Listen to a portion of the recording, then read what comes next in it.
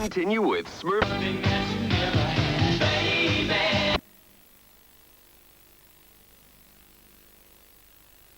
If you're inside the building, a blue dude with a ponytail. All American households have a gun. Thank you. The secret police have come to this. The Make-A-Wish Foundation is expected to file for bankruptcy caused by one little child's wish for unlimited wishes. Be extra careful, okay?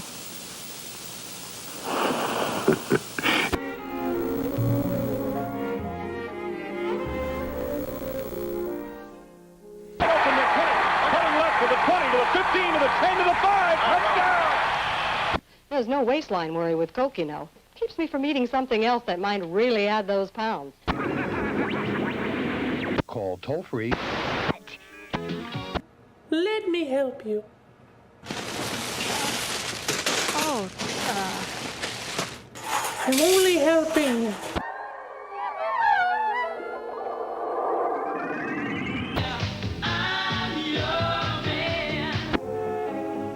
Lies have gotten all of us into so much trouble.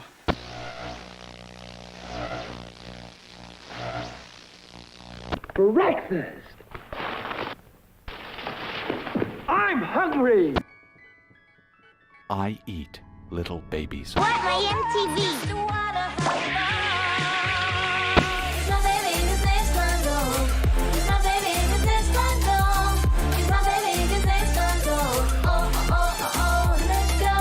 She's the funniest doll you've ever seen. Just push the button and she starts to giggle. Savvy consumers are lining up today to be the first to purchase Sony's brand new stupid piece of shit that doesn't do the goddamn thing it's fucking supposed to. You can always cook up more with Pressman's Witch Doctor Head Shrinkers Kit.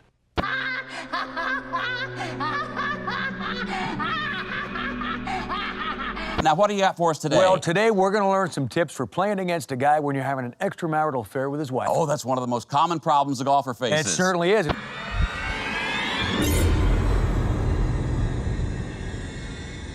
These shows are not negative, they are empowering. Oh, come on. They are. Yes. They teach young skanks that if they really try, someday they could take a crap on the floor of a beautiful mansion. Laura, these shows are basically teaching me I have to drink Jägermeister shots out of another skank's infected double-pierced belly button, or I'm not good enough. Well, if these shows make skanks feel bad, then skanks can change the channel.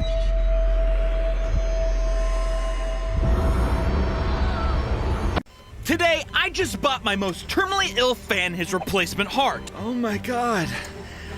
Is that Mr. Beast? Do you want a heart to save your life?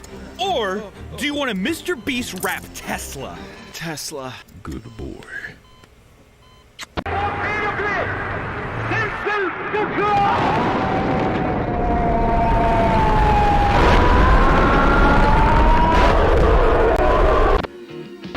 Game of level being. I am sick. Oh, left side. On my meds, out of my wits, on my bed, feeling like sick. I am sick. I am sick. I am sick. Oh, no way. I am sick. I am sick. Bitch, I'm sick. I am sick. I am sick. I am sick. On my meds, out of my wits. On your right, bro. Sick. I am sick. Yeah. Sick. I am sick. I am sick. I am sick. I am sick. I am sick. Bro, of course I get. Out of my wits, on my bed, feeling like No, someone should have sick. taken. I am sick. I am sick. I am sick. I am sick. I am sick. Bro. My bed, feeling sick. Oh, no. Come on. Oh, fuck. Man's gonna do what he has to, and the man will. Let's fuck him up, boys. We're just gonna fucking do it. Don't think, just do. So you know the rotations, right? Let's fuck him up. And he's the one, and if you can't tell by now, you're just another one that lacks skill and the will to admit defeat. You'd rather get yourself killed. Well, it's fine by me. Real, I lost the ability to feel when I gave my heart away. You probably think I lost it, I'm just getting started. The lack of confidence is gone, I'm no longer self-conscious. so brutally honest that it's disgusting, but to be honest, it's gruesome. But yet, y'all still watching. So don't blame me for your wrongs, tell me you know I'm right. Don't blame me, you deep bragging ass bitch, I might take you down on being jab for the night. She don't want no pussy ass rapper, she wants Sammy the light. And there's the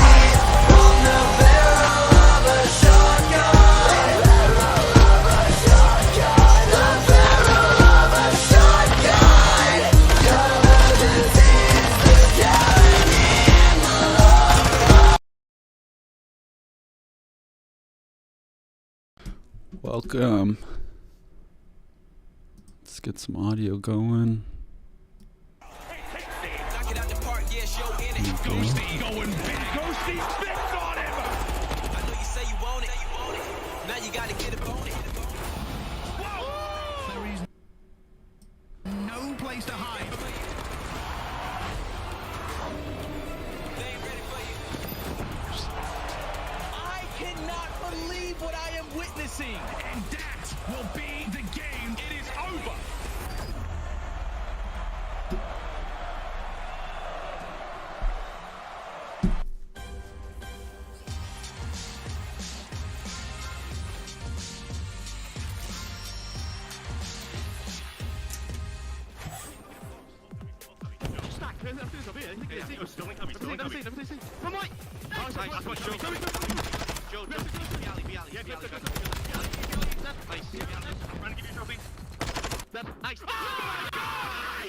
That was Minnesota Rocker clutching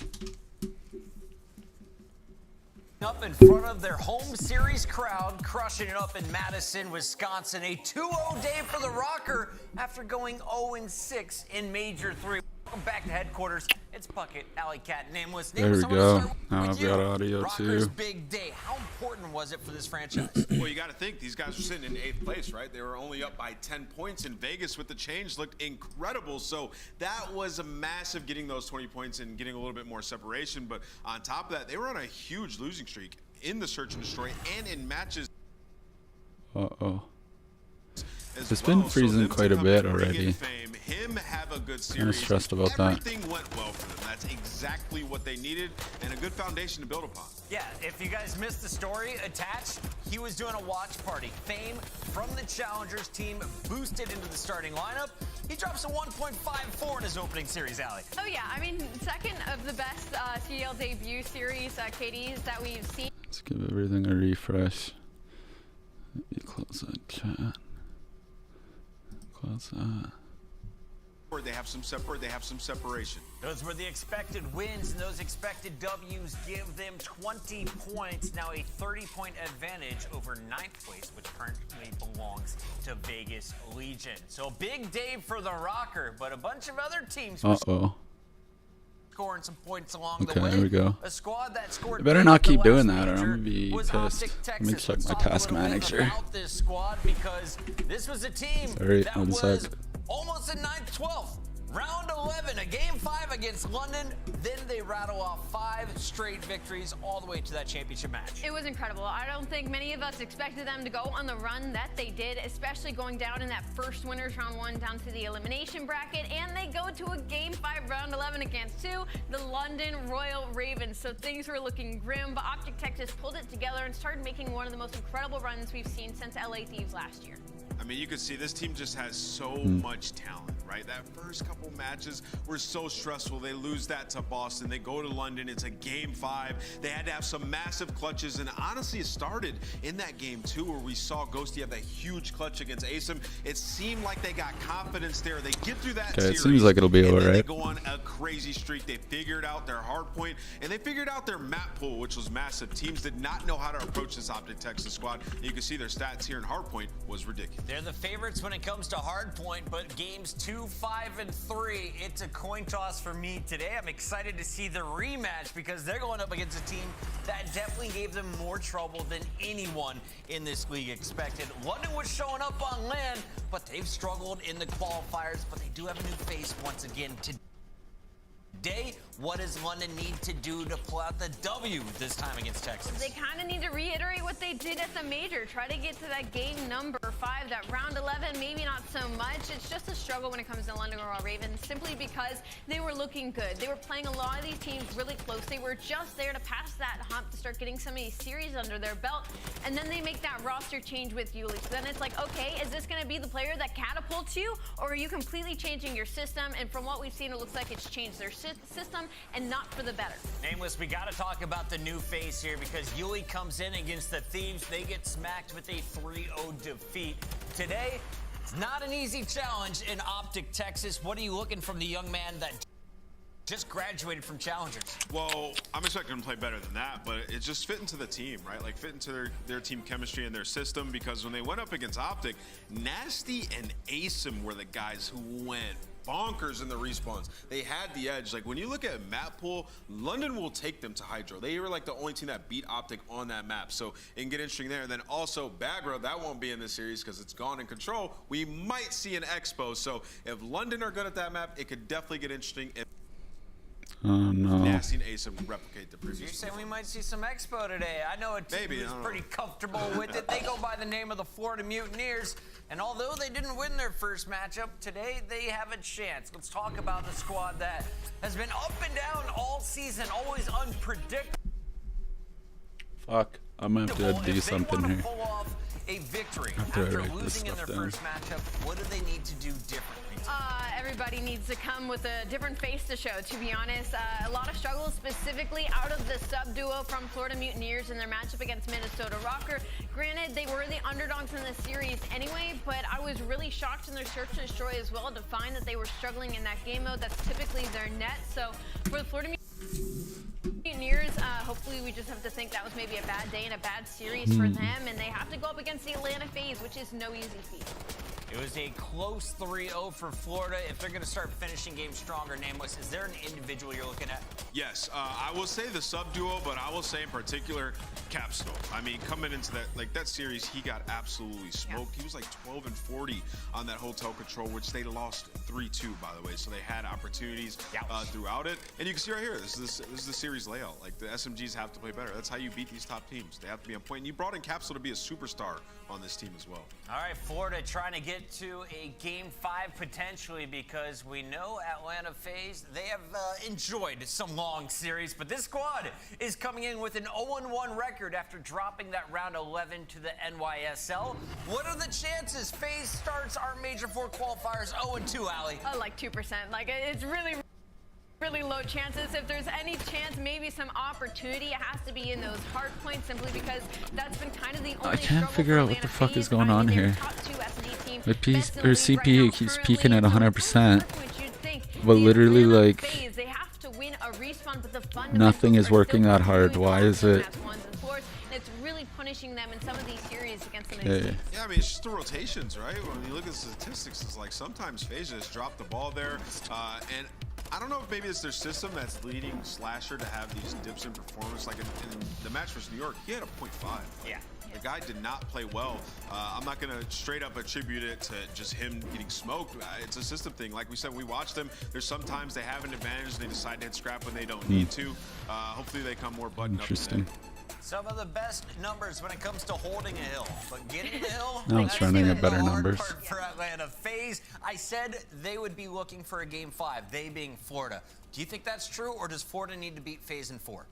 Ooh, I think Florida need to beat FaZe in 4. I don't see FaZe losing 2 S&Ds in a single series. All right, I like that breakdown. Let's take a look at the full schedule for the day, because that matchup, it is coming up at 6 p.m. Before it, OpTic Texas versus London Royal Ravens, round 2, baby. And we've got Toronto Ultra taking on Seattle Surge. Both teams looking for their first win of the Major 4 qualifiers. It all begins right after this. Don't go anywhere.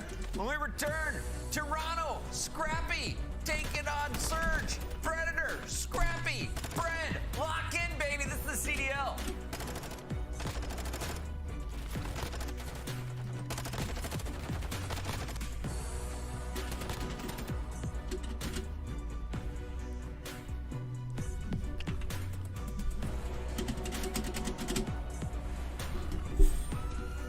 Oh. 3, 2, 1.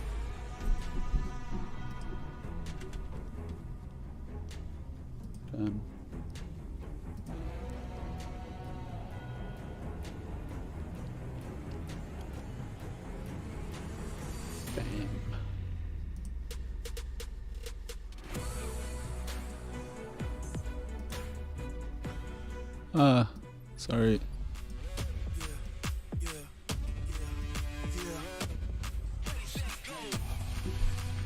Just bookmark this.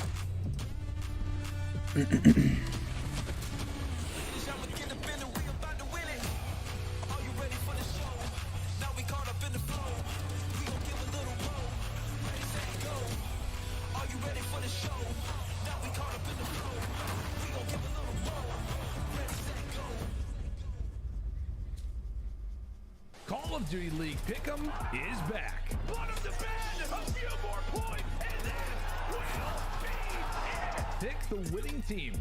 Pick the final score. Now with 2 new features. Fan Insights are here to give you real-time intel. Feeling good about a pick? We now have double boost points and point matches. Bonus picks, extra points to rank you up on the leaderboard. So as you get hyped for the weekend, pick, watch, win. Woo, it's getting good.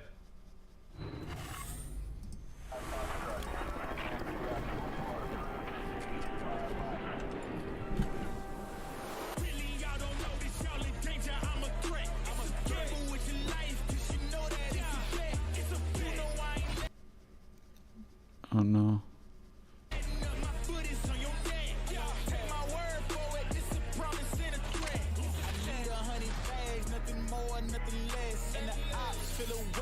I'm next, I'm a threat. Oh yeah, really, y'all don't know this, y'all in danger, I'm a threat. It's a gamble with your life, cause you know that it's a bet. Gotta run up the next, point to the sky with the one up, I'm blessed. I'm young, rich, and black, so you know I'm a threat.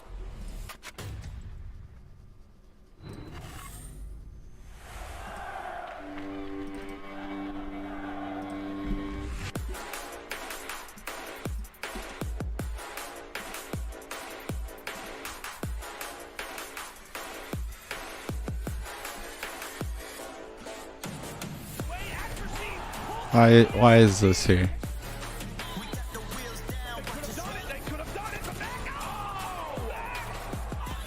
There we go.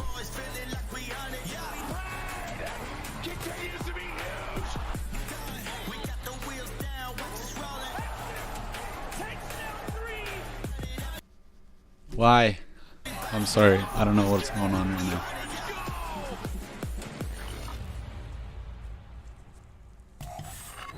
Toronto Ultra versus Seattle Surge. We got some superstars on the stage to open up the day. This is day 3 of qualifiers leading into Major 4, and we got to talk about this one because, well, both teams are coming in winless. Toronto losing a Game 5 against Boston. 80% of the community losing channel points on that series. What went wrong for Toronto in that series? What do they need to fix today? Yeah, I think it's a search and destroy. As you look at that series, first of all, it's my favorite series so far throughout this weekend. Just high-level Call of Duty on both sides, and I actually thought Toronto came with a pretty damn good game plan, especially in that Game 2 S&D. Just weren't able to adjust throughout. We saw Beans. He was making moves on them, man. So I think Toronto coming into this series, they're going to be well prepared. They're a better search and destroy team up against Seattle Surge. It's a little bit easier of some opposition on the other side of that stage. So I think Toronto got it. Taking a look at this lineup, we have seen the numbers and they're pretty evenly spread. But if you're looking for a guy who's going for entry kills, he goes by the name of Kleenex. Tell me about the SMG for the squad up north. I mean, this is usually our highest engagement player. Toby is always just on one at all times, but the kind of gamble with that is that he could either be getting smoked or he could be smoking them. And he had to go up against Nero yesterday, who was very close in the fact of pace-like and the amount of engagements. And unfortunately, Kleenex just wasn't really able to hang up against Boston yesterday. So coming into today, we have to expect him to hang up with Pred, who yesterday had a little bit of a slower series than we were expecting. Yeah. He dropped a .58 versus Boston in that first hard point and a .84 in that second one. So maybe some opportunity here. Kleenex is going to be our player to watch for Toronto Ultra, but it is a squad effort when you're watching this team, and it's been that way since they picked up Hixie. Keep your eyes on those players as we're getting ready to go. And on the other side of this battle, we got to talk about their opposition, right? Seattle Surge has been that squad that opened up this season, going to a grand finals against the Subliners in Raleigh. Then they totally tanked in the second major. Major 3, you finished in the middle of the pack. It seems like they're righting the wrongs, but yesterday, they were handed a brutal loss. How do you bounce back with the W tonight against our number 2 seed overall? I mean, I kind of want to focus on the fact that they lost to LA Thieves. More so, I want to focus on those hard points because Seattle Surge is like our best hard point team in the league right now, and it was just not characteristic out of them yesterday whatsoever. They were lacking on rotations. They weren't actually putting a player in sight on that early rotation, so players from LA Thieves would slip by, pop There's my one or stats two, from and yesterday. suddenly they would lose it very early in the series. Yeah, a lot of times it comes down to like Fame did insane with that 1.5. You know, when we were watching Seattle yesterday, it just they weren't playing it like they usually do. On the Embassy, we saw Then the rotation, 10,000 damage top PD. Maybe it's just in the 'cause some of second players series. That's crazy. Player to watch, accuracy. That guy played great yesterday. He did, I mean, he was the best player on the squad throughout the series, which is very surprising to say. But today, I agree with you. I think it has to come through in the hard points once again. They have to play great. Can you imagine if accuracy and Pred play great at the same time? What could happen, Seattle? Maybe you can show us in this series. Let's take a look at the 5 maps that are coming our way. Hydro, LSCO, Hotel, Fortress, and Fortress, Nameless. Yeah, I got a stat from one of our guys, and Tim, Seattle have picked Team B in 13 straight series because they are not confident in their S&D, and they want to avoid Game 5 at all costs so they can pick that Game 2. You know, looking at Seattle Surge, 1-5 since Stage 3 qualifiers, since the major, excuse me, up until now in Search and Destroy. It has to be better, and that Game 2 is their pick. Ali, 70% of the community all going with Toronto. Ultra, 80% of those most likely went with Toronto yesterday. Do they get their points back today? I think they probably get their points back today, but you never know when it comes to Seattle Surge, to be honest. Nameless, where are you going in this one, Toronto or Surge? I'm going with the champs, baby. I'm going with Toronto. They got this 3-1. Toronto bounces back according to Nameless, and I ride with this man. Let's send it over to our casters right now to kick off match 1 of 3. It's Lando and Study, gentlemen. Yes, it is. It is indeed. I tell you what, Puckett, Jay decided to dress like me today, buddy. I appreciate it. Jay, I know I'm your hero, and it's amazing to see it on full display. You look great. Yeah, man, you are my hero, my friend. Let me just tell you, I look up to you in that bronze rank play. Like, it's unbelievable, your performance, you know? So I just wanted to come out here and look like you today. Hopefully, I'm not shooting like you, but we look good, kid. We look good. Okay. All right. Shots exchanged already. I love it, Jay. I love you, Hydro Hardpoint. This is going to be a fun series, by the way. Toronto versus Seattle. Both teams off of pretty surprising losses yesterday. I think for sure it's got to be Ultra that is the more shocking of the two, but both teams also played Hydro HP yesterday, so you're trying to make some adjustments coming into today. How do you feel about both these squads, buddy? Give us a nice little rundown on how you feel like this series is going to go, specifically starting things off here in Game 1. Yeah, this game number 1 is everything on the side of Seattle Surge, man, because the way that they lost yesterday just wasn't good. They're so far in the last 6 hard points. They're 1-5. We're going to get a restart, so it gives me a little bit more time to talk about this game. So on the side of Seattle Surge, like I said, man, struggling in their hard point as of recent. They also played this map yesterday versus the LA Thieves. And the biggest thing that I took away with it is that they were winning a majority of the rotations, just their setups were not the best. They were getting instantly broken every single time and could not find an entry right back in. So that eventually led to LA Thieves walking away with that map number 1. And then the opposite side for Toronto, this is a great hard point for them, man. When you talk about their overall record sitting at 5-1, what makes them so good at this map is that they are number 1 in breaks and number 2 on rotations. They have the fundamentals down packed. And when you have the American MVP in Scrap taking over, leading in the comms, it's definitely going to help you a lot. Yeah, it's going to be a blast. 2 players that I think it's fair to say that we want to highlight when it comes down to a matchup like this, Ultra versus Surge. 2 players that you instantly think of for either side. When it comes down to these squads, it is Scrappy for the Toronto Ultra and Pred from the Seattle Surge. Jay, this is going to be a very fun matchup to watch. And, you know, we got to talk about both these players. You also have to bring up the MVP conversation. These numbers, the most impressive thing to me, buddy, is that, like, look at the consistency across every single game mode for both of these guys. Oh, yeah, both of these guys Finally fixed my chair today, so now the back doesn't rattle. Like you said, my friend, 1.12, 1.15, almost a mirror image. But that S&D is what really stands out to me because Seattle, they struggled in S&D for quite some time, and Pred is still holding a 1.21 KD. So both stellar players in their own right, 2 completely different roles. But when you ask someone to take over, they definitely have that ability. So it's going to be a great matchup between both of those guys. Yeah, it's funny. I kind of forget, like it's almost like when Octane previously played with the Seattle Surge, like in Search to Destroy specifically. Like I remember he was like dropping bombs. He had a super high KD, and the team really struggled in that mode. I don't know what it is. Maybe just a little bit of a trend. Let's go back to our maps and modes. Let's go ahead and revisit those a bit. I know we had a brief moment where we were flying in for Hydro. We'll get the chance to do that again. But Jay, I want to give you the chance to talk about games 2, 3, 4, and 5. How do you feel about the map set, the map bans, anything that you're specifically keeping in mind? I feel like the game 2 is a square. Both of these teams don't really have a lot of success on that LSE elo, with both having a record of 3 and 4. One team is really good at defense, one team is really good at attacking, so it's gonna be a battle there. But that hotel control is just a square up, man. Both of these guys love themselves some hotel control, and if you are Seattle, you got to make sure that you're on point, because Toronto, they are the best team in the game at that mode.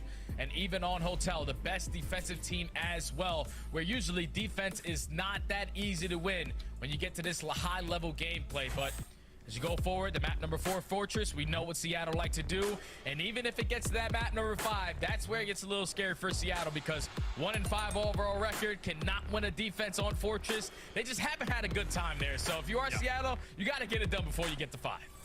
Yeah, I feel like too for Seattle, like, you know, at least in my eyes, I don't know about you, as we're loading in for this hard point, I think I'm definitely keeping an eye more on those blue arrows than I am on the purple ones, just given the fact of the recent struggles for Seattle in the HPs.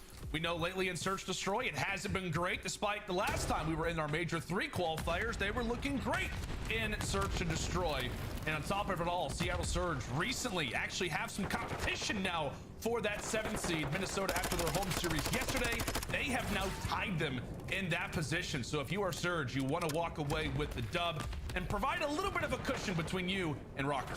Yeah, so the pressure is on. That's all you have to tell me for Seattle Surge. They have to start to figure it out, or they would not be one of those teams that make it in towards chance, with Minnesota finding those 2 wins, big wins, to tie up in the CDL points column as we get early into this P1. It's been back and forth, scrappy with Toronto spawning on the bad side, but at least Seattle are doing a great job of maintaining those spawns for P2. They're thinking big picture. They're going to win that rotation, but look at the player that sneaks on by. Dead Silence already invested from Hixie. And how about it being the young player? As we know, Hixie, first event managed to win a championship, and it was based off of plays like this, oftentimes labeled as the dirty work type of player, and right now he is doing it. 2 and 2, make it 3 Jesus and 2. Christ. Accuracy, and look at what that does. Oh, now just hit his boy. It's really a stun off of the chest of his teammate, and things begin to collapse. Thankfully for Surge, they will stabilize and handle what was a very pesky play coming in from the rookie. Yeah, Hixie almost made that play happen for Toronto. They just could not take care of the SMG duo on the side of Seattle Surge, as they were able to combine for 3, break in through the front. But instantly, Toronto put a lot of pressure in through Broken. They were able to flip the spawns right on back with only 30 seconds left. It's looking like it's going to go to the Ultra.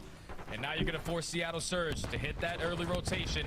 They're still maintaining map control. They're trying to keep the pressure on, keep a couple layers away from that next hill. And one thing too, Jay, that we were talking about it when it came down to the vetoes, like, oh my Toronto, goodness. Seattle, as we said, they both matched up, or rather in their matchups yesterday, they both played Hydro Hardpoint, but it was obviously a dub yesterday for Toronto. Oh, that yeah, now let's makes it stop 5 too. in a row in terms of Hydro Hardpoint W's for Toronto, and a lot of that is based off of their breaks. We see that be done at P2. We'll see if they can make it happen again. For Seattle, a great opportunity at that last hard point. That chance gets squandered, and we'll see how they can try to maintain things now moving into P3. Pred in the water, trying to cause some issues, maybe lighten the load for the rest of the teammates. Oh, this is great work so far from Seattle Surge. They're making sure that they block those back spawns. You have Pred all the way pushed out towards P1 side, knowing that they're all coming from Dome. Eventually, he does get cut down, but that's been 30 seconds uncontested so far, which now leads to Seattle Surge taking the lead for now. Toronto Ultra, though, still putting pressure on from the front with only 20 seconds left. They want to try to at least get them off of this time, not give it all up. Maintain those spawns for next. That's why you see Inside already backing his way up towards that P4. But look at the spawn. Mac actually is able to spawn right behind him. That's going to be a huge engagement.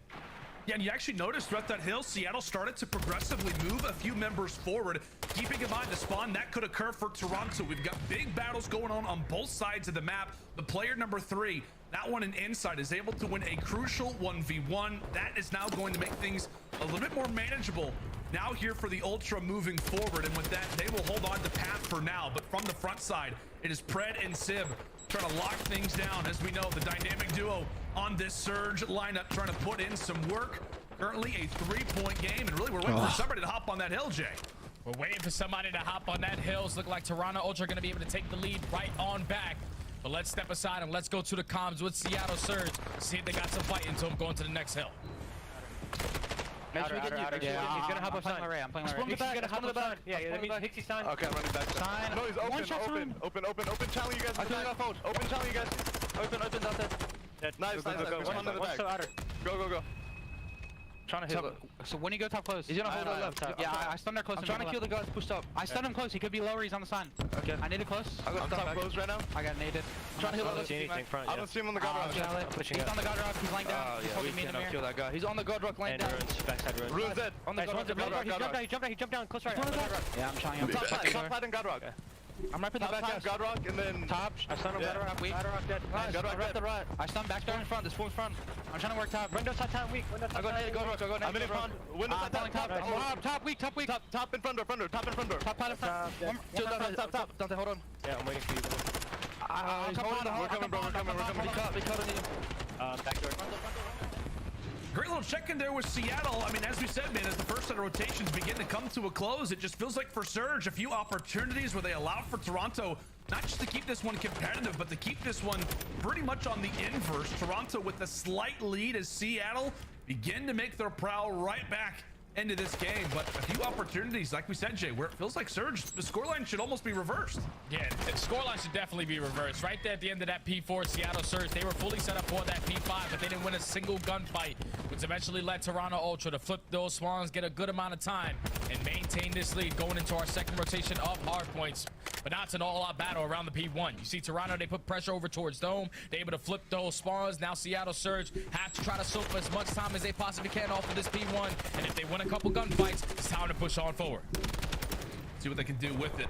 Big gunfights one there from Civ. Board gets cleared. We do see a few spawn outs happening. Player 6 on the right side, player 4 from Toronto on the left side. So a bit of chaoticness and accuracy. How about the great shots onto Hixie, as he will have more competition to deal with, not expecting player 4 to be here. It is all out chaos going on here for Hydro. It's a race to P2, but thankfully it is Kleenex locking things down in the back.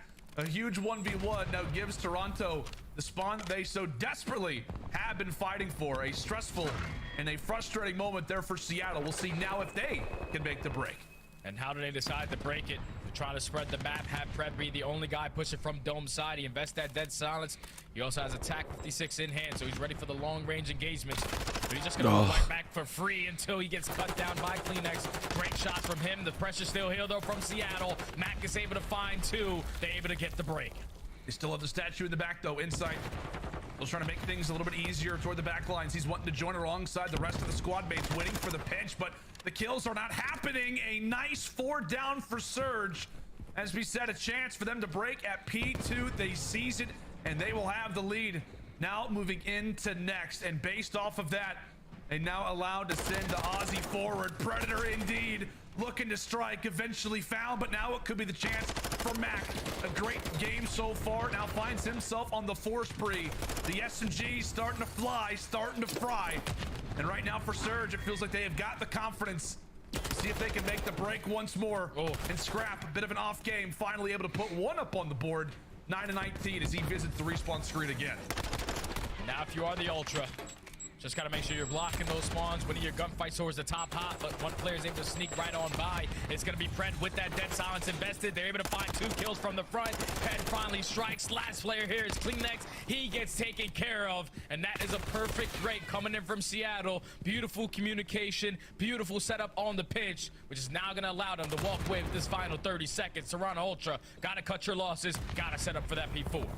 Yeah, and you got to be frustrated, right? If you're Ultra in a situation like this, like, guys, there's like 28 seconds, but we have to go for the rotation. That's the way that it works here on Hydro. You got to cut your losses.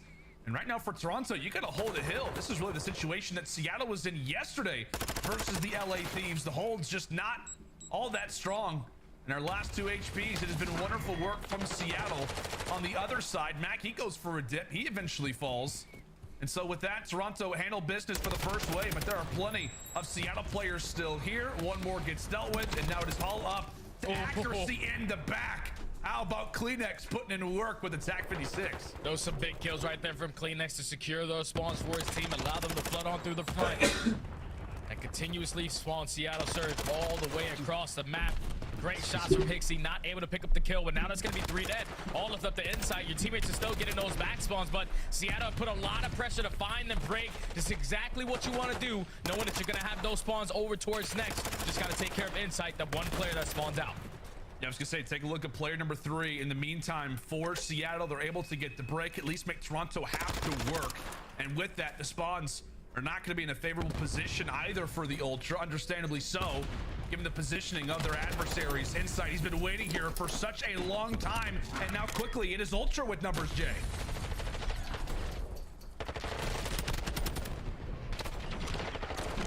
We might have lost Jay. Not sure what's exactly going on. You're here, Jay. Okay. I don't know what's going on, but we're back. It's okay, Jay. It's all right. Oh, okay. Maybe all this freezing isn't my computer then. Maybe it is just the CDL. I was gonna say, like, everything was fine yesterday.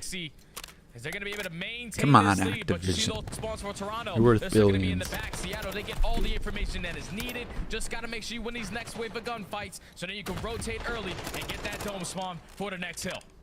And Pred starting to heat up again, 27 and 16. It just feels like spree after spree after spree for him. Surge, they have awoken on the second set of rotations. How is the third side going to treat us? And oftentimes when it comes down to positions like this, at a stage of the game like this, you've got to take a look on the right side of your minimap. It is really all going to be about those P2 spawns. Who can be in primary position of it? Who can be in the more Oh, turn around. Side? Currently, it is gonna be Mac with the great awareness is able to cut away one. The flank opportunity not able to work out for him. Surge, they can smell victory, but Toronto still fighting. A lot of time still to fight for a P1 as well. Yeah, still definitely a lot of time. Seattle Surge had the ability to win it if they still want to put the pressure on, as Sim is able to find 2, but they're just thinking, we have to make sure we're not able to give up this 30 seconds and maintain those spawns for next. As Toronto Ultra is still getting those warehouse spawns. You do have one player in Kleenex who wins a gunfight over towards Dome, but the spawns still have yet to flip. Seattle just doing a great job of just keeping them off that point. But it's all about these next wave of gunfights. Last 2 players from Seattle have to try to maintain this side of the map for their teammates. These are going to be some big gunfights, Lando. This is Toronto Ultra, the #1 breaking team in the game on Hydro HP. Now's the time to put it to the test. Nice, Brad. It felt like he had a gunfight that was guaranteed. Regardless of it, all of his teammates have now managed to make it toward the back. Mac overwhelmed and Ultra take over. Ultra take over. That is a beautiful play to set up that pinch onto the player towards back. God Rock, the last player was on point. He eventually gets cut down. So Ultra, they can win the game here. They're maintaining the spawns. One player in Mac is going to be able to try to slip his way right through. He's probably going to be the playmaker, but he gets taken care of. Toronto Ultra, they're holding. They are indeed, and now for Seattle on the back foot, they continue to get pushed on out. Nobody past that 50-yard line, and they have got to get a move on because Ultra can absolutely win it here.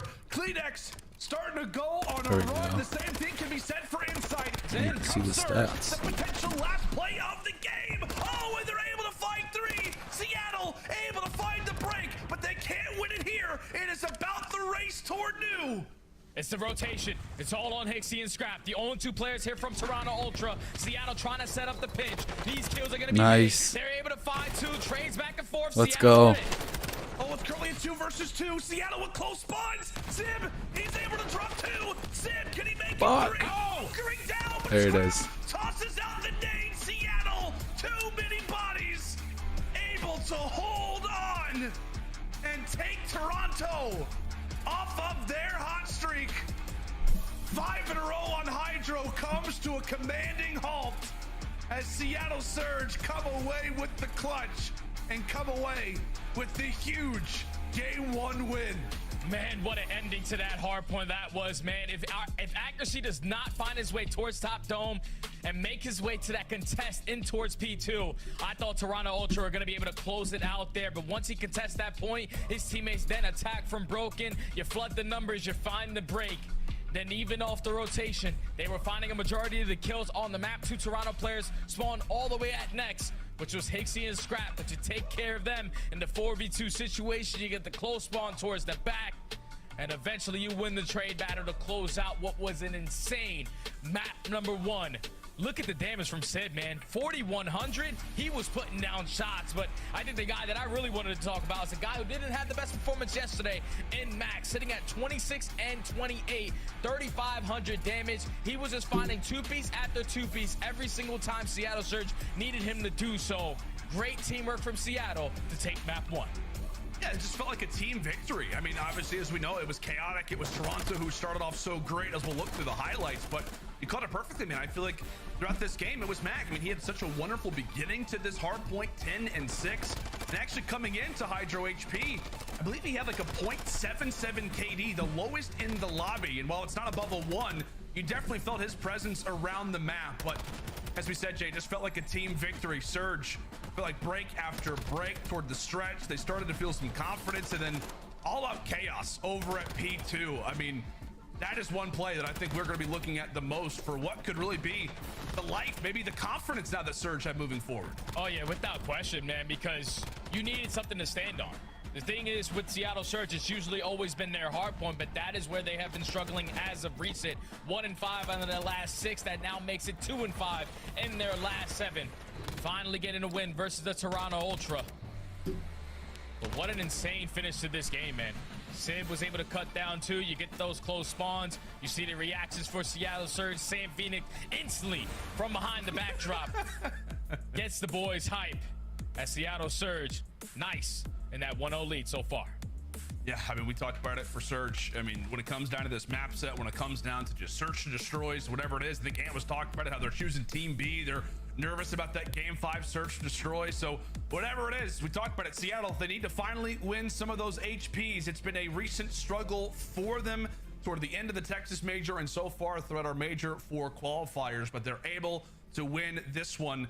And like I said, it's really what we wanted to see yesterday versus the LA Thieves, Jay. It felt like at times it was the Pred show. At times it was the accuracy show. There wasn't really this moment where it was a lot of cohesion as a team. Feels like right there we were able to see it. A great team victory, it feels like, for Surge in that game 1. That's what it looks like in Hardpoint. Like when we see LA Thieves, it's never, whenever they're beating teams in Hardpoint, no one's going crazy. No one has like a 1.3. Everyone's probably sitting about a 1.0 or a 0.9, and that's just the teamwork. True. Everyone is flying around, shooting together at the same time, using the teamwork to the best of their ability, and that's how you want to play Call of Duty. It's not all about the stat padding. It's about the small things, the team shots, the communication, and that's what Seattle Surge were able to do great in that map number 1. Signs from what they didn't do yesterday. Complete turnaround so far. Yeah, and maybe Seattle with the awareness of the standings right now. The 2 players we got to talk about moving into this next search destroy. It's the battle of the Iceman. Accuracy definitely currently holds that title, but Insight has definitely been in a spot like that a time or two. But we'll go and talk about the search destroy numbers for both of these players. Obviously for Jamie Craven, rocking a 1.04 so far throughout this season. I hate to say it, Jay, but it's not been a great year for Lamar so far throughout S&D. Oh, yeah, but I'm not even worried about the stats. I'm looking about the first blood column. 8% and 6%. These guys are not moving at the beginning of rounds, and they're also not dropping as well. I mean, that's why they're the clutch spots, Jay. Yeah, you don't want to get involved at first. You need it at the end of the round. That's exactly what you want to do, man. We saw Insight ever since he's joined the CDL, man. He's been one of the best search and destroy players when it comes down to those 1v1s, 1v2s, or even 1v3s. He has the ability to clutch it. And Lamar, aka Accuracy, the guy who invented the nickname Iceman. We know what he is capable of in search and destroy, and he has to bring it here because Toronto Ultra, at least the last time we saw them play this map, they were able to end Atlanta FaZe's win streak in S&D. So that's a very big thing if you are Toronto Ultra. You got to come out with that same momentum like you did in map number 1.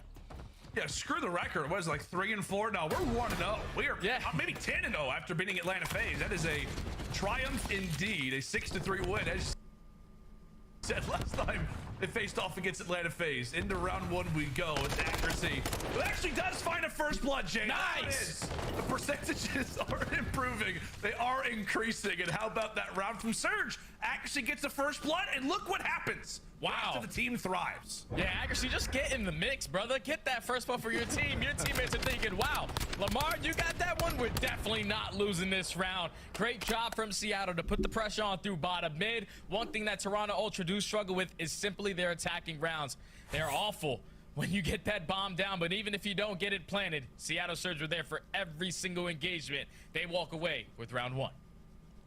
And something yesterday that really was kind of eye-opening, man, was just the performance from Pred and just the lack thereof for the rest of the squad. I mean, Pred has been on an absolute beamer lately in Search and Destroy. Rest of the team, not so much. That is a wonderful team ace off the rip that maybe is starting to improve things. We talked about game 1, it was a team victory. Well, round 1, it was a team victory for Surge. They got to do it in numbers, but this time it's Kleenex. The Great Dane was able to answer early. And how about the shifty movement? Do you utilize that post to his advantage? Is he ready for Oh my goodness. Wonderful work there for Kleenex, 3v2. Oh, that's a good job right there from Kleenex to find those 2 kills. Bomb's now going to be down towards top plat. His accuracy is able to get that angle from top radio, takes down Insight.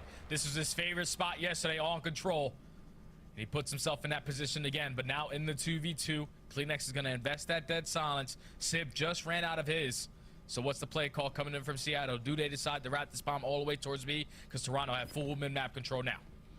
And something that both squads are going to be feeling about in this situation like this. Toronto, the SMG. Seattle, the ARs. I know in S&D it doesn't always mean that, but little things that you're thinking about in the clutch moments. What's the weapons that both players could have? What's the positioning that both players on the other side could have? Time begins to tick. The nades are tossed out. Toronto know that it's surely got to be a B plant now.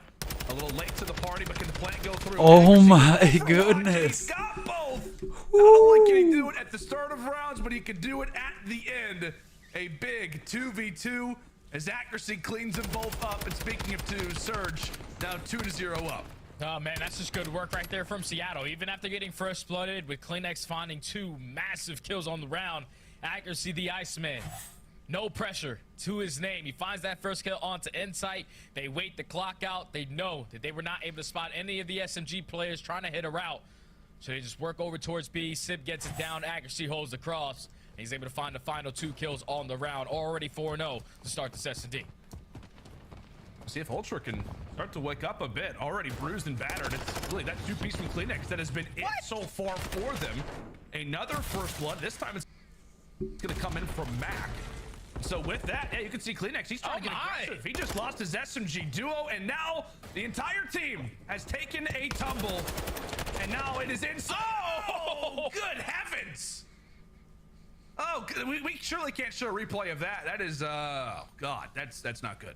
Yeah, Mac might get locked up for murder right there, because that is unacceptable. If you want Insight, you gotta be able to win that gunfight. But Mac with the snap, no hesitation on the push. Another dominant defensive round. Seattle Surge, they're just shutting down that A push. You saw Hixie, he was just jumping into that A bomb, no hesitation, and he just wasn't ready for that player in towards sight. Probably want to get your teammate to assist you in that play, but once you get bombed down, once you get that first blood, you saw the trade was about to come in. Sid was able to cut down another 2. But it's been flawless search and destroy so far from Seattle. Only 2 deaths for the entire squad. That definitely puts it into perspective a bit. Oh, and Kleenex, a moment where you think, okay, here's Toronto's chance. Here's their opportunity. It's almost as if Seattle knows exactly where Kleenex is hiding. Looks to make his way up toward top office, but it is accuracy. Yeah, I don't know. Mac's been playing kind of sus. Able to answer, and with that, what did Toronto do? Feel like he's got wall hacks. Trying to stay alive. Did not have a great map 1 performance, and so far 0-3 for him. Just kidding. Thankfully, This is a Insight joke. forward, and so does Scrappy. Toronto But keeping not. this one alive for the first time. They've got numbers. Oh, that's good stuff right there from Scrap to get that kill and get out with his life. He's going to get the information onto Sib as well, but look at Pred. He's just waiting for his chance to strike. He's able to come up right behind Scrap. Also get out with his life. Now he makes it a 2v2. The sophomores versus Insight and Hixie. On Pred. They've just gotten a bit of info there on to Insight. So with that, 20 seconds to go. Plan has to be made. Pred not exactly sure where Insight could have gone. Sib, in the meantime, actually does clean him up. So now it is all up to Hixie, the rookie. Now finding himself in a 1v2. As we said, the bomb has got to get planted, and it will. The kill yet to go his way. Prone, Hicks, what you got? Now the engagements could favor him. Tosses out a nade. He knows both players have got to be in this spotted mattress.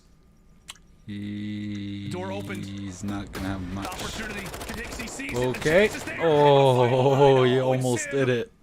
Sib and Seattle Almost with did numbers hold off Hixie, and what would have been a monumental 1 versus 2. The confidence was there from the Rook, but not able to get it done.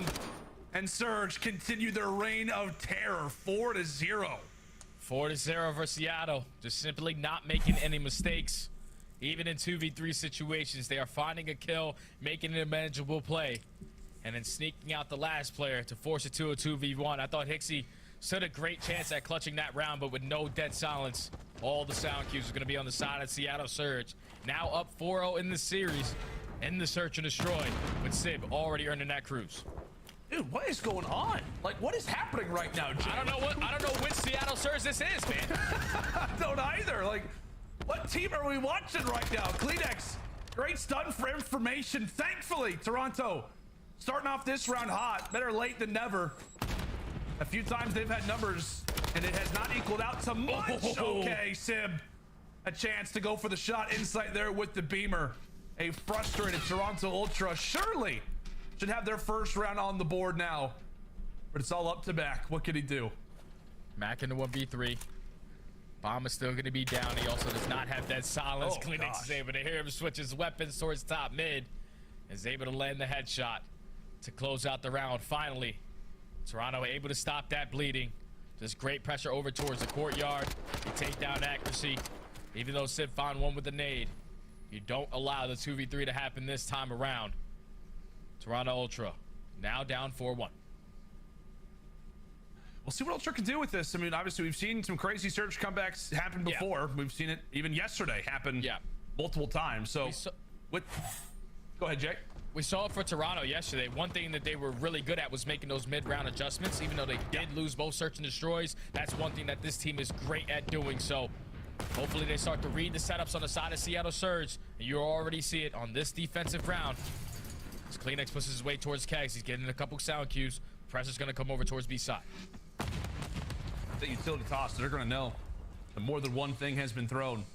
So for Kleenex, the information is there. The comms are known. Over at field, we've got 2 Seattle Surge members.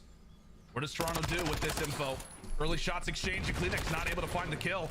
He jumps out toward middle, and Brett is going to drop him there. So for Toronto, like I said, it feels like they have all the information in the world, and somehow they not only get killed for the first, but the second and the third. Scrappy now left in a 1v4. How quickly this round has gone the other way. Oh my. Seattle Surge with the perfect game plan. You send 2 players over towards fields. You get the guys that like to be aggressive in through Kegs alley to peek through Kegs. But once you get him to back down, he runs right into the first blood, into Pred. Then accuracy, he so far has had the number on inside when you talk about those island gunfights. So he was able to take him down once again. And then when you take down that last player that was in towards the site, you know that Scrap had to be that player over towards B bomb. 1v4 situation, no hesitation. Don't even work the bomb plant. You go for the beatdown to not put yourself at game point. I just don't know like what that round was though, Jay. Like it just looked like for Toronto, you got everything. Like you got the angles covered. Sloppy round, and now 1 round away is Surge from quickly going up 2-0. First the defending Major 3 champions. We don't want to get ahead of ourselves, but how can you not? Looking at the way this game has gone so far. An instant 2v3 now for Surge. It is Sib and Mac. And now just make it Sib able to find the trade. 2 more to go. 2 more to go. As the bomb is now going to get planted. You might get some great timing if you just text bomb, but going to pick up that SMG and get out with his life. Rotates his way all the way back towards lockers. Should be able to get an engagement here soon. Time continues to tick. Sib. Element of surprise. Able to drop another. Insight versus Sib. A round that could close out the game, or maybe one that could start to spiral a bit of a comeback. 20 seconds to go. Sib here in the footsteps knows exactly where Jamie Craven is hiding. Problem being, no dead silence. Does he go for the jump? Does he wait for Insight to go for the no. Oh, no, he can't. And Insight, patience is going to pay off. Toronto Ultra, you regardless of how this gun engagement goes, it is going to be their round. And Insight able to keep alive for the squad.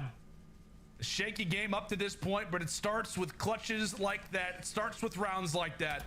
Toronto finally get their second. Yeah, that was just good work right there from Insight. Just keep that angle. Don't over peek, because Sid was just waiting for him to turn that corner.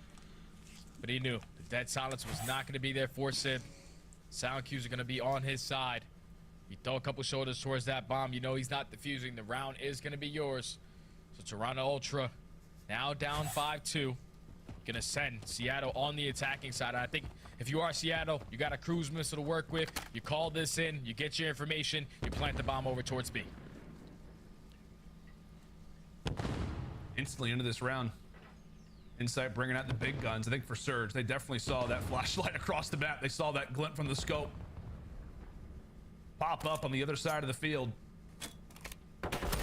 Nades exchange and Hixie with a bit of info. Scrap, meanwhile, his old good challenger buddy eventually found, and that is the only layer of defense that Toronto had on that side of the map. That is a quick plant and an instant retake position now for Toronto. Now in the 4v3, if I'm Sib, I'm just calling in this cruise. You want to get all the information on where they're going to be playing from. So he's just holding down an angle. Matt finds his second on the round. Kleenex at least finds one onto Pred. But now in the 3v2 with only 30 seconds left, someone has to stick that defuse, and it's multiple players from Seattle ready for the push. Well, actually, he actually has made his way into the site. He has made his way into the site. He's made his presence felt with that. Mac able to win one, and now it comes in to the 1v1. Hixie gotta go. Jumps on the defuse, and now Lamar, he's got to turn it up. Run! He's gonna run. Oh, he's beating down the air. Hixie right on the defuse. Toronto aware of the players, aware of the map positioning and accuracy, just not able to get there in time. There is plenty of Iron Boot jokes that we could make, but we'll hold off for now. Toronto stay alive based off the narrow plays. And that could be a game-changer round. Right there, Seattle, they were able to find that first play. You get the bomb down over towards B. You still have Sid with the cruise missile. I would have liked to see him just invest that. Get the information, even if you don't pick up a kill, so your teammate's able to set up properly around it. But Toronto Ultra, and more specifically Hixie, goes massive to clutch up that round for Ultra. Stay alive in this search to destroy. Now down 5-3. They're going to slow this one down. Every single time they've been aggressive in towards A, Seattle have shut the door immediately. Now time is starting to tick. No one's budging. You're just playing for your info. It's funny because I do feel like there's been a few times where we watched Toronto on LSC, they've had some wild diffusing games versus other squads. But already into this round, it is a first blood granted for Ultra. And take a look at player number 3 in Insight. He's gonna win this engagement. No, not gonna happen. Pred with a shifty movement ends up staying alive, at least for the time. So information found. Top side of the map is gonna be cleared there for Surge. In the meantime, Pred does rock dead silence as Ultra looks to make their presence felt inside of the bomb site. Hixie looks to plant that one down. Warehouse cleared, and now it is up to accuracy. 1v3. 1v3. Dead silence still not earned, but this might not be a round that you want to invest it in. Get the information on the scrap. The drop down comes down from Kleenex.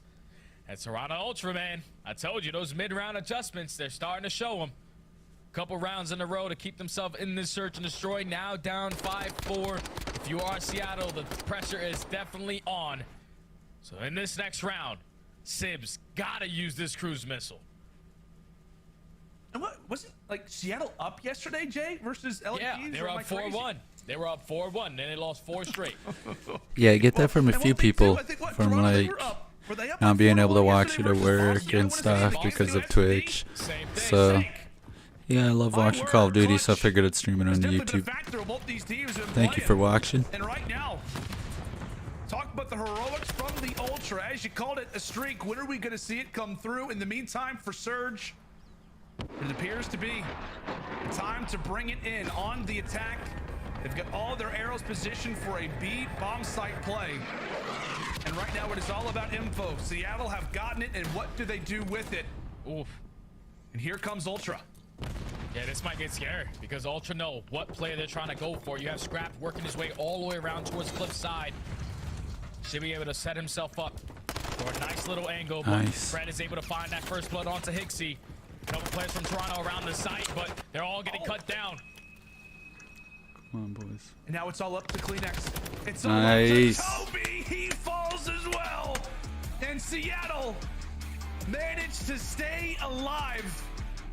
We're up 5 rounds to 1 and just allowed for Ultra to stay there with them, making the Seattle fans sweat just a bit. And how about that string placement at the end? We were waiting for it. We were waiting for when Sid was going to bring in that cruise missile. Finally does, and watch what happens when he eventually brings it forward. Surge, they clean everything up, and it's a wonderful, wonderful dub for the squad. We've been doing a lot of research in the Seattle Surge search destroy numbers. The recent slump that they have been on, it's been all Pred. This time, it was the rest of the squad getting things done, Jay. Everybody came out to play, man. You see accuracy with 2 first bloods. He was at 6% before this map started.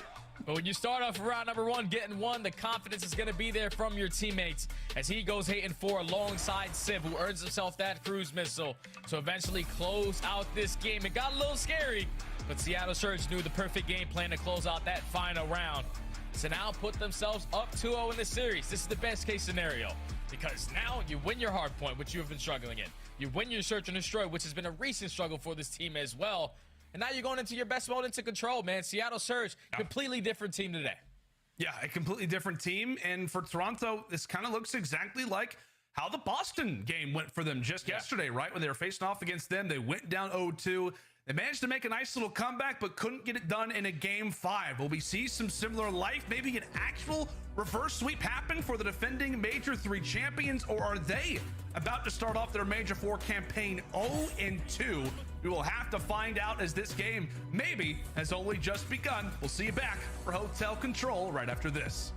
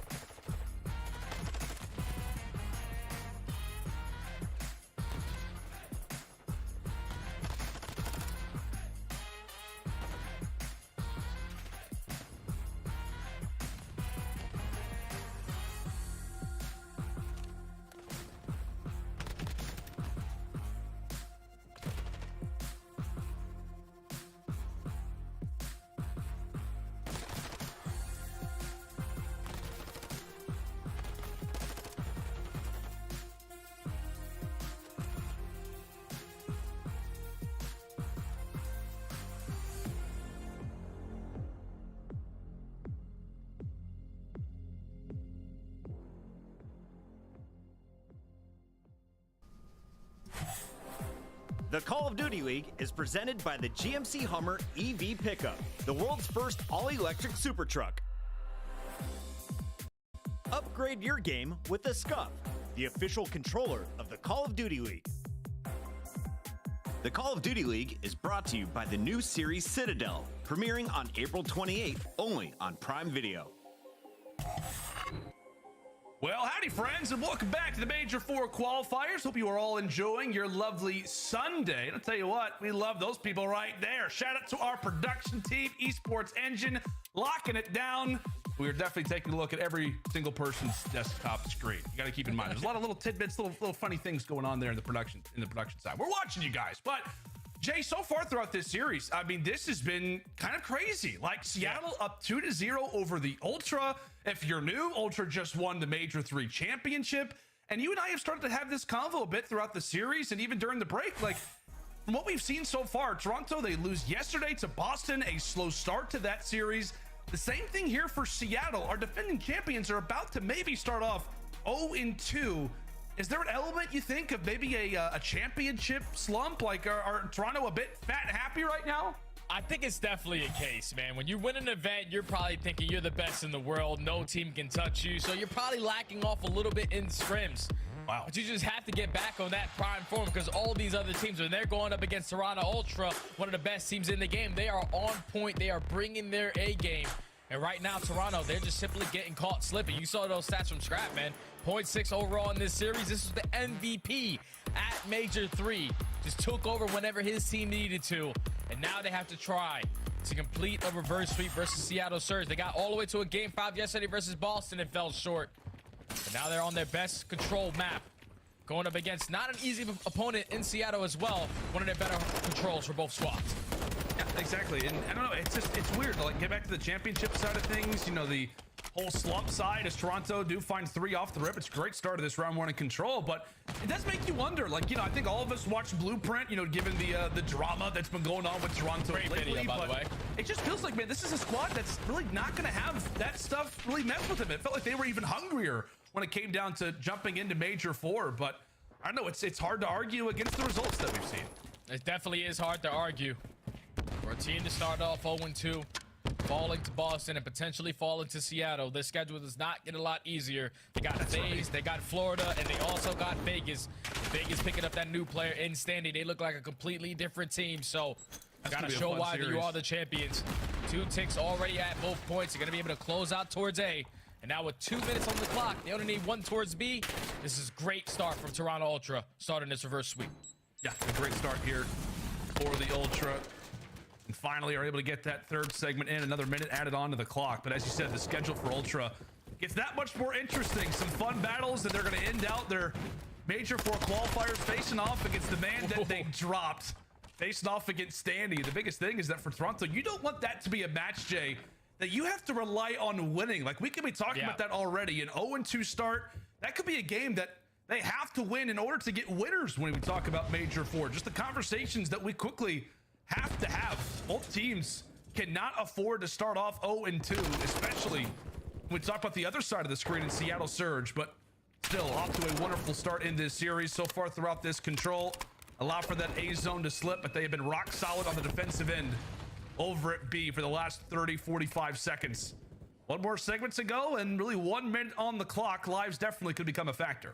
Oh, lives are definitely going to be a factor. Seattle Surge is doing a great job of roaming around the map, maintaining map control, and finding the kills when it's needed. 20-12 in lives remaining with only 50 seconds. If you are Toronto Ultra, at least you got some bedroom control. But it's all about these next set of gunfights. Accuracy at least starts it off with a big nade. Keeps the pressure slowed down. But Toronto Ultra know, we win these sets of gunfights, we will be able to close out this game. And Pred trying to do a little bit of work. Great work, great coordination. Pops the dead silence, though, and does get overwhelmed. Accuracy, got to be careful. It only takes a nade to the forehead. He's still beaming from range. 5 and 3 as that trophy's really not going to do a whole lot. Explosives everywhere, and here comes Ultra. Here comes Toronto. Plenty of bodies on the point. This could be their chance. This could be their moment. Toronto jump right on forward. And despite the disparity in lives, Ultra run on in. They go for the capture. And what started off as greatness that then turned on into Seattle starting to have a great little moment. All it takes is one sequence, one situation. Toronto jump in and they seize it 1-0. Yeah, I think the biggest kill right there from Toronto Ultra was taking down Pred in towards top bedroom. If Pred finds that kill towards top plan, just simply plays his life in towards top bed and makes Toronto slow down and continuously try to play for him. But once you take care of him, now you get the information. No players are put out towards bed. A couple of players are coming off a spawn. We can get on this point and stack it and win the trade battle. With only 1 segment left, 2 stack was good enough to close out that round number 1. Now we get to watch the best team on defense on Hotel. Yeah, that's exactly right. Toronto, unbelievably solid when we talk about the defensive side on Hotel control. Not a good start. It's not what you'd think when it comes down to the gameplay on the screen. But, I mean, hey, Seattle, they've been very, very solid on the attacking side. So we've got great offense versus a great defense. We'll see who comes out on top in this round number 2. Toronto have done their job, and now it's time for Seattle to do theirs. Yeah, Seattle, they're slowly working up the progressions over towards A. Want to see if Toronto are going to send any players to try to contest this point, but they're just holding strong. They're playing for the kills on the exit. So they're going to be fully set up, giving up this A point, and now have to play defense over towards B for 2 minutes. They find a couple kills around the middle of the map, but at least Seattle were able to extend that time. Now it's all about wrapping back, getting some bedroom control, or deciding a 4-man push through Sandy to take that backside. Right now for Surge, you can see it off the spawn, all spawning pretty much in the same spot over toward the kitchen. Gonna be about just trying to take down a few players, make your way through mid-map, and really just try to keep the forces alive. It's oftentimes a one situation, one sequence type of moment here in Hotel Control, but it's based off of numerous little gunfights, numerous micro details that allow for you to be in a favorable spot like that. And right now, Surge, they are hunting for it. They're searching for it. Nice long-range shots coming in from Civ. That's going to set up Pred to eventually find that. So here comes Seattle. 2 members on the flank, 1 off the spawn, and 1 that currently finds himself over toward the bedroom. So here comes the pinch. How's it going to work out for Surge? Pred loses his compadre, and Civ has to do the work, and he's able to. Surge starting to stabilize as Toronto have awoken everybody over at this B zone. Yeah, everyone's on this side of the map. They're just making sure that they're flooding over towards bedroom and winning the trade fights as Scraps and Hixie are able to find 2.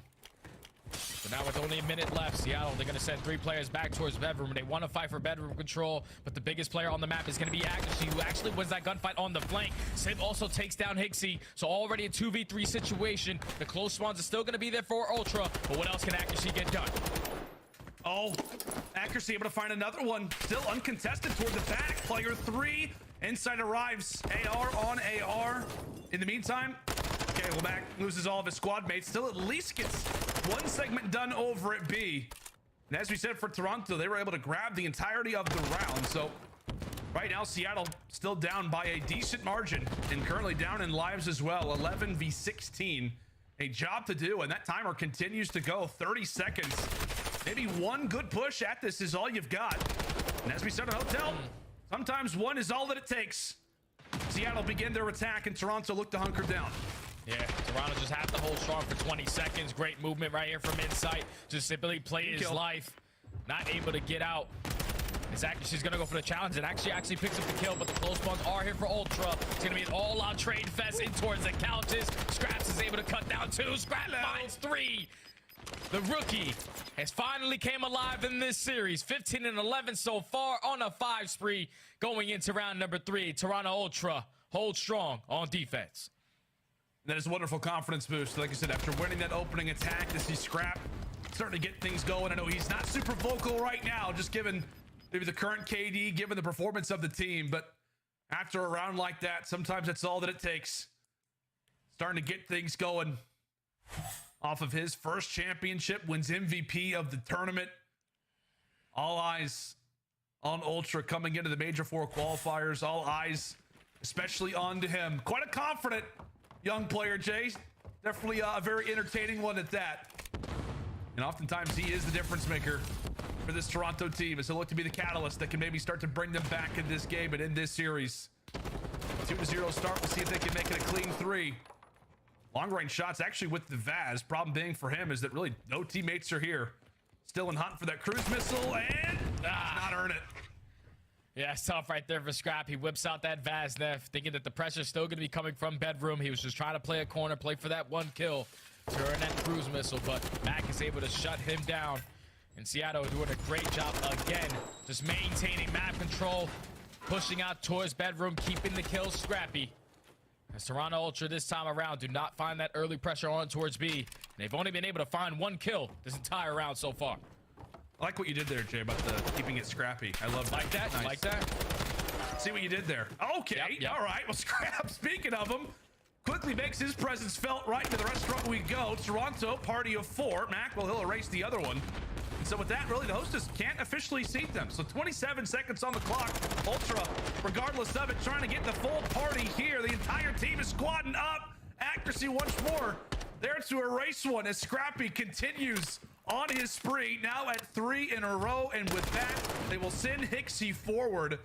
While the scout's not there to find information, thankfully for Ultra, they maintain, they stabilize, and now they've got an extra minute to work with. And Kleenex already finds himself in towards Bedroom, so you see that catches Pred off guard. He gets the read onto Sib. Now you have full Bedroom control. All of Seattle are going to be over towards Double Dash. You can push right on forward. It's all about these next set of kills. Kleenex is able to find another. He's dolphin diving. He's pushing on the pressure, but he's not able to find that kill onto Accuracy. Seattle able to find 3 kills, shut down that first push, and now force Toronto to reset. At the same time, for Insight does not want to die in a position like this. If so, that could be dire to the map positioning for the rest of the team. So him staying alive right there instantly allows for them to be right back on this objective. So what could have been the last push now allows for this one to be a much more healthier one at that. 3 Mac dead. eventually falls, and with that, it is 3 down. Sib, the only player in ear's distance, has to get something done. There's 2. Does he have a third? Vaznev in hand, ready for the chow, eventually falls. Chaos going down at this B point as it is all up to Insight. He gets taken down. Pred ends up finding 2 himself. Surge will hold, and now for Toronto, 30 seconds to go. They got one more push. Got one player in Kleenex who's trying to decide if he's going to work on the D flank or cut through middle arches. He's just going to try to team up with his teammates, fight through front Bedroom, and that's a great way to start. Taking down Pred from top bed. Scrap some great shots to take down Mac off the Godheady. Seattle just have to win a couple gunfights, but they get all cut down. And now the stack is going to be here. Toronto Ultra trying to close it out now. Pred, long range shots, at least takes away 1. Mac does as well. 2 players on the point for Ultra. Can they hold? Yes, they will. Ultra answer back here in game number 3. When they needed some life, when they needed an answer, they are able to have one, and a commanding one at that. A nice little 3-0 here on Hotel Control. It's been their stomping grounds, and that was indeed a stomping, my friend. Yeah, that was just good work from Toronto. They only had to win 1 defensive round, which almost went down to the wire, but they were not worried at all. They clutch up on that side, and then even on the attacking rounds, you start off with early pressure towards B, you get 2 segments, and you rotate over towards A, you're able to close at that point, extend time by a minute, and then with 2 minutes left, all they had to do was capture that 1 segment over towards B. All it took was 1 set that kills in that very first round, and then in that final round right there, Ultra just once again found the most important kill on the map, and that was Pred towards top Bedroom. I would like to see Pred just simply play a corner, make your life a little bit more valuable, because you were the only player on that side of the map. But once you take care of him, Ultra won some insane gunfights towards the child, towards Godheady, just knocking players off left and right. You find all the kills, you get the spawns all the way across the map from Seattle. The stack is there, and Toronto Ultra showing why they are the best control team in the game. That's exactly what I was getting ready to say. Indeed, Toronto Ultra making game 3. Well, actually, that's what it looks like. That is what this Toronto team is supposed to look like. As you said, the best control team in the game, undoubted. And I don't know, man, it just feels like when it comes down to this game mode specifically, I know we could, give some critiques on game 1 and game 2, but it just feels like in control, they're just so great at just maximizing certain situations. It almost just feels like this team, when it comes down to their arrows on the map, they just can quickly conform together. I don't know. It just feels like we watch certain teams in control. They just have the issue, the error of knowing when to jump on that team as a collective. And for Ultra, they just know the timing. They know exactly when to do certain things. It just feels like everybody's on the same sheet of music, at least when it comes down to this very game mode. Great work from Toronto. It's a crazy round one for them, and then from there, as you said, they win on defense. They win a second offense here in round 3 to get the nice little 3-0. So out of sight, out of mind. It's not going to be a 3-0 today, but problem being is that we've got that Fortress HP up next. Seattle, well, this is one that they absolutely love, and for Toronto, they're going to have to go through a very, very difficult Surge team just to see that game 5, Jay. Oh yeah, this is gonna be tough, man. This is one of their auto vetoes in the beginning of the year. They started to expand their map pool, throw this in a couple series, and see how it goes. They're sitting at an overall record of 2-3. But the biggest thing that stands out for me when I was looking at the numbers is their hold percentage. On a map like Fortress, where you have a majority of money hills, that P2 to that chain at P3, that is where you get a majority of your points. And then you're going up against Seattle, who are the #1 breaking team on this map. So this is going to be a tall task ahead for Toronto. But just based off of what we saw in that last map, Scraps finally came alive. Yeah, he finally did. And like I said, it's what we brought up earlier, even coming into this series. Top left side of your screen versus the bottom right side of your screen. Two players who absolutely have the potential to take over games. I will say, so far for Surge, it feels like it's actually been the other 3 players who have been really what has cascaded them, allowed for them to at times be up 1-0, 2-0 in this series. But it feels like maybe Scrap answers back in game 3, and now this has the chance to be Pred erupting maybe in game number 4. Just an unbelievable amount of talent across all 8 players. But like I said, man, Scrappy goes off in Hotel, and then when we talk about Fortress Hardpoint, I mean, this just has Pred's name written all over it to maybe close out the Toronto Ultra boys here. Oh yeah, that's the guy you got to put a lot of focus on, because Pred, if you allow him to roam around your art, if you allow him to simply slay with that SMG presence all over the map, he is going to be the reason why you end up losing it. One of the best players in the game, statistically wise, doesn't matter what it is. The Predator is always going to find a way to get it done. So the full team collective effort so far in this series, but sometimes you just need a superstar, and on a map like Fortress, Pred is definitely the guy that you have to put a lot of focus on. It just feels like there's a lot of weight. There's a lot of weight coming into this game 4. Like, the result of this map has massive implications on the rest of the CDL. I mean, we can get into seeding discussions about what this means for Seattle trying to get that extra 10 points above the Minnesota Rocker, what it means for Toronto Ultra, our defending Major 3 champions, to start off Major 4 0-2, and they still have teams like Atlanta FaZe to face off against. Not going to be an easy task for either 2 of these squads, not just to get this game done, but the loser of maybe this map, the loser of this series. It definitely has got to hurt a lot. And so with that, Fortress HPs will return our eyes next. In terms of previous performances, definitely sides with Seattle. We'll see maybe if Toronto, off of that 3-0, have got some momentum on their side. I know we've been talking about fast and aggressive SMGs, but we got to remember, Toronto has got one of their own. Kleenex could very well be a difference maker for Ultra. As we jump into P1, it is Seattle with the early time. And that's good work already from Seattle, starting off on the bad side, even with Scrap hitting that beautiful nade to find that first bullet onto Pred. They won a majority of their gunfights. They're able to start off with the initial P1 time, and Pred already finds 3 in the feed. Now it's going to force Kleenex to slow it on down. You want to make sure you maintain this side of the map, but his teammates aren't finding any kills. Kleenex just going to strike, and now that's 3 dead. And look at the spawns. They're now going to flip. Perfect start for Seattle. Yeah, great work from Surge, and now instantly for accuracy, I was going to say, he's in a big spot. He stays alive in that 1v1. Not only does he have the time, but he's got the crossfire. He drops, and now Ultra instantly knocking on both of those doors. Over at the steps, a big gunfight to take, and Sib and Mac will deliver. Seattle coming through with a few haymakers to kick off here on Fortress. Oh, Seattle are not making any mistakes, man. The SMGs are roaming. They're cutting down all the angles. Pred finds himself another 2-piece in the feed. Now look at where Toronto is spawning. They're spawning all the way at the next hill. They're probably going to decide to give this one more good push, because you know how impactful that P3 can be. Because they're going to put the pressure on from the front. Kleenex starts it off, but the SMG's on the side of Seattle Surge that came to play. Mac already 9-2 on the 7th street with a cruise missile, and you're not slowing down. You need to go. You know these gunfights are going to be big. You want to try to flip those spawns. Oh, Mac says, come here. 8 in a row. Now for McKenzie, you ready to melt another? Okay, well, it's the nade that has to take him down. Still, here comes Fred. Here comes Seattle.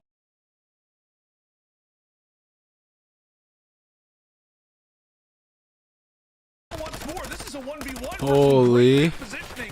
This is unbelievable. Oh, he ends up taking it down. Thankfully, the cavalry arrives regardless. So Toronto finally a chance to get on the board, and boy, do they need this time now, Jay. And now we see what the #1 breaking team is able to do on one of the more difficult hills to break on in. They find that first kill, but Scrap playing a nice little corner in towards the stables is able to find 2. Max gonna decide to invest that cruise missile. Everybody spam your attacks towards the hill and take that player off the site. Great work from Seattle, great communication to lead to that kill, but there's still a couple players here from Toronto able to find every other kill on the feed to hold down that push. And Ultra did not budge. This has been a full 60 holds for them to get right back into this game. Yeah, I mean, that was a very, very impressive situation there out of the longtime teammates of Scrappy and Hixie. I mean, they're pretty much the only 2 players who are spawned up. Once that streak comes forward, they both win their fights, and from there, they make it a full 60, pretty much over at the fountain. So a neck and neck game, pretty much tied as we come in toward cannons, and here come those Vaznevs once more. And maybe it even could be a cruise missile for Ultra, depending on how Hixie, what he can do now in this position. Toronto with early time, and Seattle, given those spawns, are going to have a pinch established. They got to choose their timing carefully here. Able to drop 2 off the rip, and now for Hixie, oh, not able to find the cruise. Big gunfights for Seattle, not just for the time, but also when it comes down to streaks.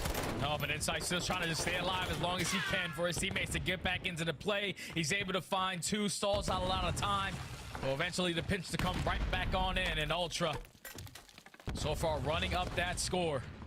The great hold on this P4 hard point. You have the SMGs on the side of Seattle jump up towards the top windows, but that's another 4 dead in the feed. Toronto Ultra usually struggle on their holds, but completely have changed the script so far in this hard point. Almost a 40-point lead as Scraps with the snap onto Sid. Yeah, that is wonderful work coming in from Scrappy. Toronto Ultra, my goodness. How about the run that they have been on? As we said, just really based off of these last 2 hills. They were down early and have quickly changed the script up quite a bit. But into P5 we go. An opportunity maybe for Seattle to quickly get back in this game. Maybe have another lead change. But you take a look at those numbers, Jay. Take a look across the board. 12 and 10 for Scrappy. You've got Hixie, who's currently on another 3 spree. Insight, he's positive. Kleenex is Mr. Engagement right now. Wonderful work across the board from Toronto. These boys have woken up and then some. Spawns begin to flip. Head on a swivel there for Hixie. And really now it's about positioning for P1, getting set up for those next few spawns. It's about to be a crazy, crazy second set of rotations now between these 2. Yeah, it's all about these fights towards Art. Yeah, the majority of the players from Seattle spawning on this side of the map, so they're able to relieve that pressure, take care of Scraps and Kleenex, and maintain the better side going into our second rotation of hard points. But Hixie, he's just waiting for his time to strike. Dead Silence is about to run out, but just in the nick of time, he's able to reset it, finds that kill onto Mac, cannot find the second. They at least makes an opening for his teammates to now get out through stables, and now this is where these gunfights are going to be big. Seattle got to be ready for the pressure on the back end. We'll see if they are. We'll see if they're ready for it. Mac having a wonderful series so far. Another excellent hardpoint beginning for him and Pret. 17 and 14. Pretty much for both of them. Mac continues to stay alive, trying to have some shifty movement over at P1. Getting tagged up and nearly bagged up. Pret, he'll get dropped. And how about the 3-piece there for Toronto? Not only do they take the time, but they also try to take the spawns. Big gunfights there for Sib as he falls. Toronto take the time, and now they've got the spawns themselves. All out chaos right now here on Fortress, but it's Ultra who finds themselves in the best of positions. Oh, Toronto Ultra, especially Kleenex, is able to just find a couple kills on towards P1. The only guy on that side of the map, he knows that the pressure is coming in from double doors, but he's able to relieve that pressure from P1 side and now set up his teammates to get fully set up for this P2. They are just growing this lead more and more. Seattle had to try to find a break. They do indeed. Ultra, I mean, this could be a huge hard point of which they pretty much close out this game if they're able to walk away with the remaining 40 seconds. Here comes Seattle as they are on the brink for a break as well. Toronto Ultra trying to make the reverse sweep, and right now in a great position to maybe send us toward that game 5. Still quite a bit of hard point to go, but let's step aside and go to the comms of the Toronto boys. I'm going to chip. Push trap. Yeah, I'm on green. Was that hold on me? Hey, one front. He's weak. Yeah, front right. Yeah, I'm RP. No. Yeah, I'm needed. Son, front really weak. Same. It might be gate on me, bro. Holding it. He's still P5, boys. Still P5. Yep. One shot ship as well. I should spawn in with you. Actually, no. I'm gonna spawn out. They're gonna flood this fast out. They're gonna flood this fast spawn out, boys. Hold on. I'm behind the front as well. 2 seconds. Yep. Okay, now. Dead. They help Jimmy. I'm okay. Front now. Front dead. Hey, weak. I'm dead now. Last guy probably green. He's baiting his team. Yeah, low green. I hit him once. He's going on the stairs now. Top green. Big fist. Stairs, yeah. I heard you. I'll help gate off spawn. Okay, left front. Up in gate. That might be a challenge front. Yeah, one front. Yeah, front. Front right. No, 2 front. 3 front. One's absolute accuracy. Nice. Come on. Guys, nice. One shot, Jimmy. You can challenge. I've already green engaged. Actually, come in, channel out. One shot, bro. One shot. Just snake. The guy cross. Back the nade. Is it laying down left side? I'm gonna spawn in green, maybe. One behind me. Find me, gate. Gate down. Front again. Just soaked us. One front again. Stay alive. Yeah, I got it. Green's green. You gonna chow me? Yeah, I'm just trying to bro. One shot. Push. Abso-fucking-lute. Top green. 18 seconds. What's this, bro? See the guy front. I'm gonna stay in green. Gonna be in green, bro. He's gonna kill wearing green. Bottom pillar's dead. They got time on this break, boys. They got time on this break. On the bench. Mac, he's back to the P1 truck. Take your time on this break. And Toronto Ultra's comms, man, they're so silky smooth. As everyone's just relaxed, feet kicked up. It's like they're not even down 2-1 in this series. As they have been able to get some good time off of that P3 hard point 2 times now. So where they now have a 50-point, 60-point lead. And now they're on the brink of finding another break in towards P4. That's another 3 dead. Seattle just can't get a good setup. It feels like for Klidex, like he's just like, all right, guys, I'm nasty. I'm Spider-Man. I'm jumping around. I've got their spawns. I'm doing everything right now. I'm the best player in the game. Like, it just sounds calm, cool, collected. Ultra, you would never know that they are up right now in the midst of trying to make the reverse sweep. Klidex, that's now going to be 3 in a row. His stat line unbelievably impressive, positive 10 as it stands. But for Seattle, try to make their last stand over inside of cannons. Down, but still not out. A few players on sprees. Accuracy would have been huge to maybe have that cruise missile going forward. He dies off to 5. And now from there, it is about heading toward P5. 181 to 217. Some work to be done for Surge and a lot of things to think about, Jay. You're thinking about spawns. You're also trying to make sure that Toronto is not getting any free seconds. We'll see how Surge look to handle quite a bit of negatives against them. At least Seattle had the better side of the map over towards our side. They just have to find an angle, try to get that first blood, get this player off point. Do a great job of doing so. But Toronto, they are set up for the push. That's another 3 dead in the feed. Every single time I'm looking at that kill feed, it's Hixie finding 2 to shut down that pressure. 1:40 in the hill alongside his SMG duo, who's been having a phenomenal hard point so far. Toronto Ultra trying to force the game 5, and they're 10 points away from doing so. Yeah, they're about to do it. Oh my! 8 in a row. Win sight indeed. Do we hear 9? You bet. And there's the game. Toronto Ultra clutching up here on Fortress HP. These boys have awoken and now have got themselves a game 5. Nearly made the reverse sweep yesterday versus Boston, and they need that energy today. It was Seattle who started off great here on Fortress, but Toronto turned things up to a new level. Insight ends the game on a 9 spree, but Jay, look at those numbers. They're from Tobias, 35 and 23. They're at a Kleenex, 3,700 damage. Wonderful, wonderful work coming in from him. Man, Ultra, they just came out swinging, man. Every single time they needed to have an answer, it was always that P3 hard point. Seattle Surge are the #1 breaking team on this map, but even when they found a couple kills, they had a cruise missile to work with. Toronto Ultra were not nervous at all. They won those clutch gunfights. They were able to soak that P3 for a full 120 forced Seattle off that rotation towards P4 where they thought they had a good setup. But every single time Toronto Ultra just flew right on in, found a couple kills, and were able to instantly find the break. Toronto Ultra, we waited for them to come alive. Unfortunately, it takes 2 maps for that to happen.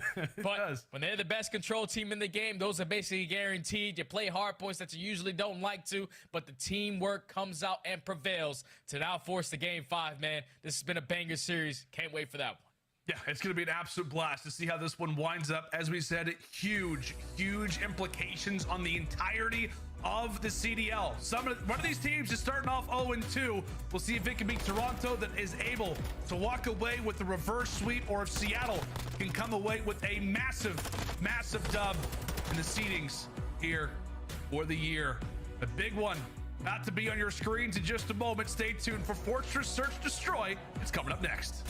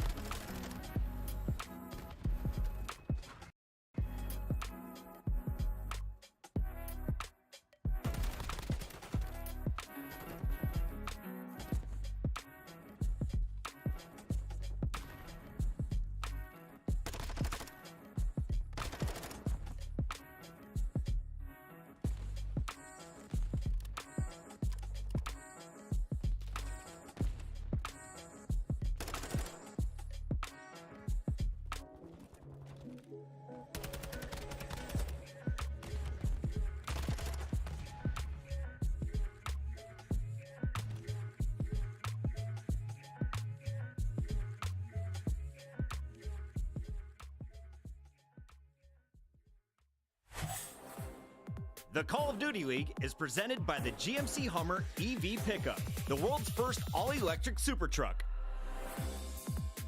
Upgrade your game with the SCUF, the official controller of the Call of Duty League.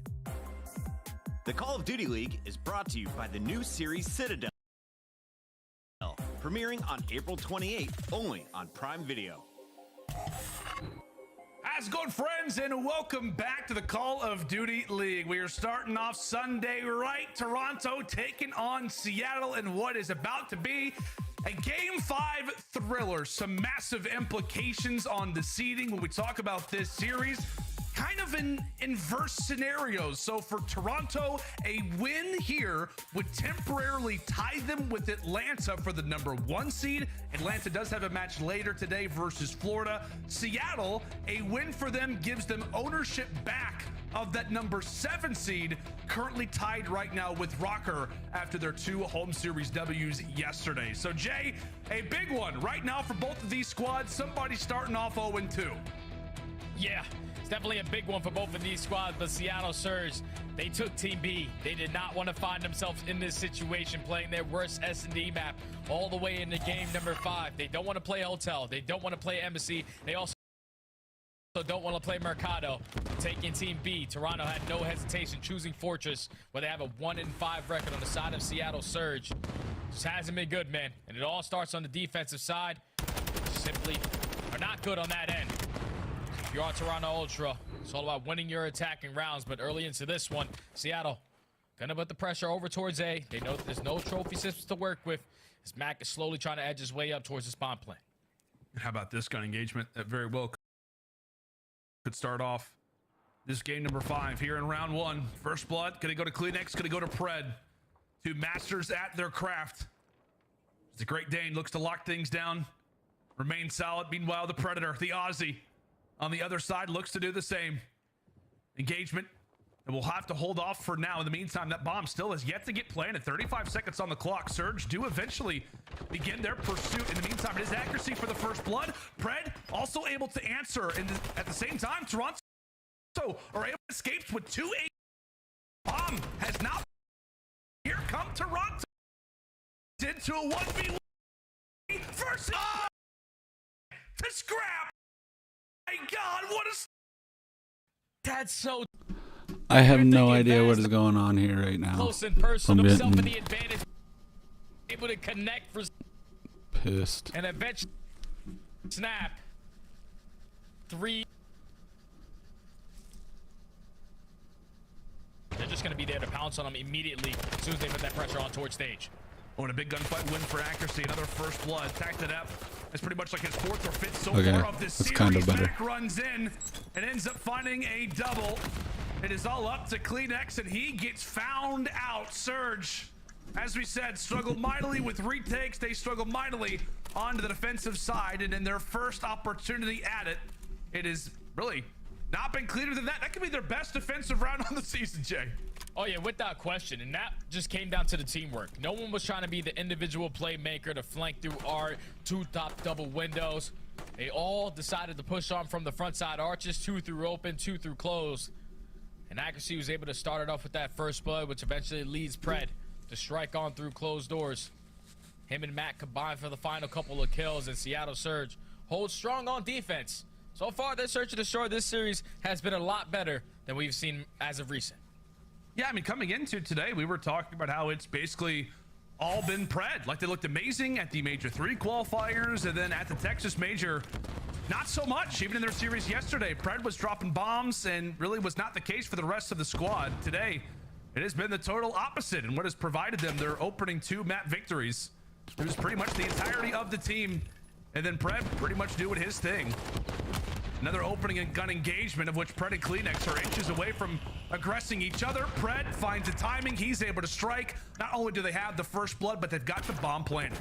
Hit bomb planted now in a 4v3 situation. Ultra just got to do exactly what they did last time around. Pressure all out throughout the front arches, but they all get cut down. Great setup from Seattle. This time to hold down their power spots. Pred gets that information onto Kleenex, gets him 1 shot. Then you also get the information onto Hixie, trying to be the aggressor in through bottom art. When Pred is able to strike with that first blood, Bomb is down. You saw Toronto, even in a man disadvantage, they knew that we had to put the pressure on from the front end. Unfortunately, none of the gunfights go their favor. Seattle Surge now up 2-1.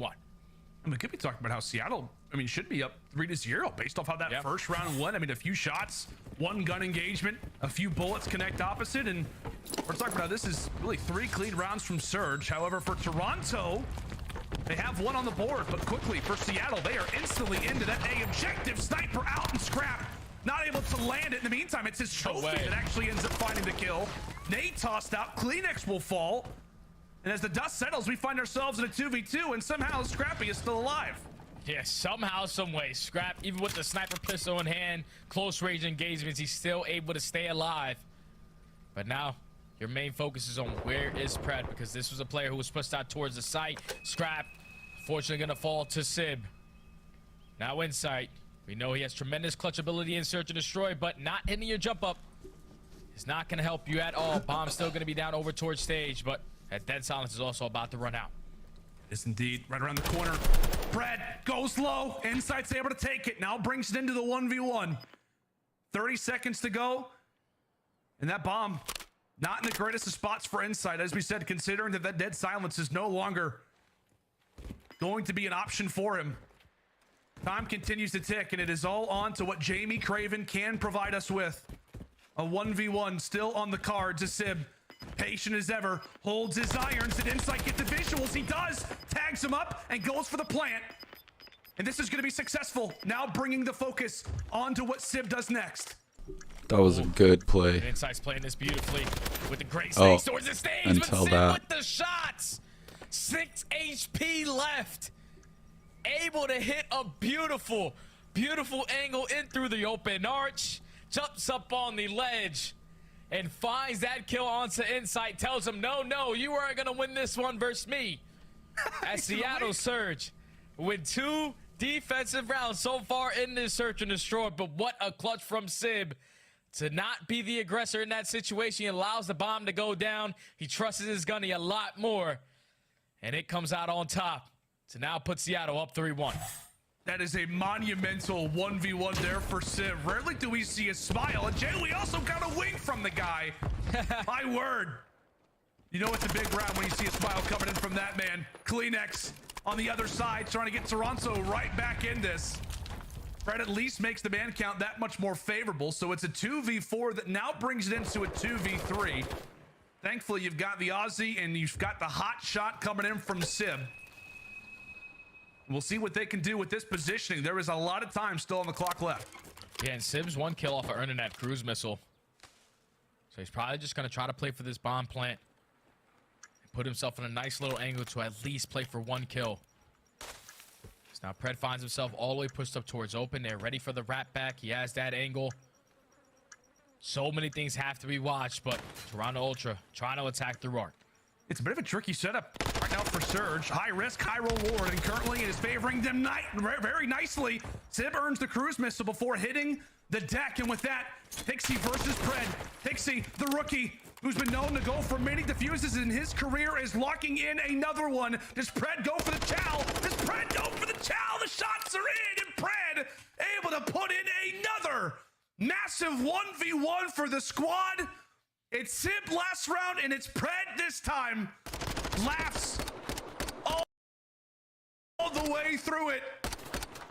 A smile for him, and Surge continue on their tear here in Game 5.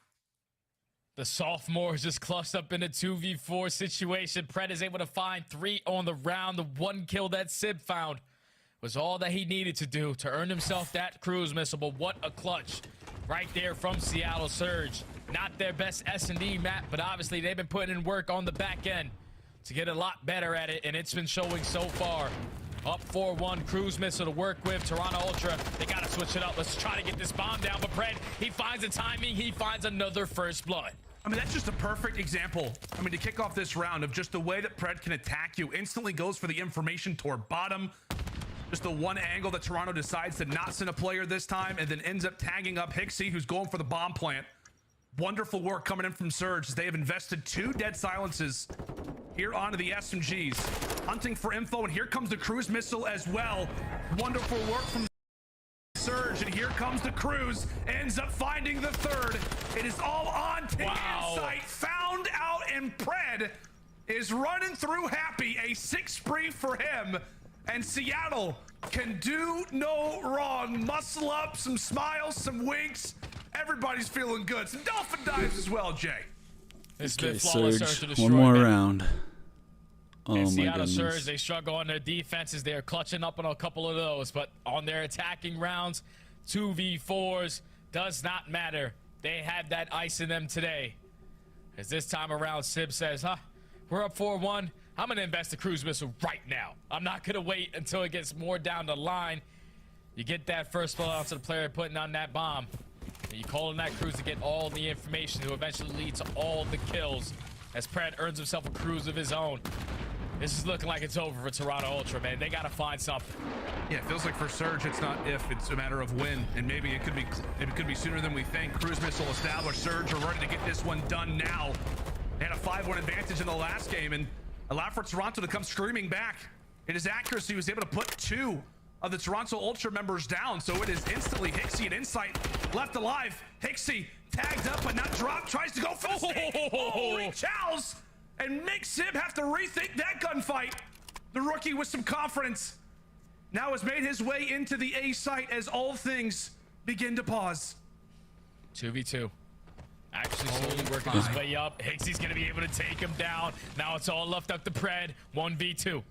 Oh, and Pred, this is a gimme. This is a free kill there for Pred. So 30 seconds left. It is him versus Insight for the series. Bomb is gonna be over at A, but Pred. Wow, that's stressful. Maybe smells blood in the water, living up to his name. Maybe wants to go for the gunfight. Insight with some tags on the back. Pred went for the route, but Insight clutches up and stays alive. Toronto, just by the skin of their teeth, keep this series afloat. Yeah, that was just good repositioning right there out of Insight. He knows that Pred likes to be the aggressor. Potentially wants to hit a route, and it plays out perfectly. So he backs his way up all the way towards bottom maps. Catches Pred on the rotation. And is able to keep Toronto Ultra in this search and destroy a little bit longer. But now you just have to figure out what mid-round adjustments you have to make. It's always been Pred striking on that first blood, taking your bomb carrier down. So they switch it up this time around. You get a couple SMGs that are going to be aggressive towards the arch. It should be a free bomb plant. And as we said, maybe try to make Seattle, I mean, we've talked about the stats, we've pretty much thrown those out the window, but on their defensive sides, historically, they have struggled. So with that instant bomb plant, what do? Pred, again, able to drop Kleenex for the first. Another first blood for Seattle. Does he have another one cooked up? Insight, knowing how valuable his life, especially is at the later stages of rounds, trying to stay up. Hixie ends up winning his fight. Toronto down in numbers, but thankfully, they've got the time at their side. Here comes Seattle. And Hixie pops that dead silence, so he's thinking, Scraps, if you can stay alive as long as you can, I'm gonna hit the route. Akashi looks like he puts himself in a position to at least read it, but Scraps is in such a great spot. You get this player off bomb. Hixie finds the last player. It's all left up to Pred. No time to defuse. And Toronto Ultra starting to fight back round after round. Seattle might choke. Tend to struggle. They might on get reverse swept. Reverse swept. It was all on shutting down. Double Pred, reverse that sweep. player off bomb. You whip out the SMGs. You get aggressive towards the arches. Then even in the 2v3, Scrap put himself in a great position, just stalling out that clock, allowing Hixie to hit that flank, and eventually clutch up on the round. Ultra now down 5-3. Jay, why does Toronto keep doing this to us? They're starting off slow in series, and the game 2 they started off down 5-1, brought it back to at least around 10, down 5-1. Now they've got it to 5-3. Can we see another round 10, maybe around 11? Ultra starting to feel some life. And can Surge put them to bed here? Another chance to do so. And it could be Pred who comes through with the kills. That's 2 to start. There's the third. It surely should be a W here for Seattle. They can smell it. They can feel it. They're about to take Major 3 champions down, and there it is. Doing it in the search and destroys. Holding off the reverse sweep and getting a massive W for the squad. taking back that number 7 seed. And what a game it was, Jay. This one had it all. It had it all indeed, my friend. All the way to a game 5, not the round 11. But what a series it was from start to finish. Seattle Surge, we had questions on their hardpoint game. They at least take the first one. We also had questions on their search and destroy. As of recent, they were 1-5 in their last 6, but they clutch up and take 2 versus the Toronto Ultra, who are usually a great search and destroy team. But when you give yourself such a comfortable lead, going up nice and early into these S&D rounds, clutching up 1v2s, clutching up 2v4s, earning yourself some cruise no, missiles, sir. something Not has today. gotta go your way. They find 7 out of the 9 first Almost, bloods though. in this Almost. game number 5 to not allow Toronto Ultra to get that reverse sweep, man. Seattle Surge, this is a series that they needed. This is a series that they needed after a very tough loss yesterday versus the LA Thieves. They get it done on their very worst S&D map all the way into game number 5, man. Seattle Surge, this had some serious ice in them today, man. Yeah, they've been trying to avoid Fortress like the plague, and after a performance like that, I think you should maybe see it a few more times. But 100%. Impressive job from the entirety of the squad. And I'll be honest, man, I feel like accuracy. How great was he in this series? We talked about the numbers coming into that game too, about how he needs to maybe be a little bit more active in the opening engagements, puts up wonderful numbers on the Elosilo, and then as you said, 4 first bloods and a 9-5 performance here in game 5 for the squad. Excellent team victory here for Seattle Surge as they're able to at least finish with a W after week number 1. That's going to do it from the twin father duo of myself and Jay. Desk, we toss it back over to you now. So handsome in the black and white, both of you. All right, let's talk about this matchup. Pred, the great white shark, leads his team in a game 5 on Fortress Search and Destroy. Seattle wins it. You should buy lottery tickets today, Ant. Absolutely. We're talking about a Seattle team that has not won 2 search and destroys in a series all year long. And how did they do it, Allie? They win it in a game 2, and they go to game 5 on Fortress. They are 1-5 on this map, 12% retake percentage, which means if a team planted the bomb, they were not getting control and winning that round 9 times out of 10. And they fixed so many of their issues. We saw it. Pred usually goes out and gets that first blood. We've seen it time and time again, but they would fall apart after that. He was getting bloods here, but the teammates were involved as well, and they were active, open, and closed. They were supporting him, watching the windows. They played so good when they were converging onto these bomb sites. A new and improved Surge today. Absolutely, I completely agree. I think, we all would see that Fortress in that game number 5 for Seattle and just be like, come on, we cannot keep letting this happen. Clearly, they head into this matchup with a plan. The retakes, even in the earlier rounds, it was like round number 2 or 3 if you go back and watch. Seattle had a beautiful retake on site. Not a single player dropped. And we saw it again later on in the series. And a big shout out to accuracy throughout games 2 and 5, having a lot of those first bloods. And map number 2, him and Mac combined for 5. And map number 5, he had 4 first bloods on the rack. So getting more active in those opening duels where he had like an 8% win percentage. Yeah, just capitalizing on your man advantage. They did it so well here, something that Seattle has struggled with throughout the season. This was an awesome matchup. Allie, you called it last night. You said this one could go 5. Today it does, and it's the second upset that Toronto is going to suffer this week, an 0-2 start for our Major 3 champs. But your winners, Seattle Surge, and they earn your play of the game. Here it is, your Scuff play of the game, featuring Lamar Abedi. Let's take a look at this one. Actually, excuse me, this is Sim from game number 1, I'm told.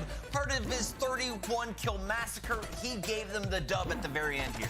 Yeah, this was a really good hard point to open up this series. Seattle Surge, although coming off that loss on Hydro, they didn't look that bad on it. And as we heard into that later end of this game, that P2 spawn almost played spoiler for the Seattle Surge, who had been in the driver's seat a majority of this game. But it's Sib who makes the heads-up play to make that route back over to that P3. He spawns Mac with him. The 2 players fall in the front, but they're able to lock it down. You saw accuracy, final kill. I knew he was in there somewhere. We're going to be speaking with the captain here in just a moment. Nameless, we were talking about it. It's Ramadan right now. He's playing without food. He's focused up, though, and the man is dropping numbers here in week number 1. He joins us live How are we feeling, Omar? Congratulations on a very impressive finish to week 1. Feeling good. We kind of needed a big bounce back win right here versus Toronto because the way that LAT series went definitely hurt us a little bit. So we knew we had to come back hard versus the champs. They're a great team, so we were really locked in for this. You guys definitely improved at the last major. We saw you finish in the middle of the pack, but you haven't been able to find success in the online qualifiers. What were your thoughts when you saw the schedule? You had to face LA Thieves and Toronto in opening week. We knew it's just our luck. We came off a tough, heartbreaking L at the major, and then we come in and we have super hard schedule at the beginning of this split. We just knew we had to buckle down, but practice has been kind of rough on us the last couple weeks because it's been Ramadan, so me and AG have been fasting. So practice has been kind of rough. We haven't been able to get to our peak, prime performance yet. Yeah, for sure. And accuracy, I have to say, the past 2 matches, you have been playing to a step above of what we're used to seeing from you, and even during these tough times. So, huge ups to you, as well as that game number 5. You had 4 of those first bloods. That is usually Fortress S&D, where you guys tend to struggle. We see that in a series, and we're all kind of like, oh God, Seattle, please not again. What have you done to kind of change your pacing when it comes to that map mode? Because you were the front line of a lot of that success today. I had enough of being very mediocre in S&D this season. Usually that's been my bread and butter game mode for pretty much my whole career, and then this season has just been pretty rough for me personally, and as a team in general too. So I kind of just been going back and watching a lot of VOD, watching what players are doing very well on what maps, and just trying to pick things up and improve that game there. Lamar, you guys had some really good adjustments today in the search and destroy, and then also, every time we watch you guys play Fortress, team would get bombed down, you weren't able to retake. It seemed like the communication was there because the timing of the challenges were all there in unison. Was that something you guys went over, we need to calm better in these tense moments and when we're getting ready to retake bombs? Oh yeah, 100%, because our comms are usually insane in respawn game modes, So for us, it's why don't we have the comm in the slower game mode when it's easy? It should be easier to comm that way. When it's panic and chaos, we're yapping, going crazy, calming every little thing, and we're why can't we do this when it's so slow in S&D? Yeah. So we kind of just been harping on that, and that's definitely helped our S&D game. Lamar, we've been looking at the CDL point standings. You guys are currently tied in 7th, now jumping up and locking that in for sure. Tell me a little bit about your season so far. Everyone else making roster changes. How has the Surge decided to stay with the original lineup, and what have you guys done to improve? We just believe in each other. This team's more of a brotherhood than even a team, so our faith is unwavering within each other, and we know what we can do. We know we have some magic in the tank still from what we've created from the beginning of last season, and we weren't going to let that go to waste. And then to improve, it's just, for us, it's always about putting our head down and grinding and putting in that work, and usually when we do that, the results do show. I love that mental state. A true leader. That is accuracy. We'll let you go celebrate with the team, bud. I appreciate it. Seattle Surge picking up the first W on a 3-dub Sunday. When we come back, we've got match number 2. Nameless, you getting excited? I am getting excited. It's OpTic, ain't it? Yeah, we got London, OpTic the rematch going up against London Royal Ravens. Another Game 5 round 11? Probably not. But we do know one thing for sure. It's time to get your gear. Shop.callofdutyleague.com. And Allie, it's not just these beautiful hoodies, t-shirts, hats, and more. We also have gear in our video game that we make here at Call of Duty. Yes, we can all spawn in next to each other and rep some of our favorite squads. I've been cycling kind of around, but I know I do see a lot of OpTic Texas skins in my games. I'm gonna need you guys to step it up, though, because you have not been shooting like Shoxy lately. We need more Surge. I'm dressing like Sib tonight, baby. We're going to break. When we come back, it's that second battle. London Royal Ravens taking on OpTic Texas. Don't go anywhere. This is a Major 4 qualifiers.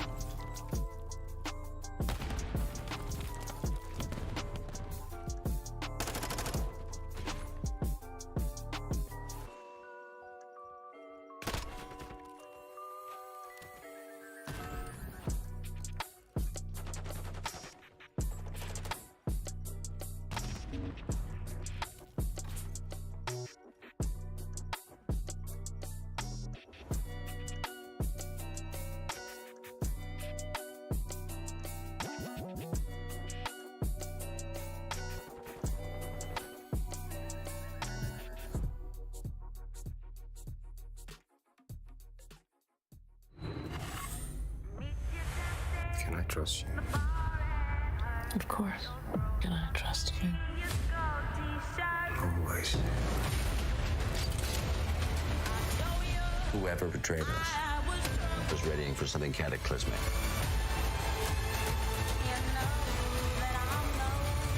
Everything you know is a lie.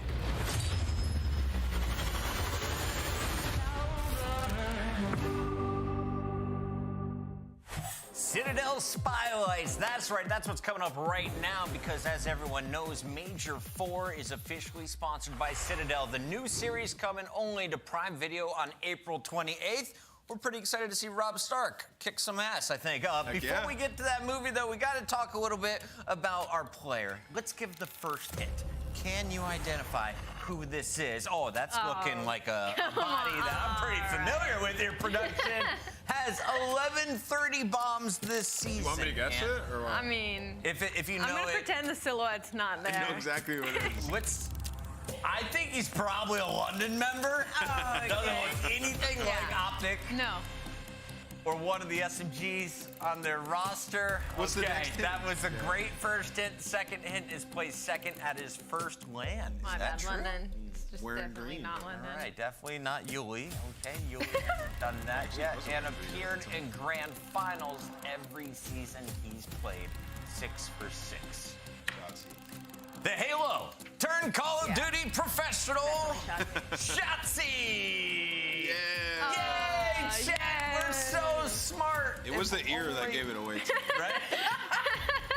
The haircut was so clean. I knew that perfect round top. That's our man Shotzi, and he has been doing incredible things for OpTic. We look back at the major. This man, one of the key to their successes, but we got to talk about this matchup in particular because when you went up against London at your major in that losers bracket, you allowed a game 5. You allowed a 4-1 start to that game 5 before you mounted the comeback. Listen, these guys have played twice this season. This went game 5 both times, right? And OpTic was able to get away with both of those wins. Although in this series versus London, I feel like when a lot of people go back and watch it, they'll feel like London choked this series in multiple instances. So OpTic definitely can't let their foot off the gas pedal. This is what kickstarted the entire run for them. So could get interesting for sure.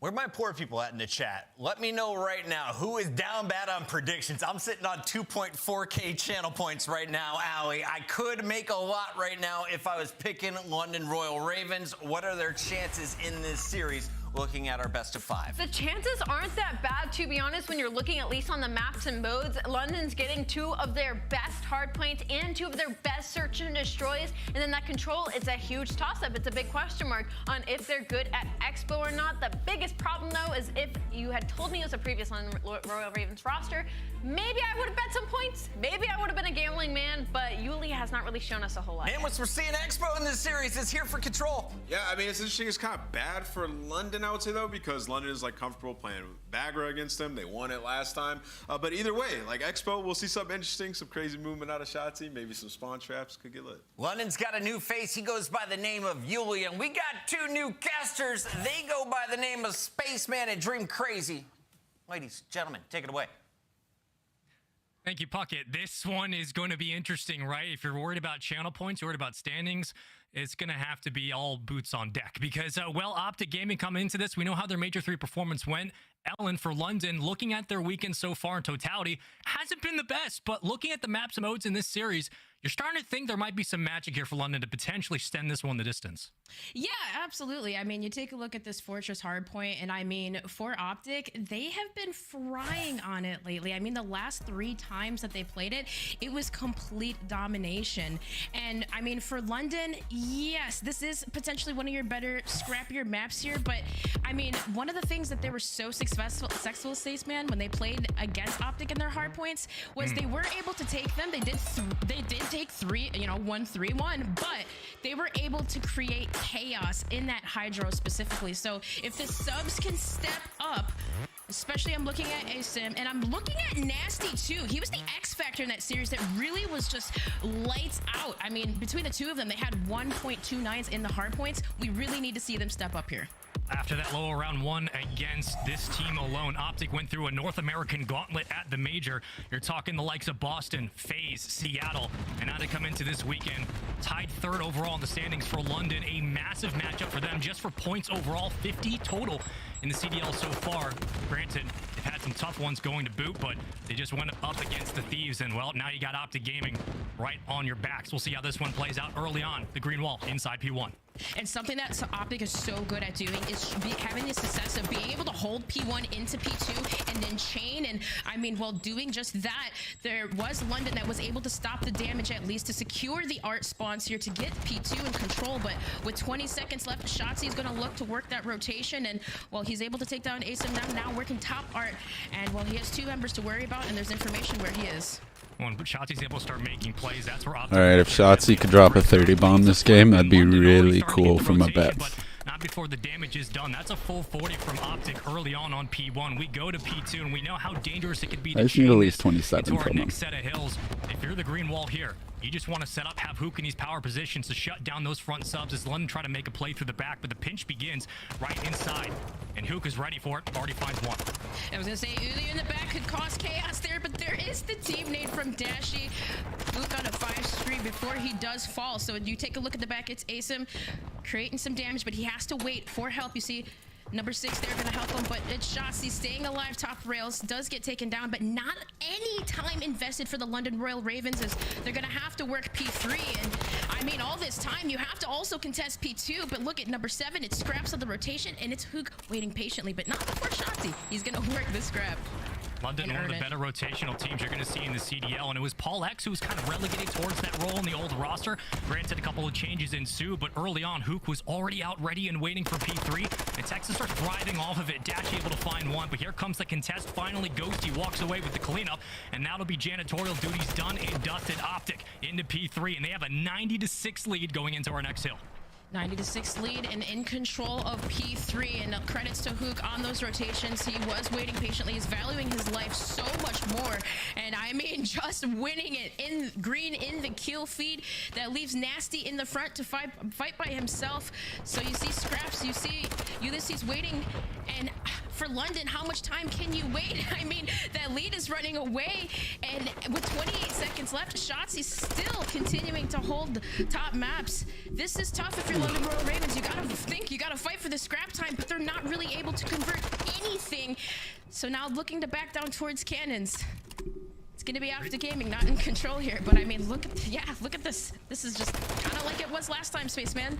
Recency bias is OpTic is running away with it, but I need them to kind of not and just get more kills when it comes first. to their hold percentages, right? 82.1% overall. They're also just smoking teams off the map in general. Whoa! A couple of CDL squads back to back, and they're potentially going to do it here as well. But for London, what are the keys to victory right now? I mean, you want to say victory, we're talking about just chaining hills together, Ellen. What do they need to change going into our next point? Well, of course, you have to be able to win your ones, and I mean, the subs, it seems like, are just not really able to find Hook or slay him on these rotations. I mean, even if they did, even winning them, still, Hook is on a 5 spree right now. Just doing everything, winning those important engagements. London Royal Ravens haven't been able to do anything, and even having control, they're still losing it. So now there's a couple of wipes on the board there, and now you have the damage is stopped bleeding a little bit, but 15 seconds left. It's like at every which way, every which way, OpTic Texas are in control, and those fundamentals that essentially they were lacking on before, like they're executing everything perfectly. And P4 was tough, but on to P5. Blacksmith's going to be even a bit more difficult. Looking at the AR battle, Scraps at 4 and 11, not showing any resilience right now at mid-map. Here comes the cruise. It will clear the point, and with that, numbers fly forward. Ghosty finds one. It seems trying to even out the odds, and well, you're just looking at a couple of pinstripes for the moment. Ghosty shots at range. We're stacking right now inside the stables, but you're caught in spawn here if you're London, and Ghosty is lining him up at range, and there's the point and the clear. Shotzi shuts him down back into the point. OpTic Texas with time. As soon as there is a whole field, OpTic is right there to cover it, and I mean, Ghosty just holding down the gate side, the double door side. My emotions are so mixed right now. London Royal Ravens trapped exactly where they want to, getting those back fountains. mountain spawns, and because I want them to stop getting points. at least to create an opening, but still I flooding need through them to get map more side. kills. Dashi holding down the lane and taking I need down 24 out of just Dashi single-handedly and flying 27 out of through there. Shots. Ravens kind of forced and trapped into maps. They're not doing anything here, Spaceman. 202 to 31. I mean, my goodness. At the second set of rotations Come on, here at Shotsy. P1, 14 more kills, real quick. Pop, pop, around. pop, pop, pop. London were on the receiving end of one of the fastest series in CDL history against Thieves on Friday. They might get an even quicker one if they can't slow this game down to a crawl. The bleeding needs to stop, but Ghosty continues to roll into the point. The trophies are out. We'll shut down those front nades, but even with the damage being done here, numbers quickly get cleaned up. But I have a 13 feeling more. that OpTic Let's are gonna go. leave this one to its lonesome with 35 seconds to play. You can win this on P2. It's scrap time for the moment, but London need every single second. They got to play perfect hard point, but they need the kills to boot as well. Yeah, and that's just it. Let's mean, go, Dashi, he's Shotsy. definitely not going to give up the double steps here. As you see him roaming in the back. Shotsy, he is pushing. But for we that gotta scrap stop. time. Get off the London, point. They Thank are you. forced essentially to push their way through P2, but they're going to decide to send one member scraps towards the old and the rest towards the new. But Go on, Dashi. Get these gunfights. Yes. take him down. Takes down Nasty and almost get the second. Ulysses takes down 2, and well, You do the need to problem stop is getting here, though, kills. OpTic Texas, they still have the back spawns. Yeah, that's huge, but now the subs are up. You got Yuli and Asim working together and quickly behind his scraps. All of a sudden, London's starting to put some numbers on the board. And OpTic, more than happy to throw nades over the top, but Yuli just has to play his life here. We talked about impactful kills going into the Thieves matchup. Granted, he got shut down quickly, but that's 2 for Dashi. That's 3 for OpTic. There's the contest. Yuli just trying to play his life and stay alive for as long as Yuli, possible. stop getting kills. It won't be too much to ask because, well, OpTic are in yet again. They build upon their lead, just 25 points away from a Game 1 win. Yeah, and I mean, such a great job, Dashi securing the back there, and Shotsy to counter up with another 2. It seems forced to push through the front, but that is another wipe for the London Royal Ravens, and yet again, with 20 seconds left, this is win contention here for OpTic Texas, and 10 seconds left here in the game. They gotta go now, Spaceman. You gotta contest. You're gonna run into the guns of Ghost. You're gonna run into the guns of OpTic. No, Everybody stop. drops 250 to Fuck! 68. Have yourself another 100 Sorry. point club. Headphone warning. OpTic Texas, disgusting on Fortress, and London have nothing to show for it. Nothing. Yes, my to show Uli for one it is still good, indeed. though. And I mean, I agree with Ali there, Spaceman. If I was a betting woman, if this was the game that I saw live where London Royal Ravens took OpTic Texas to a map 5, I would have thought, hey, maybe this is doable, but Texas is looking so strong, and I mean, just off the break from the beginning, they set the pace from the beginning. Shotsy, Hook working those rotations, Dashi doing his job, and I mean, through and through the non-traded kills, double digit throughout the whole team. That was an absolute stomping. There's really not a lot to take away from London. They got no setups. They were broken quickly. You're talking about a London Ravens roster that's one of the better teams at rotational gunfights in the game. Granted, you lose Paul X, so you lose a lot of that stability, but Yuli's not picking up the What do we slack. think? The Is ARs from Shotsy London gonna aren't drop picking up the cuts either. You get blown off the hinges more when than it comes to 7 those kills rotational fights, in and Shotsy has search? the easiest time ever, just walking into the point, picking up kills. This is another situation where it looks like scrims. You're looking at a 140-plus game to 6. OpTic Texas just had their way with London, and my goodness, this one was not close. And that is 4 in a row for OpTic Texas now winning on this Fortress hardpoint. And I mean, again, just seemed like I think I'm the gonna same, do more the same for piece from Dashi. and any other time they play it, like they So start if off strong on I'm those feeling first good about 3 him in hills, search. and it's always credits to Bruce holding And back-to-back then- P2, but also Hook taking the long routes around the map. Like, we didn't see London do that at all, and just never having P2 control. And when they did have it, I don't know what the call was or what was going on, how they let one member slip through, but it's like their setups were constantly just being broken so easily.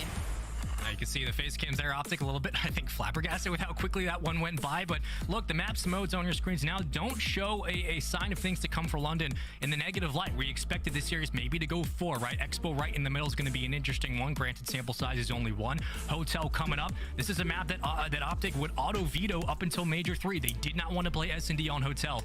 Now you're seeing it right after that Fortress. Granted, OpTic have looked fantastic on Fortress as of late, but it seems all the momentum for the moment, Ellen, it's just on OpTic's side. I don't really know what you can pull out of London in that performance. They got to get something going in that S&D. Yeah, absolutely. And if they were going to pull out a win, they had to win that hard point, because when it comes to their search and destroys, it has been OpTic Texas to come out with the clutches. They've been winning those searches. And even after London having the lead, I remember on that Mercado map 5, they choked it. So they gotta come out strong on this hotel search and destroy. I mean, you have to think about the fact that OpTic starting low around 1 of Major 3 right after losing to Boston. They go up against London. It's a close opening Hydro hardpoint. The series goes the distance. Around 11 where London just don't find the answers and OpTic do. We know what happens from there. If that goes differently, who knows what happens with that London roster, but they make a change. And so far, they just have not been able to find any rhythm. We need Dashy to get 7 kills. OpTic 2-2, London 4-1. Again, this was an auto video up until Major 3.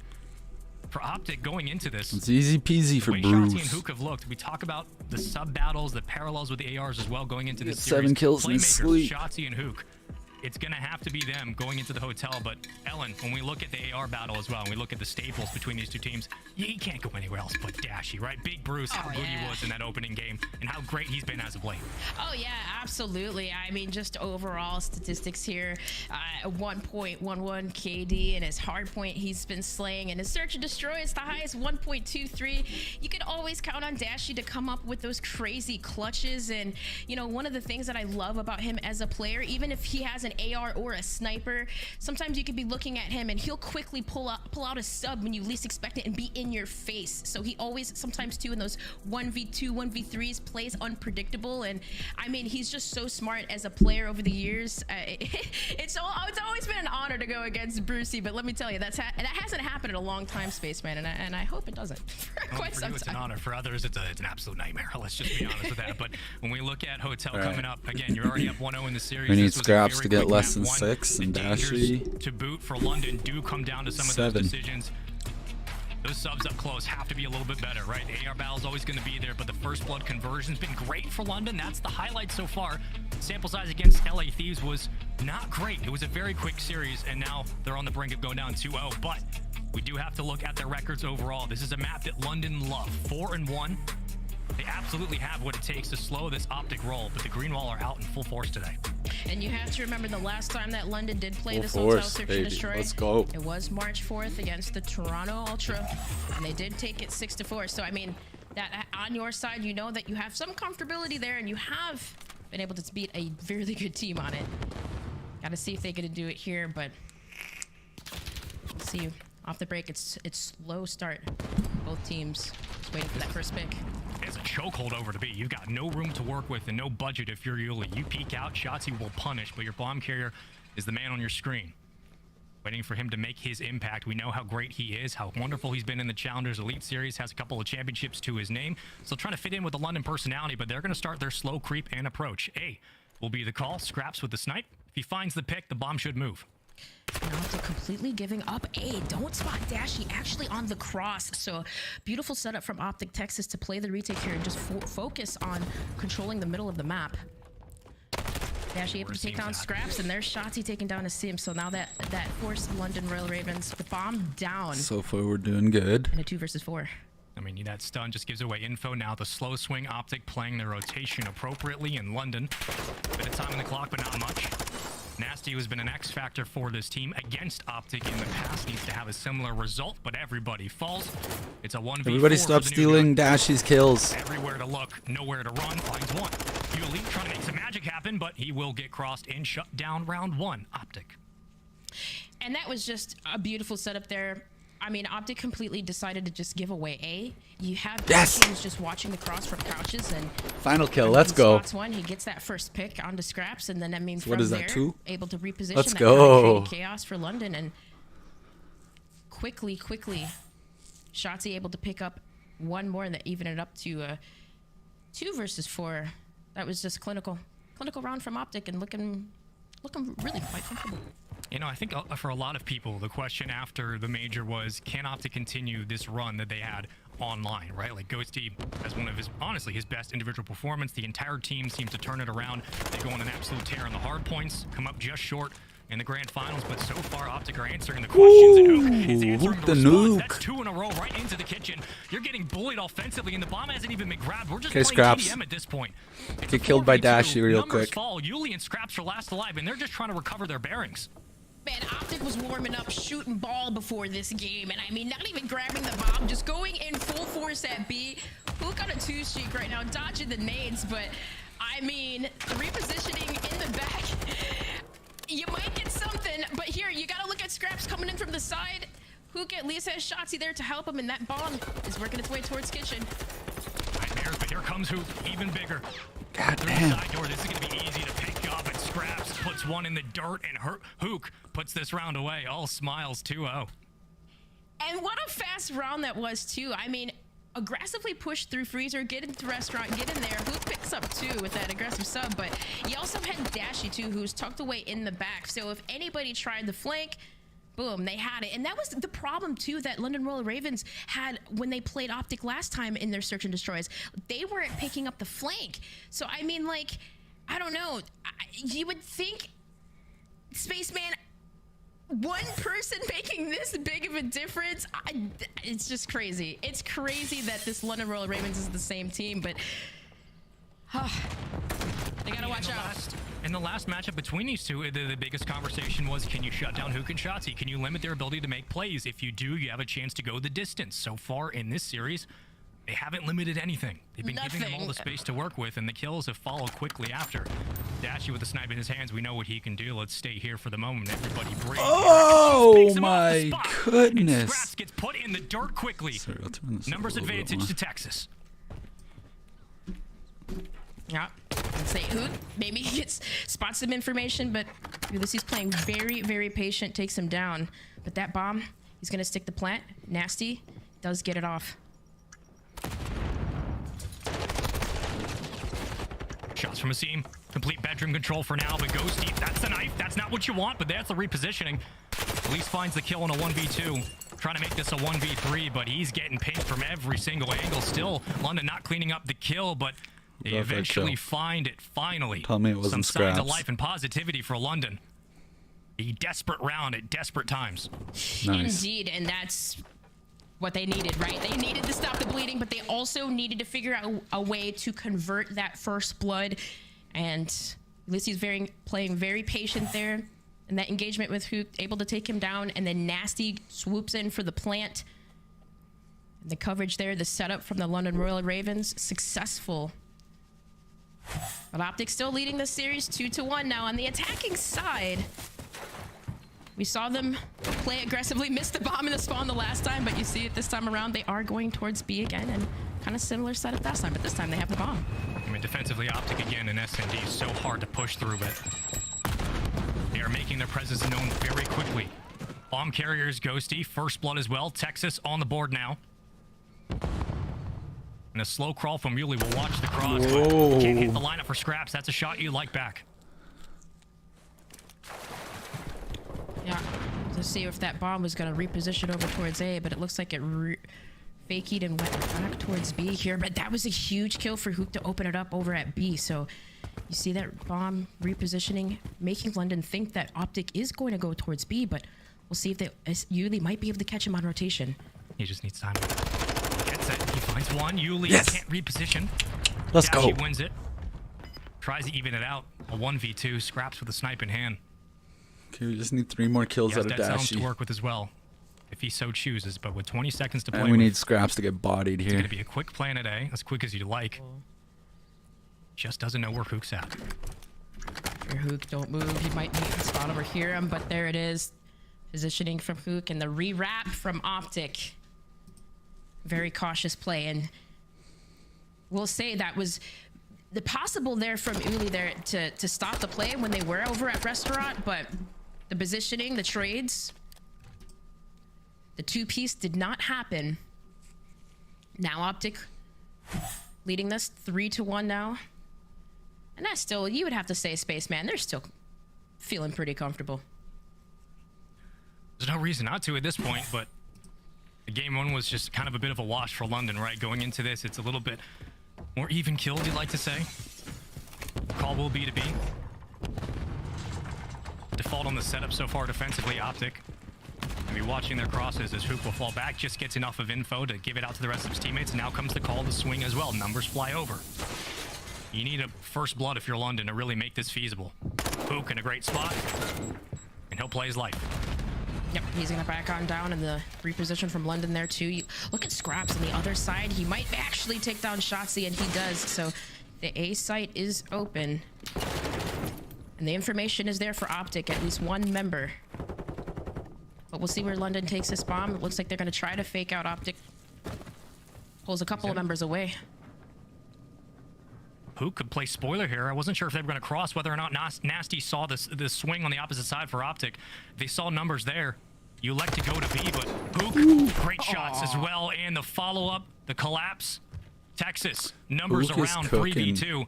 Bomb is down in a horrible position for London. And Nasty's just got to fly, and he's got nowhere to go except right into the jaws of Hook. He is Scraps that had that first blood on Shotzi over at Jesus Christ. Last alive now, and that was just crumbled so fast for the London Royal Ravens. What looked like they were going to get a potential B plant off, and I mean, even a Sim just trying to avert and just pull OpTic away from that point. Hook still stayed, and I believe right now, Spaceman, I believe he's on a 5, close to earning that cruise missile. But OpTic Texas, very good at holding strong, despite Scraps, believe having that first blood over onto Shotzi on the other side of A. You would have to think there they would maybe reposition and swing over there, but of course not having the information that it's 100% clear. OpTic still holding strong now, leading 4-1, and look at this fast aggressive play from Hook. Yep. Zone of 5 is pretty close to the cruise as well. Where's the mid-round adjustment right now for London? You already get picked early on. The numbers start to scramble. Hook trying to hunt down what would be a cruise and potentially match point here for he's gonna OpTic. blow up the van. Oh no! That is absolutely hilarious. No way. Shots. All of a sudden, London have numbers in this round. I was gonna say, you gotta finish your food, but sometimes that happens. But still, there's plenty of time to work with. There's 48 seconds left, and OpTic can still play for a pick here. Nasty, don't need to get too over aggressive or defending. But that bomb is not moving. Ghosty still waiting patiently. It's Ghosty and Dashy versus Nasty and Scraps. The AR battles. Nasty knows it. He feels it. He knows something's up. It's whether or not he has the angle, right? I mean, right behind it's Ghosty. He reads it perfectly close enough, but can't Nice. turn and burn. Gives Right onto the Dashy second. another. Dashy will pick up bomb in a 1v2. Could be a 1v3 situation. Was it? But you really got nowhere else to go except A, and my goodness. What a tall task in front of you. And Bruce read it. Good timing. He's gonna get Good down timing. if you're London. One Dude, peek is all it takes. oh. There will be Oh, Dashy. my Great goodness. shots, not good enough. London find the round. Oh man, if Dashy had won that right there, KO, yeah, he would have the plan off, and then that's pretty crazy. But here's the replay from Hook, not able to finish That's his food. so and the disappointing. Accidental explosion. Oh, the chain reaction. Oh, he's definitely not happy about that one, but still, smiles on his face.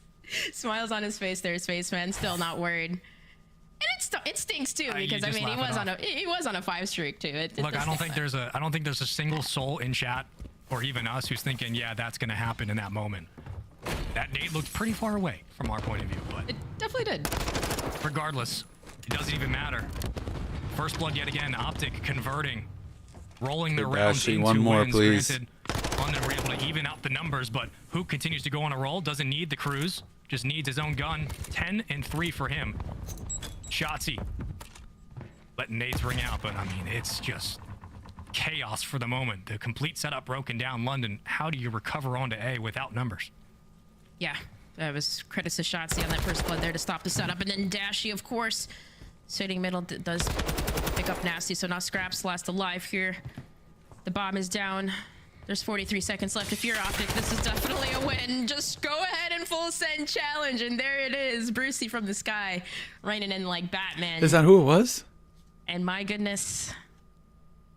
Yes! This is round winning point Okay, here, Spaceman, for we gotta OpTic win this Texas. round for me to win this Yeah, bet. I'd say this one's pretty close to being Oh wait, done. If just London kidding. I need a don't make BZ to some also get adjustments 7 right in in. his game. Maybe the biggest question mark But is, okay, instead of defaulting over towards A with the bomb, be if we good. can start getting into some off angles with those ARs, you're looking at Scraps, you're looking at Nasty. They need to start challenging some of those that pressure from the subs up close.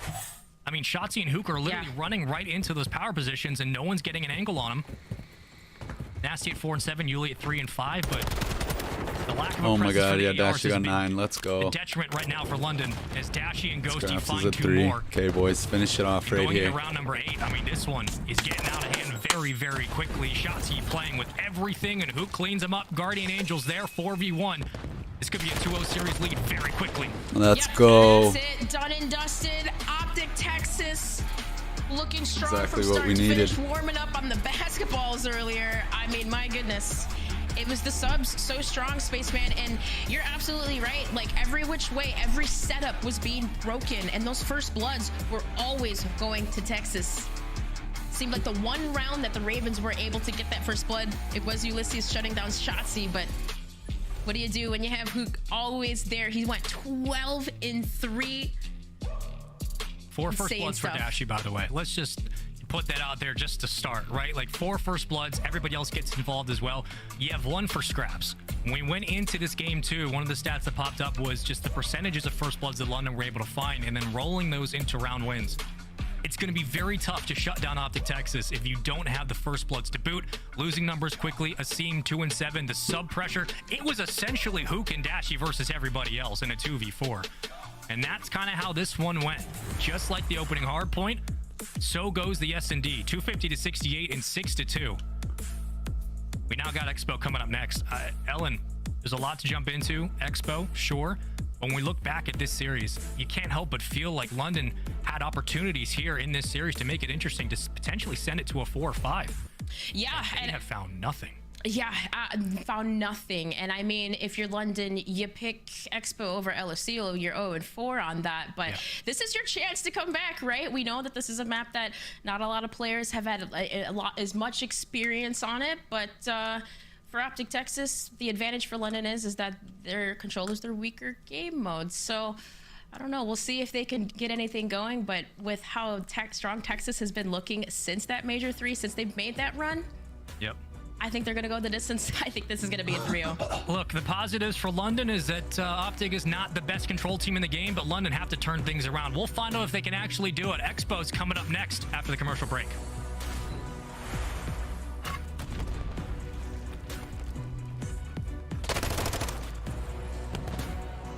Oh. There we go. They're having all sorts of issues today.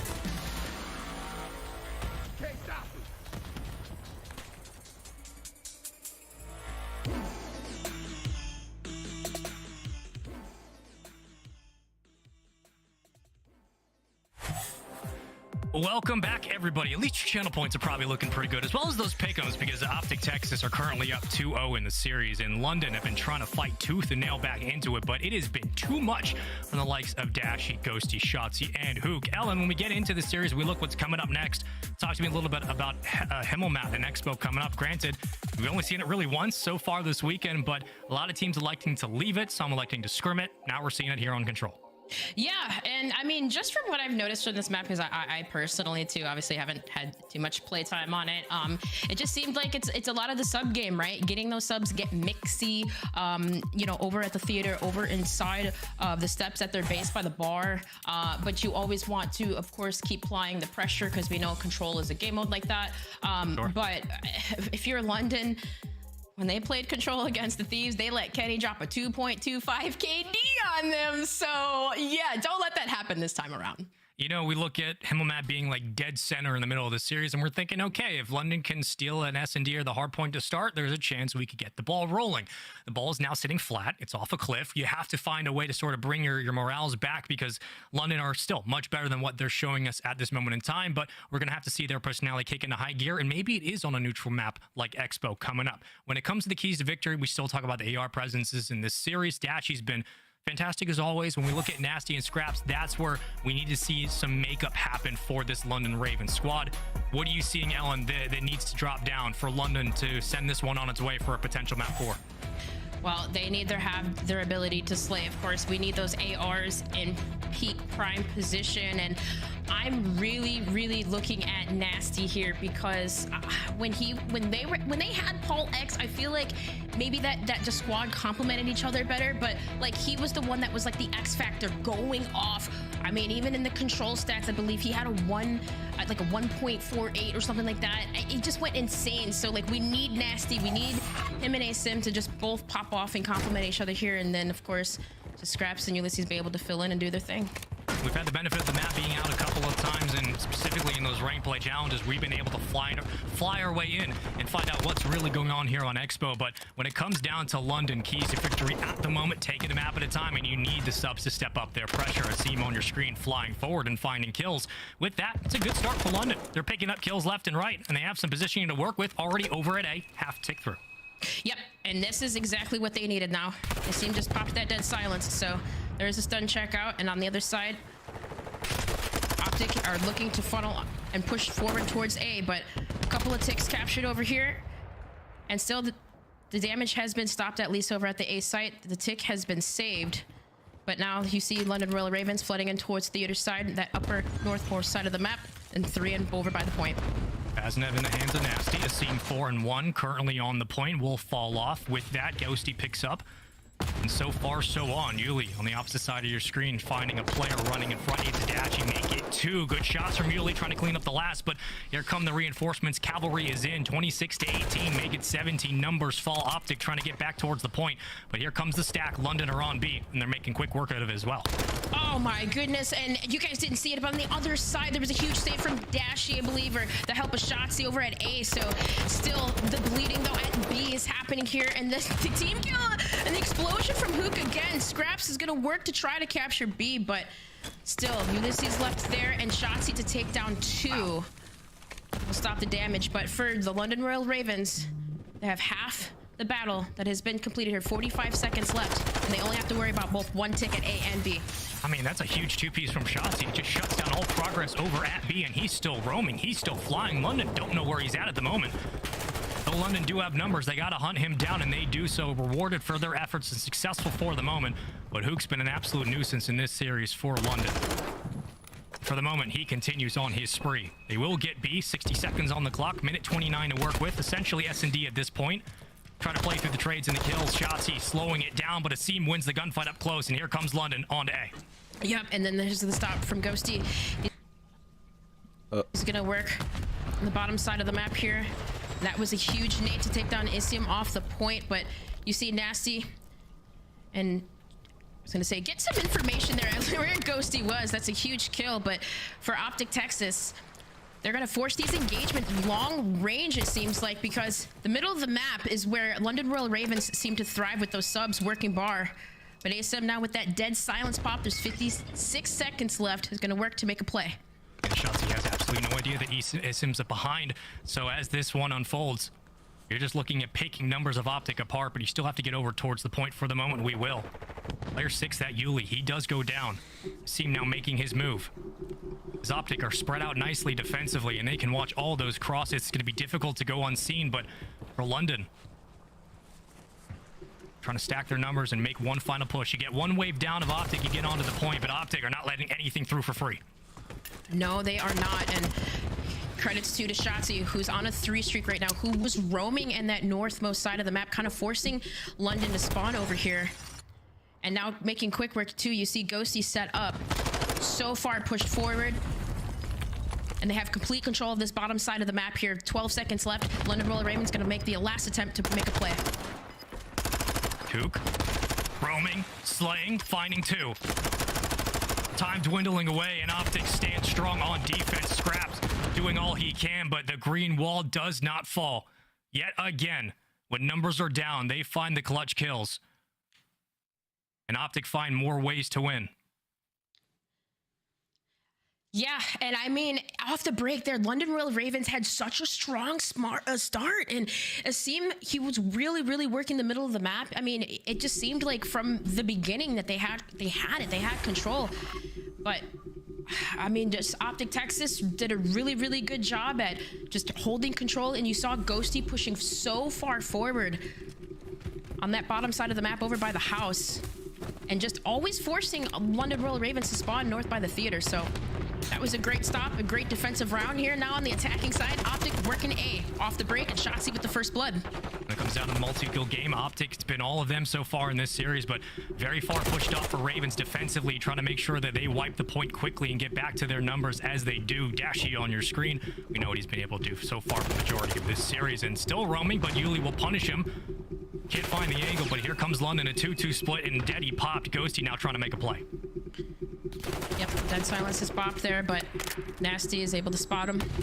So now over on the B side, you see OpTic trying to work over there, but London Royal Ravens, similar setup to what Dan Ghosty was doing here. Nasty's now pushed up far forward, does get taken down by Dashi. So for OpTic Texas, you have Shotzzy over by the B site. Takes down Scraps, so that's a huge kill there. And now OpTic still trying to split numbers away. Yep. Working both sides, leaving Nasty here to clean up the kills over at A. So that was a stop that London Royal Ravens definitely needed. The way Shotzzy's been playing at B, you'll leave him on his own every single time. They can prioritize B if they would wish to. Numbers are up, 19-24. Again, 2 rounds in a row. London have had the advantage, but OpTic have been able to pull these rounds away slowly but surely. As Nasty with nowhere to run, nades continue to fly, but it looks like for the moment things will slow down. Ghosty on B. Working on that second tick. Can't find the angle, but Nasty trying to reposition, getting shot from every direction, has nowhere to go. This should be a chow for Dashi, but he'll just let the nade do all the work. And B should be done for OpTic. Now you pull your numbers back to the other point. Dashi on a 4 streak right now, and my goodness, I mean, a 1.23 control KD versus these guys, and you see why. Still going off right now, and Hook on the other side with a 4 streak, so all of OpTic streaking out right now and continuing to capture A. Well, the trades, pinstripes, now all 4 dead. OpTic will have to try again off the wipe. London finally find some answers and find some kills to boot. Their defenses are strong at A, and player 6, that's currently Yuli, making his route to B, trying to regroup up with Asim. The subs are out. The ARs are going to have to take these fights up close. Shotzzy with great shots. Make it 2. OpTic finding the numbers. Nasty, the only victim left up. And he goes bye-bye. A, completely open. OpTic gonna try to make their push. I was about to say there, Spaceman. That was a good setup for the London Royal Ravens. Essentially, they had the whole map locked down, but Shotzi able to create an opening to push on through now in the middle, working their way towards the A site, because they did capture B first here. And I mean, the lives in favor still of OpTic Texas. I say that now, it's even, but Hook last alive on the point. It is contested. The stun checks are in, but that was the help there from Dashy, I believe, to take down Tube. And still, it is OpTic Texas. 54 seconds left on this to fight over towards A. I mean, this is a great defensive hold from London. You'll take this spread every single time. They've kept their ARs up on the wings. You've had great sub-pressure inside the point to clear off Hoop, to clear off Shotzi. And now you're just playing one-on-ones. You can play TDM at this point. Oh, no, if he would have waited like half a second longer. OpTic are far back in their own spawn, just trying to make the wrap to A, and they will have a couple of kills to boot, but how much time do they need? Probably not much. London have to throw numbers at this, but Scrap's able to pick him off the point. Yep. 26 seconds left, and there was another wipe there from London. So now only 2 lives for OpTic Texas, who can make something happen here. But they have to be very careful. All it could take really is a couple of key kills here. But he has to figure out a way to work together with Shotzi. 3v2. 7 seconds. They're on the point. Shotzi's on. He's still alive, but London finally finds some answers, and the ARs are posted up appropriately. London with a huge round win to give themselves some line of breath in this series. Asim, Nasty, Scraps, Yuli, that's all of them. That's all 4 of London, and they get a very necessary round win here. Yeah, and credits there too, of course. Asim, he really works those defensive rounds really well, but what really was a standout there was Ulysses just constantly able to apply the pressure. He was constantly being annoying, and I mean, it really just was a really good defensive hold from them, but being able to spread across the map still. OpTic Texas, that attacking round there, what they did really strong was they captured A first off the break, and you have to wonder, London Royal Ravens, they did that last time around. They went towards B. This time, you see the full stack at A. Yep. And OpTic I was gonna say, OpTic looked like they were giving it up, but you see the full wrap around there from Shotzi and Hook. Take down 2. I mean, London probably have to expect they're going to get pinched from the back. If not, you're going to find some pressure walking through the wings there. Whether or not they deal with it, it's an entirely different question. So far they do, but they are rewarded so far. 1 tick of progress, working on the second. Dashy wins the battle on the parallel, and Scraps will try to slow his roll here, looking for 1.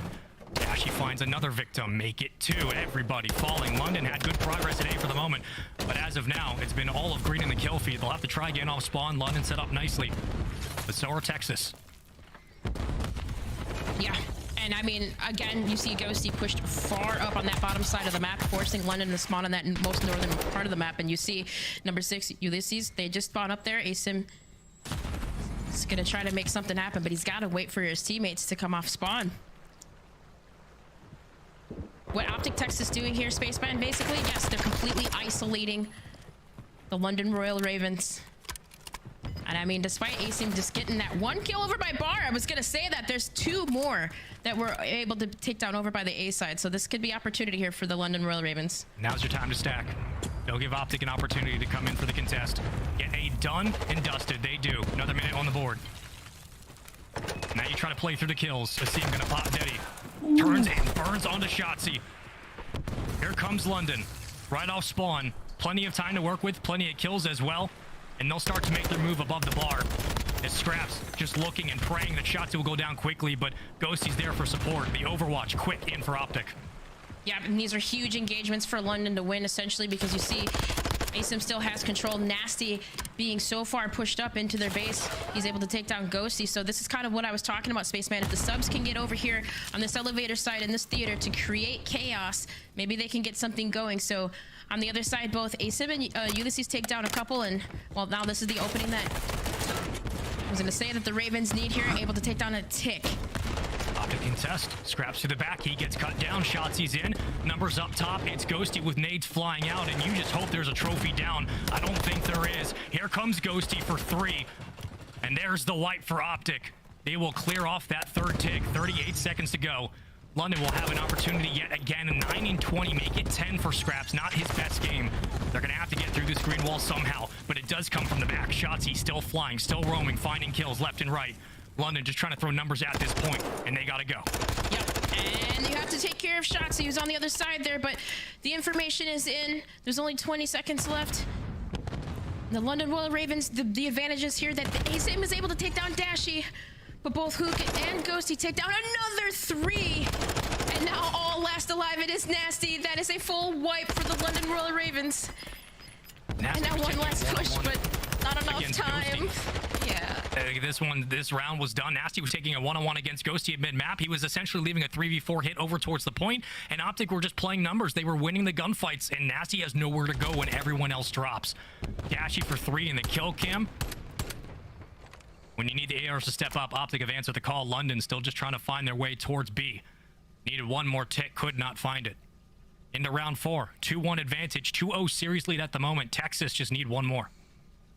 Just one more to get it done and dusted here, but for the London Royal Ravens, I mean, it is looking promising. This is definitely looking like a better map out of them. I mean, you see Nasty has been using a submachine gun too to help apply some of this pressure, but the pressure off the gate, Shotzi with the first blood over at the bar, and now Hook over at A does get tagged up here, but there's the contest that comes in from the London Royal Ravens, and Hook wins it. Feet inside the point will always work in the favor of OpTic. Hook has been absolutely electric in this series, been the X factor so far. But the point continues. London, no contest, no bodies, anybody around and answer a prayer. It's not going to happen. Scraps trying to make the play from the back at B, but A is gone.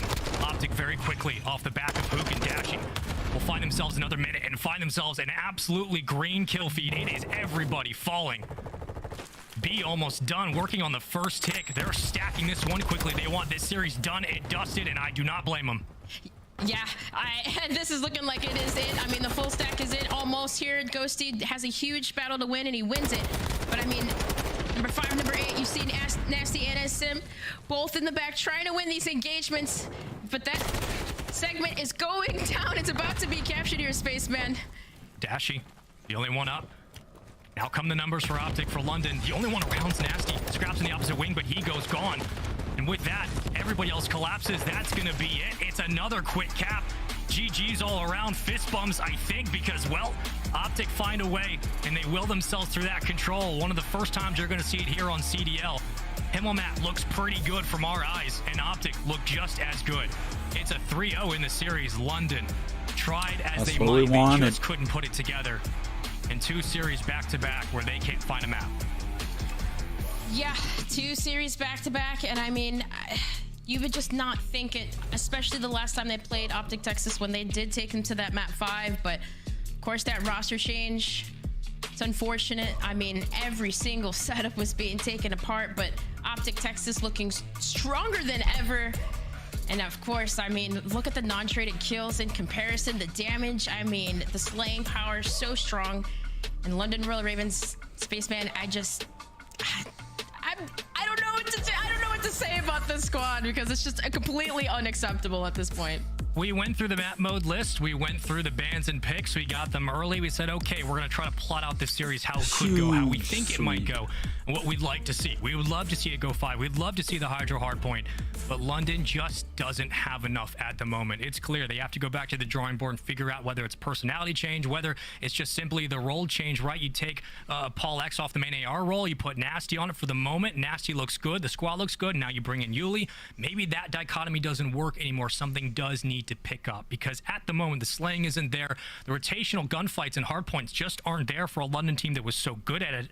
And you're looking at this series in totality and you're wondering, where are the mistakes? It's everywhere. They just don't look like the team that we're used to, and the individual players are so much better than what we're getting at the moment. But OpTic just had a very easy series in front of them. An easy Fortress 100-point club, Ellen. I think that's the takeaway. It was a 100-point club to start, and it just kept going. Desk, we want to know your thoughts because another quick series here on this side, but OpTic, they look good. Their Major 3 performance was not a fluke. Yeah, if you keep your opponent to 13 kills, you tend to win the game. That's what I've seen in the respawns. OpTic gets it done in a very swift 3-0, respecting everybody's time. But what do you grade this OpTic squad today, Nameless? I know they didn't have to bring out all of the stops in this matchup, but how do you think they played?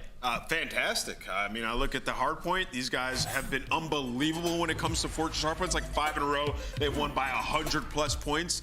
They started that one off, what, 150 to like 7? They were going crazy. We see them adding Expo to their repertoire as well, which is massive for them. As we remember, Bagra was not a good map for OpTic Texas when it came to the controls, right? So now that they have Expo at their will, that's going to be very good for them going forward. The Search and Destroy still looks great.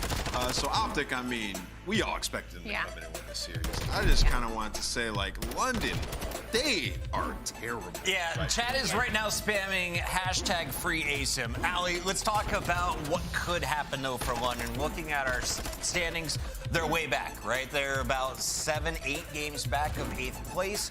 What do you fix, if anything, in your next 3 matches remaining next 2 weeks? To be honest, the series for OpTic was just getting business done. There's not really something you can point out when it comes to London Royal Ravens on what they need to fix. Again, it's just been a heartbreaking story for me. They were right there. I felt like they were a team that was kind of on the Vegas Legion story, that was just trying to get over that little bit of hump, keeping these series close. And I hate to say it, but you plug Yuli in this roster, and I mean the decline is insane. What's telling me, like, London has made a lot of changes throughout the season, right? And they just made another one after they had, like, an iteration of this team that was looking a little bit better, that was competitive. So it tells me that they're still striving to try and make a run. They are trying to make it into champs. As from an organizational standpoint, they want to make it work. They've made terrible decisions, though. Like, we look at this new team, its first 2 matches, 169 total points in hardpoint across 2 hardpoints, 2 rounds in S&D across 2 S&Ds, and 1 round of control. They need to make another change, man. I don't think this team can bounce back from this. London, you are running out of time. If you're an OpTic fan, though, you're happy with another 10 points added to your standings, and you're very happy with our scuff play of the game. We got to take a look at this play here in a moment, because, Ali, we're looking at this Search and Destroy, and Hook, a guy who's dropped 14 and 1s, decided today I might grace the fans with an ace. I mean, it took the nuke, and in this situation, there's no better place than to drop an ace, and he needed it because later on he ends up nading himself in the series and Search and Destroy. I'm surprised that didn't make it to play of the game, just for fun. But I mean, yeah, Hook just getting business done per usual. All 4 gunned down, and he has nothing but smiles. It's been all positive vibes for OpTic Texas since they've brought Dan Ghosty on the lineup. And they've got a new man in charge. At least he's taken over the Call of Duty scene when it comes to content creation. Shotzi, the one and only, live on stream once again. How are we feeling, young man? Good. As always, man. You know, just fresh off the dub, you know, 3-0. So definitely happy right now, for sure. We were looking at some of those highlights, and Hook's smile was ear to ear. What were the comms like today? You know, we just had fun out there. You know, we were laughing. You know, one of the kill cams, Skyler stump, you know, fell out of his stump stick, and I don't know, it was just funny, and yeah, we were just laughing that entire series for sure. Definitely business per usual. I guess to, you know, kind of at least ask you something about this series. Last time you guys faced London Royal Ravens, obviously at the home major, it definitely went a little bit more competitively the first time around. What do you gauge this London team from when you played them last time to now? Did they genuinely just get that much worse, or have scrims been going really well and you guys have just gotten that much better as well? I think we're just onliners. No, I'm joking. Yeah, we definitely played that. Yeah, they're probably going through, like, you know, a hump with that team. I mean, they just picked up Yuli, so they're probably trying to balance things out, trying to figure out, you know, their pace and all that good stuff. But recently, we've been doing really well in practice. Ever since we picked up Dan, we've been phenomenal. So we're kind of just doing everything day by day and try to build from there. So yeah, shout out Dan, the one and only. Absolutely. Shotzi, I wanted to ask you, you know, watching you guys run at that last major, you were steamrolling everybody. And one of the thoughts I had was, like, how are they going to emulate that same intensity of being in front of the home crowd into an online match? And it looks like you guys just did that. What have you guys been working on out of the major? Because obviously looking at the major, it was like we dominated everything. Yeah, honestly, the only thing that we really took was just making sure our matches were just like our practice. In a way, like, we figured out our problem was, like, if you go back in that boss in the first match that we played him, we were literally screaming. I didn't know what was happening. Like everyone's going crazy, which is obviously, we were trying to put out a show for our, our major, but we were like, yo boys, let's just do the same thing we do practice, comms, do our thing. And ever since then, we've just been dominating. So we're gonna continue to do that. Yo, man, I got a bone to pick with you, though. You owe me 25 gifted, brother. 25 gifted? You did it? What's good? Yes, I did. All right, I tweeted you. This. He owes me 25 gifted. All right, link me and I got you. All right, I will. I absolutely will. Shotzzy, before you go, we also got to plug your work. I love what you've been doing on YouTube. Expo is the new map. When can we get Shotzzy's breakout routes? When can you give us a little guide on how to get on our bellies and slide around that place? Definitely not a guide because I'd be teaching, but definitely subscribe to the YouTube. Been pumping content out there, and yeah, I've been just doing my thing on YouTube for sure. Thanks, man. We'll see you next week. Thanks for joining us tonight. Thank you. Have a good night. That's Shotzzy. OpTic walks away with another 10 points, as I predicted, climbing back up over 3,000 channel points. But let's talk about something you all can get right now for free. All you got to do is scan this code and get involved. Start collecting today. It's the new Upper Deck collection, the 2021 Call of Duty League trading cards by Upper Deck, the official trading card partner of the CDL. Collect your favorite teams and players on upperdeckepack.com. And of course, collect some dubs. Ranked play. I was grinding this morning. I had some red fire behind my emblem before I had to play Search and Destroy. ADHD, Search and Destroy. I lost that game, but I got some clips coming, and you can send your clips too. Allie, have you had any aces like Kook recently? I don't know about aces. I've gotten some clips though, but yo, if you see me on your feed, please don't post that on the timeline. Yeah. It's normally a triple. Her on the winning side of those battles. We're going to break. When we come back, we've got the final show of week 1. Don't go anywhere. Mutineers. Can they get the dub in week 1? We find out after this.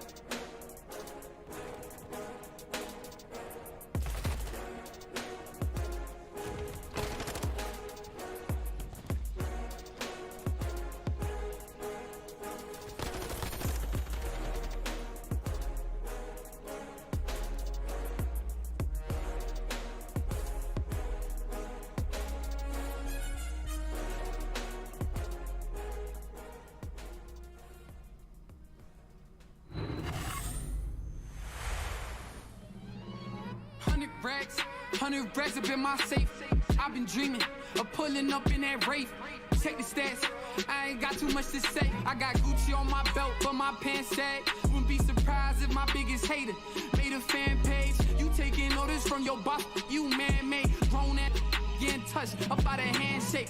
Don't think you hear me right, let me clear my throat. 100 racks up in my safe. I've been dreaming of pulling up in that Wraith. Check the stats, I ain't got too much to say.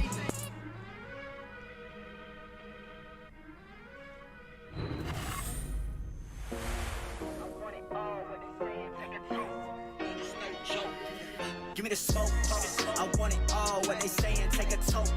I love the hate, I don't need no antidote.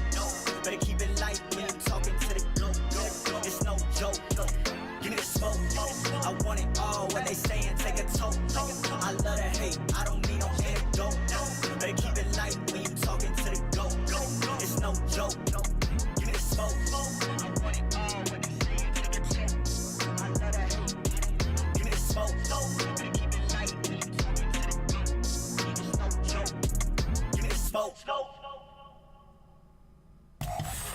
Welcome back, everybody. The final day of Week 1, Major 4. I got that out. It's Puckett alongside Alley Cat and Nameless, and we're gearing up for a big battle if you're Florida Mutineers. You lost earlier this week. You are desperate for some dubs because, as you can see on our standings, Florida, they're in a bit of a hole. After Rocker's success this weekend, you can see they are now way back. 60 points. That's 6 wins behind the Rocker Alley. And their strength of schedule is not looking great after this one. They have Atlanta. Following that, they have Seattle. Then they have Toronto. And then they have Vegas Legion also fighting to get into that top 8. So the Florida Mutineers have a very tough road ahead of them. Let's talk about the Mutineers first. Clearly, they are the hungry squad. Atlanta at the top of the heap doesn't really need the 10 points today, but for the Mutineers, it's everything. So how does this squad get it done? Who are you looking to? Well, I'm looking at the SMG duo. They had a really rough time yesterday, and going into this one, I'm expecting them to do a little bit better if they're going to have a chance. Going up against Atlanta FaZe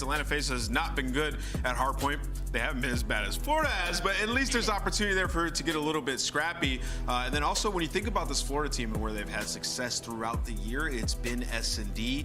Now, going up against Atlanta FaZe, usually you'd be like, that's an auto loss when you get to those S&Ds. But Atlanta FaZe, now we've seen them lose a CeeLo a couple of times, losing Game 5. So it's the most human Atlanta FaZe have ever looked. The first time in CDL history, they've lost 3 series in a row. So a lot of people might be quick to write off Florida in this series, as it's pretty lopsided when you look at the standings. However, Atlanta FaZe, maybe a nerf version right now. If you're looking at the 3-0 from Rocker, you did have one player from this squad that put up decent numbers. A 1.45 overall for the series for the numbers from Brack. The AR back in that main position for the squad.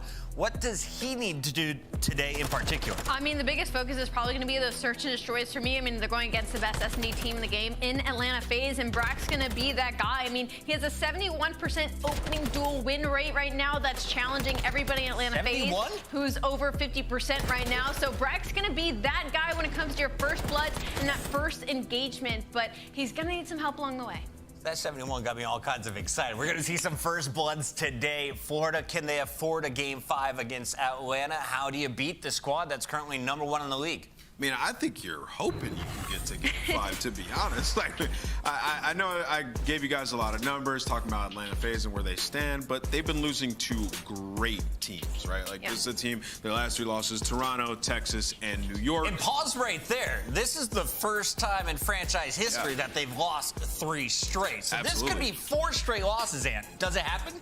I do not think so. Okay. I really don't. I mean, today we were looking at the schedule, like our last 2 games were pretty lopsided. You got some championship contenders going up against some struggling squads. For Atlanta FaZe, though, you have to make quick work of this team. You want to put them away. You want to avoid going to Game 5. Like, let's see the respawns be cleaner. As we always talk about FaZe and their hard points, their rotation win percentage, it's very low. Yeah. Allie, what is it? 10th in the league so far, coming off the stage #3. So the fundamentals aren't really there. Yeah. But if you do get a hill, this guy is going to drop about 40, minimum 32 kills. I mean, Celium is an absolute beast. He's obviously our player to watch in this series. I mean, We're talking about 1.27 in hardpoint right now. Go over to Search and Destroy. It's a 1.32.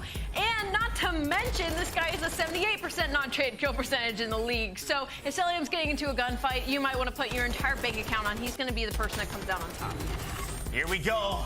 40 Mutineers taking on Atlanta FaZe. The players gearing up, and we know our maps. So let's take a look at the series in front of us. And I want to hear only positive things about Florida because I'm looking at the channel points. It is 13 million to 2 million right now. Everyone taking FaZe. So if you're down bad, you need the channel points. You're taking the Florida gamble. How do they get it done on these 5 maps? Well, map 1 is good for them. I believe it's Hotel, which means they're 3-0 on that map when it comes to Hotel hardpoint. So they have opportunity to get momentum very, very early. The problem for them is they're playing Embassy in game number 2. Wait, I have a game plan, Florida. Listen, I have a game plan for you, Florida. Listen, okay? Atlanta FaZe, they are the best at getting the bomb down and winning the round. So deny the plant. That has to be Florida's entire game plan heading into maps 2 and 5 is to try and deny that plant going down, especially because you are second to worst in the league on defensive win rates on Search and Destroy. So if Florida can kind of tunnel vision on that one thing, and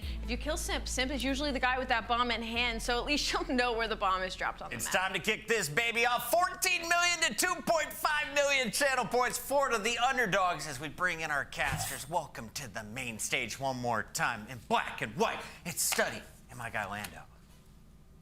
That's exactly right, Chris. Maybe potentially dressing up for what could be a smack show. I don't know, Jay. It's hard to not side with Atlanta FaZe in this series. We've talked about it. I mean, the storylines are there, given the history between these franchises. And I just took a quick look. I know Puckett's talking about channel points, Jay. I just went to pick'em.callofdutyleague.com. This is the biggest disparity I have ever seen. 98.3% versus 1.7%. Everybody's betting the bag on Atlanta here. Oh, well, I would definitely do the same exact if thing. Atlanta doesn't win because this, Atlanta like, FaZe, oh we know boy. they are a championship caliber team. Florida Mutineers, they recently made that roster change at the beginning of Major 3 qualifiers, and they've been up and down. You know, you had an upset at the Major. You were able to take down New York, but then you come into the beginning of Major 4, you fall short in a 3-0 versus Minnesota Rocker, and biggest player that I have to talk on is Mr. DJ Cap. He was playing that bull job in that series. He had a 0.5, so he has to be the guy that steps it up. Yeah, he absolutely has to be, as you said. It feels like both teams coming off of a stinging loss. I don't even know which one you may think is worse, honestly, Jay. What, you want a flight to lose 3-0, or you lose a game 5 round 11? Which one would you choose? I think the flight 3-0, because that means you actually have to leave your house, get on a flight, check your bag at the airport, and unfortunately instantly flew right back home after that series versus Minnesota. So I think if you are Florida, it's all about making the statement in this map. Number 1, like the Des touched on it, ever since this new roster has been formed, they are undefeated on this map. And the reason why is because they usually put in themselves in a majority of the better spots, winning their rotations, and their setups have been great as well. And already starting this game, you find 12 seconds off P1, you were able to flip those spawns over towards P2. They're just doing the fundamentals correct right now. Yeah, hope they had that pre-check when it came down to the airport. Regardless of it, as you said, Florida, big map for them. All eyes focused on this game 1 for them, as they are betting all the cards that they can potentially walk away with this first one. It is great work so far here from the Mutineers. However, Slasher able to poke away at 2. Some close spawns for FaZe now make this much more manageable for them. Simp is jumping over every bullet. There's a BC. Havoc with a bit of an answer, but Atlanta run wild here in the lobby, and now they have got the time. Yeah, that's just nasty work right there out of Atlanta FaZe. You fly straight on through middle arch, and you're able to find every single kill. Now it's all left up to Slasher. He does find 2. The rest of his teammates are finally back into the play, but Florida is still doing a great job just contesting this hill to the very end until you have to challenge Celium, who eventually finds 2. Capsule at least there for the trade. But now they don't have the spawns. Florida Mutineers, final 10 is going to be theirs, but this next play, it's all going to fall into the hands of Brack, the only player for Florida Mutineers off the rotation. Yeah, you can tell for Bracken, he was really hoping that Capsule could have made it to the kitchen with him. Now it's pretty much a mono on 3 fight. Yep, he eventually does get taken down. However, in the meantime, Fellow and Havoc at least able to lighten the load a bit, so that will allow now for Tyler Fellow to be in the back. Tosses out the stun, gets the information. The kills continue to go the way of Florida, and there you go. That's going to be the break for them. That has been their primary method of success here, Jay, on their hotel hardpoints, has been those breaks. Yeah, that's a big break indeed, because they were able, even with losing a couple gunfights off the rotation, the only player on that point was Brack. All of his teammates were able to win their one-on-one engagements and eventually hold down the hill, but Atlanta FaZe, they find their way right back on in. Only player here now is Havoc. Havoc actually finds 2, so the test is still going to be there. Simp eventually finds a trade. Atlanta FaZe is going to take the lead right on back. And as we now have basically a rotation over toward the bar, it is basically a tie game, even through 3. And a few shots extra there from Slasher just to ensure that the trophies are now gone. FaZe trying to set up shop, and there you go. A quick 3 down now lightens the load, makes things that much more easy. As Celia bringing the Vaznev out.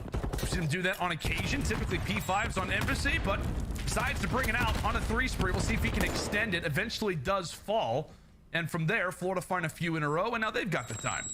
Yeah, Florida so far, just keeping the game really scrappy. Whenever they need to trade, they're finding a couple kills. They're also putting a lot of pressure on knowing where the spawns are coming in. On the side of Atlanta FaZe, as Capsule is able to find 3, but Celium with the 2-piece Semtex is able to get him off for that time. Such a back and forth hard point. I think this is a must win for the Florida Mutineers. One of your best hard point modes. And going up against Atlanta FaZe, who have struggled in this mode as of recent, lost their last 5 in a row. Just need to get back to the fundamentals. The Slasher's able to find 3, but it's going to be about this one-on-one battle for the rotation, and Fellow wins. Yeah, and here comes a BZ, so now it's going to be FaZe who have momentary control, but as we head in toward Restaurant and a team kill occurs there for the Mutineers, that's going to slow their progress up. Jay, kind of getting on conversation with that. I mean, if you're FaZe, as you said, we know the hardpoint loss streak. What do you, as an outside spectator, right, as a former pro player yourself, like, what are you looking at for FaZe? What has been the biggest issue, things that they need to improve on? It's just fundamentals, man. Like, you guys have the talent. You guys have the gunnies. We just got to make the game a lot more simple. It's not all about challenging every corner, flying around every corner. It's all about playing some corners sometimes. Make sure you're playing a little bit safe, playing your life, and just getting the fundamentals down packed, making the game easier for yourself. I feel like with Atlanta FaZe, we talk about the talent on this team, they always usually find the break on hardpoint. But when you get the fundamentals in play, that's when the scoreline starts to get really lopsided for this team. Yeah, we'll see if they can start to make those improvements. And right now, the game is looking absolutely phenomenal for them. What, 125 to 68. If you are the Mutineers, something has got to change. An improvement has to be made, and maybe it could come through the hands of Capsule. A bit of a slow performance in that series yesterday over in Wisconsin. Now he's playing from the home facility. Looking to make a play, even as we head in toward the final hill, the first set of rotations. And in fact, let's step aside and see how the comms are sounding in a moment like this with the Mutineers. I'll kill him. We're right behind him. We're right behind him. Nice. Good job missing one. Nice one. Close. Okay. He's on time. He's left behind the front chair. Dead. Nice. Good job. In beds, I think. One of beds. Dead. That is 3. We're missing one. Slash. One shot. Plat. Cell. Help him. He's in the right corner. Nice. Nice. One cat, guys. Okay. He's low bed. There's 2 men on me. Couches in front beacon. They're rotating to now. Trying to play for kitchen. Nice. They're trying to play mid and kitchen. One is beacon. One more beacon. Beacon. Trust. Yeah, mid. Let's hot up. One shot down. I spun out, guys. One more side door kitchen, one shot on you, person. He's absolute laying down. He's laying down there, same spot. So back kitchen plat as well. Back kitchen plat. Good play. Go around right, Colt. Just stay down from him. It's Slasher. He's going right with you. Take my time. Slow play single. Kitchen plat. Austin. He's your right, Colt. There's one shot. BZ. Simp on around right. He's going back. Exit door right now. Okay. Spawn back ball. Standing on me, absolute simp. He's spawn killing dub arch. Okay. I'm gonna go couches here. You go couches here. Spawn behind them kitchen. Gonna get court. One's behind a single. A BZ behind a single. You know what I'm doing? Side door kitchen slasher. I'm coming couches. Nothing lobby desk. Nothing couches. Oh, he's couches right now. A BZ. One single. Couches now. A BZ. One's behind the middle couch. I mean, I'll be honest, not bad comms by any stretch for the Florida Mutineers. The issue, Jay, they just can't seem to find kills. Finally, they were able to stop that team spree. I'm pretty sure it was up to like 11 or 12 in a row for Atlanta FaZe. On the P1 hill, we usually don't find a lot of success. It usually spawns everywhere around the map, towards kitchen, towards bedroom, but they were doing a great job of just reading every situation that was happening, which now allows Atlanta FaZe to grow the lead the way that they have. Up 80 points off the rotation over towards P2. At least you got some back control towards back street. Slasher finds another one already on a spree. Atlanta FaZe, they turned up on the second half of rotations. Yeah, they have indeed. Slasher off of a pretty bad performance versus New York in terms of the stats. I think he was pretty much around double negative in both of those hard points versus New York. Having a much different story here. Everybody trying to rewrite the script. This phase once more claim control over the lobby. Florida do have those close spawns in the meantime, so it is a current 3 versus 1. They get 4 versus 1. They weed out a Beezy. This is much needed time right now for the Mutineers. 25 seconds that you desperately need to have. And with those gunfights, it is going to be Florida who take those, and a few scouts have actually made their way out. So FaZe will grab the final 15, and if you're Florida, you do hold on to that rotation. So much better play, at least in these last few sequences. We'll see what they can do now at the kitchen. One more break, Jay, and it feels like this game potentially could be over. Yeah, you need a full hold, a full 60 hold right here if you are Florida. Cannot allow Atlanta FaZe to break on in, especially with about 45 seconds left, because they will have the ability to close it out in towards the kitchen. Trades go back and forth on the back end. Fellow comes out on top. It's the one player, though, that you have to focus on.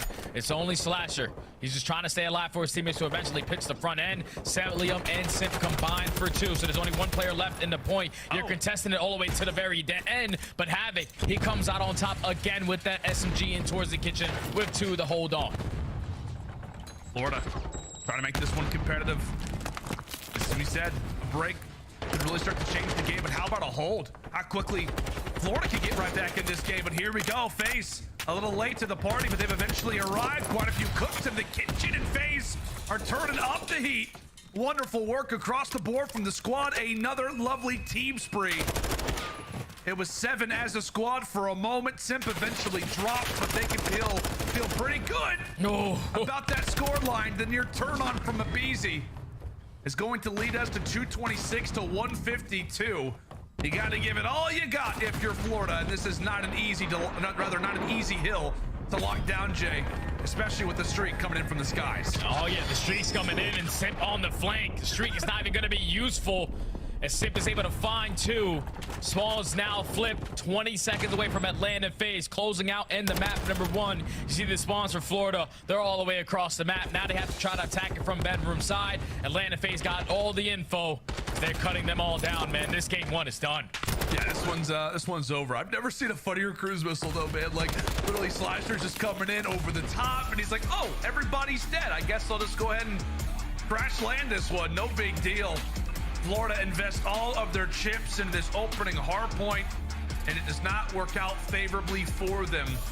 That flawless record as a team on Hotel HP comes to a commanding halt as FaZe lock up our first. And now it gets scary, man, because Florida Mutineers, since they decided to take Team A in this series, they chose that opening map number 1, which was their best hard point. Ever since this new roster has been formed, 3-0 on this map. But losing that map number 1 now puts you in a very, very tight situation, because Atlanta FaZe in this series, they have 2 Search and Destroys combined, where they're sitting at 12-0. And Embassy, for them, they are 9-0, undefeated, first in every single category. So now it becomes more difficult. We know Florida, at least of old, were able to go toe-to-toe with any team in Search and Destroy. They make this roster change. Obviously, you got to get a whole new feel how a couple teammates like to play. But going up against Atlanta FaZe on Embassy Search and Destroy is never an easy task, man. I'm pretty sure the closest they've ever gotten was in that round 11 versus Seattle. Closest. Usually, a majority of the time, they're beating teams 6-1, 6-0, or 6-2. That's how dominant they are on this Embassy Search and Destroy. But take a look at the highlights. Florida, they did a great job on the first rotation of hardpoint, just keeping the game very, very close. But when it got towards the diner, that's when Atlanta FaZe were able to get a full 60 hold there. Florida tried to respond over towards Plat, but then on the second rotations, Atlanta FaZe did a great job soaking majority of that P1 time, keeping P2 scrappy, finding a break on towards P3, and then rotated over towards P4. So Florida kind of let their foot off the gas a little bit at the second rotation of hard points, but you got to completely shake this one off. You have to win this Search and Destroy. Yeah, it just felt like some timely breaks and some wonderful holds from FaZe. It felt like once they got that hard point in their grasp, they were never going to let it go. And like I said, that cruise missile just to me kind of tells the tale of this opening hard point for Slasher. He's not even in the fights yet. That streak is supposed to help get the kills. Meanwhile, while he's in the air, the rest of the team is literally taking down everybody. But Embassy Search Destroy. Okay, well, like I said, FaZe, well, that hardpoint streak has come to an end in terms of that losing streak, which is great. And now they've got, well, their best Search Destroy map. It's one of the best Search Destroy teams, I guess, of all time, Jay. I feel like we've not really had that conversation about Atlanta, given the wonderful spree that they've gone on. The only map that they tend to lose is El Asilo. Well, Embassy has been red hot. Like you said, 9-0. I don't see that changing today. If there was a way that it were to change, what do you think that Florida has to do in order to put that one loss up for FaZe? I think the biggest thing that Florida got to do is just shut down the aggression from Simp and Abizi. Like, those guys just, even on their defensive rounds, push out of orange, take mid-map control, do not allow you to get that bomb down for free. And they just cause you so many problems. So if you're able to take care of the tiny terrors, you get that bomb down, you're usually going to find a lot of success. But it's never going to be easy because they still have great AR players who are watching over them as well. So it's just going to be a straight square up. I think if you are Florida, you don't want to play scared in this situation. Atlanta FaZe know they are the best team at Embassy Search and Destroy. But with them having 9 reps on it, you can go back and look at the homework. You can go back and figure out what they like to do, how these SMGs like to play, because it's all about just shutting down that pressure from the SMGs. You do that, you will find some success. And I mean, technically, the Florida franchise does have 8 reps on Embassy Search Destroy. Okay. But they only have 1 win. That's the issue. 1-7 here on Embassy Search Destroy. Yeah, it's not going to be an easy task for the Florida Mutineers. And I don't know, man, like, one of the issues I feel like when it came down to this Mutineers roster forming was that, you know, at the start of the season, it was all about, we can't win hard points, but we can win Search Destroy. Yeah. Ever since that roster change has happened, I think they were hoping, Jay, to have that balance, right, of not just being great at Search Destroy, but hoping to translate that into the respawns, specifically into the hard points. And now it feels like they're in that weird funk where Search Destroys aren't guaranteed, and really neither are the HPs all that often. Yeah, that's the thing. Like, Florida, especially when you're playing against some of the better teams in the game, hardpoint is always going to be tough. But the Search and Destroy is where it has to be your bread and butter. They actually have played this with their new roster once. They were up 4-1 versus the Gorillas, but then they lost 5 rounds in a row to eventually lose that map 6-4. And the biggest thing that I took away from that was the impact that Brack had with the sniper. He likes to push his way towards the hedge side, likes to push his way towards back alley, and he was doing a great job of finding a majority of those first bloods the last time they played it. So look at Brack to try to set that tone with the snipe again. Yeah, and like you said, the positive is for the Mutineers in this case is that it had at least some success on it previously. I know it was a loss versus LAG, but with this exact squad, it had some repetitions on it. At the same time, you also know exactly what FaZe likes to do. Again, they've played it 9 times and they've won it every single time. We talk about denying the plant, job done for Cap, as he'll wipe away the opening 2. It's an instant man advantage situation for Florida. So now in the 3v2. Havoc finds himself in a great position. They're not going to be ready for it. Havoc is able to take down Simp. So now it all falls into the hands of Mr. MacArthur. 1v3 makes it a 1v2. All up to him versus Capsule and Brack. 40 seconds to go. Bomb is down over on B, and obviously Florida are going to know that. In the meantime, due to that early round success, Capsule's going to have dead silence to work with, so you definitely are stacking up your chips. If you're Florida, Celium with a bit of information, tosses out a nade, and really would love for Capsule to go for the challenge. Brack on the crossfire, not only weakens, but eventually does drop Celium. Ali brought it up to start off this series. Deny the plant, and watch what happens. Florida do exactly that, and round 1 belongs to them. Yeah, that's good work right there out of Florida. More specifically out of Capsule to find the timing to take that player off the bomb. Force it into a 3v2, and then Havoc, no hesitation on that flank, at least takes down 1. Makes it a more manageable play for his teammates to try to clutch on up. Wasn't that much time left on the clock for Celium to try to get that bomb down, or at least find both kills. As Florida were able to take round 1.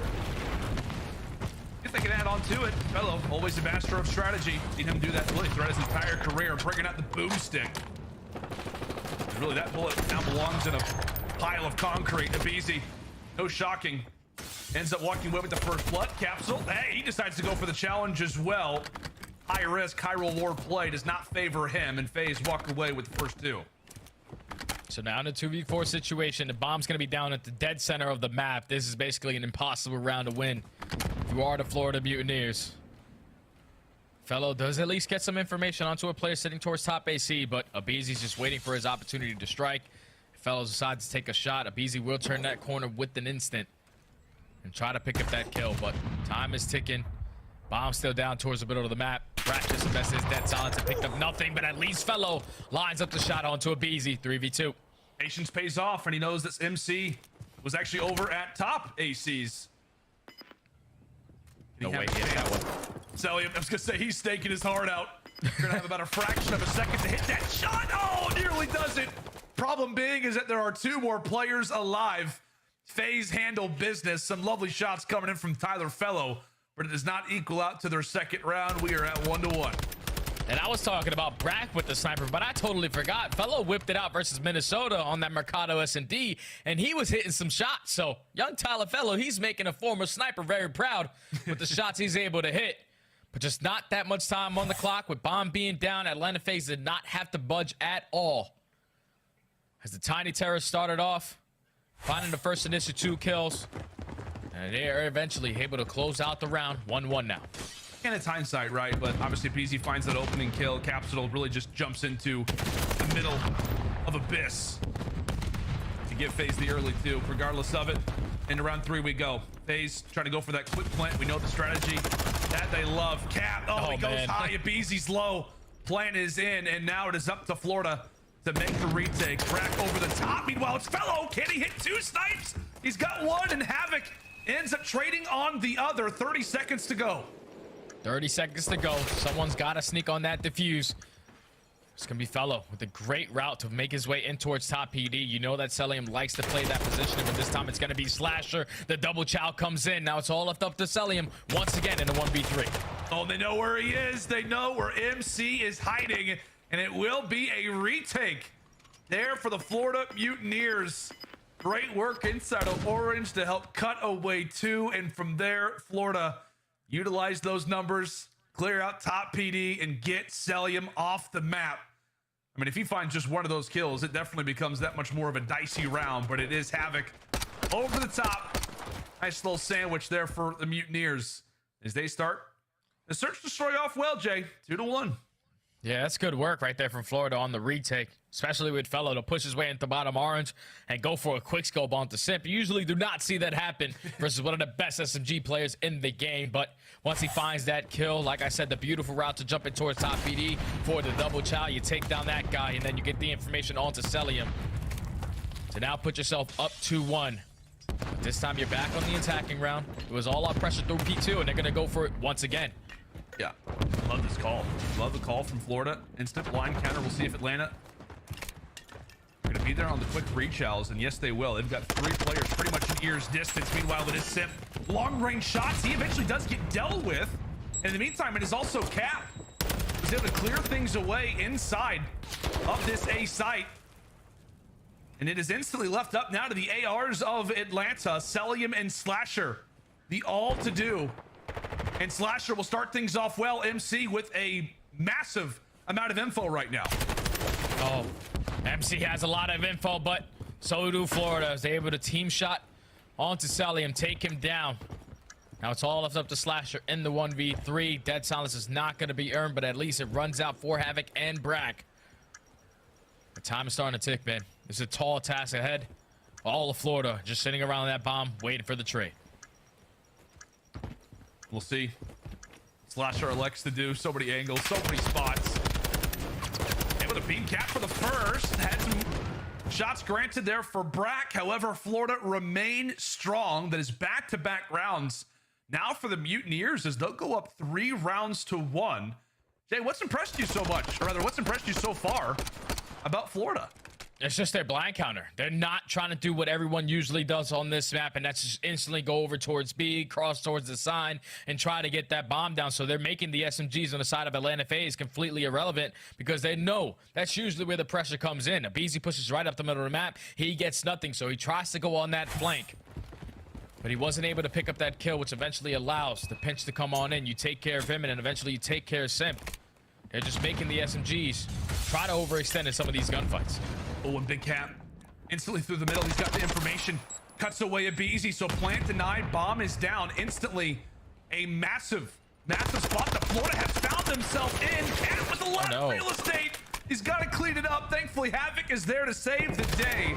Wonderful work coming in from DJ Cap as FaZe now left in a very precarious spot. Simp goes for the instant chow onto Fellow, dodging sniper bullets. And with that, we're into a 1v2. So now if you are Florida, you know that the bomb is down at B. Don't give this guy another one-on-one engagement, but just the positioning right there in those final couple of moments, Florida able to shut down Simp. What would have been a 1v4 clutch. Rack plays it super patient towards top gas. He's able to line up that shot onto Simp. 3 rounds in a row now for Florida. They're coming out swinging in the search and destroy.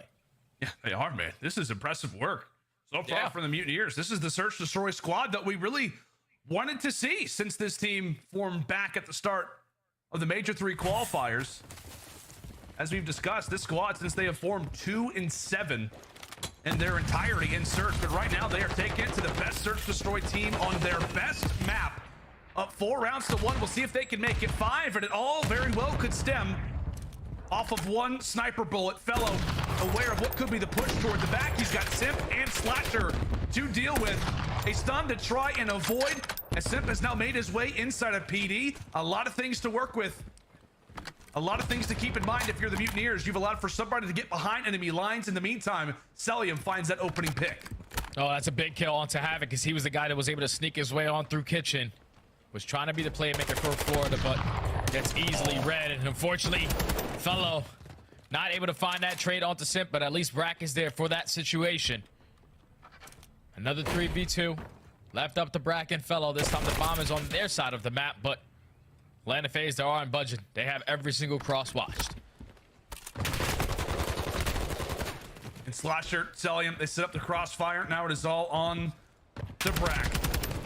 1v2 now. 18 seconds to go, but this has really been the story of a lot of these search destroy rounds. Somebody left at a 1v3, 1v4, and the bomb is on the opposite side of the map. FaZe stabilize. And after, what, 4 rounds, they finally put one up on the board. Still some life. Swing round ahead. Swing round is ahead. I just think if you are Florida, you got to continuously keep shutting down that B pressure. Don't allow that quick bomb plant to go down, or even if you do, be there in a situation where you can instantly try to go for the trade. Do not allow a BZ or Sip to roam around and be the playmakers that they are. Their B pressure has been shut down the last couple of rounds. Make sure you take top PD. We might see a BZ go for his dolphin dive right out the top windows. And already puts himself in a position to get this bomb down. She's gonna put that bomb in the hands of Simp. Meanwhile, Appeasy instantly toward the ladder. Yeah, he'll spot Brack. And so with that, Florida with some information, but they know that someone's going to be on that bomb as it has quickly been planted. Abeezy does get found out. Lovely first blood coming in from Capsule. And now Simp will decide to edge himself in the corner. Florida have got to know Simp's got to be around here somewhere. At least takes one to the grave before he falls. 2v3 for FaZe. Now make it a 1v3 for Celium. Dead silence popped, and he'll get every bit of usage out of it. One player toward Brack is there to stop him. 4 HP is all it takes to stay alive, and from there, the Mutineers now find themselves on map point. Successful once again on the retake. You know that the Tiny Terrorists like to put themselves around towards sign. You get that first blood onto Abeezy. You know that Simp is the guy that planted bombs, so he couldn't have gotten far. They send both their SMGs through bottom orange. They're able to find the trade. And then you know, the last 2 players up for Atlanta FaZe are Celium and Slasher. They're going to both put themselves in a clutch situation, a clutch spot. You take care of the guy back planners. And I thought Celium hit a great route to potentially clutch up on that round, but the dead silence runs out. Brack gets the sound cues, and Florida are now at game point. See if they can finally close out Atlanta FaZe. So many teams have tried 9 different times. They've ran onto Embassy Search and Destroy. And 9 different times they've taken it. Could this be the moment for Florida? Could this be the round for the Mutineers? Currently, you've got 3 players alive, and 2 of them are in the same spot. Meanwhile, it is Capsule pretty much off by himself, by his lonesome, over in that corner near Orange. He can have a fight soon with Celium. In the meantime, Fellow with that sniper, he and Slasher have definitely greeted each other a few times, maybe tossed out a few waves. This next kill is going to be huge. Yeah, Fellow just trying to play for Slasher. He knows that he's the guy that's playing over towards A. Might have been able to spot at least his shoulder. And now you definitely see him, but it's going to be really, really difficult to hit this shot. Slasher, usually a guy that has competitive integrity, but he's adapted to his roster. Selling was a huge one-on-one versus Cap, but at least Brack makes it a 2v2. Oh, and Simp is able to take Brack away. Goes for the instant chow. Give it to Simp. Takes away 2. Celium, though, I feel like definitely had one of the more highlight plays that we've seen so far throughout this search. And that 1v1 versus Cap. Capsule tosses out the stun. MC quickly goes for the chow. And Atlanta remain alive. 5 rounds to 3. Now they just got to figure out what they want to do on attack. Every single time they went for that B bomb plant, it's either been retaken pretty easy from Florida or instantly shut down on the side of Florida. So what do Atlanta FaZe decide to do different this time around? Gonna send Celium towards the deep street. Bomb carrier is gonna be sent, pushing on his way out towards P2, and this might catch Florida off guard. Nobody's ready for this push. Yeah, they pretty much just put everybody in the box inside of middle of BZ, not expecting the crafty plays. They're out of Brack. So a very fast-paced round now comes to a halt. A 3 versus 3 minute on the clock, and that bomb is not far away from the A site. Meanwhile, for the Mutineers, not really anybody in ear's distance. Capsule's gonna have to get a move on. As that nade is tossed, you can see the arrows from Florida beginning to adjust.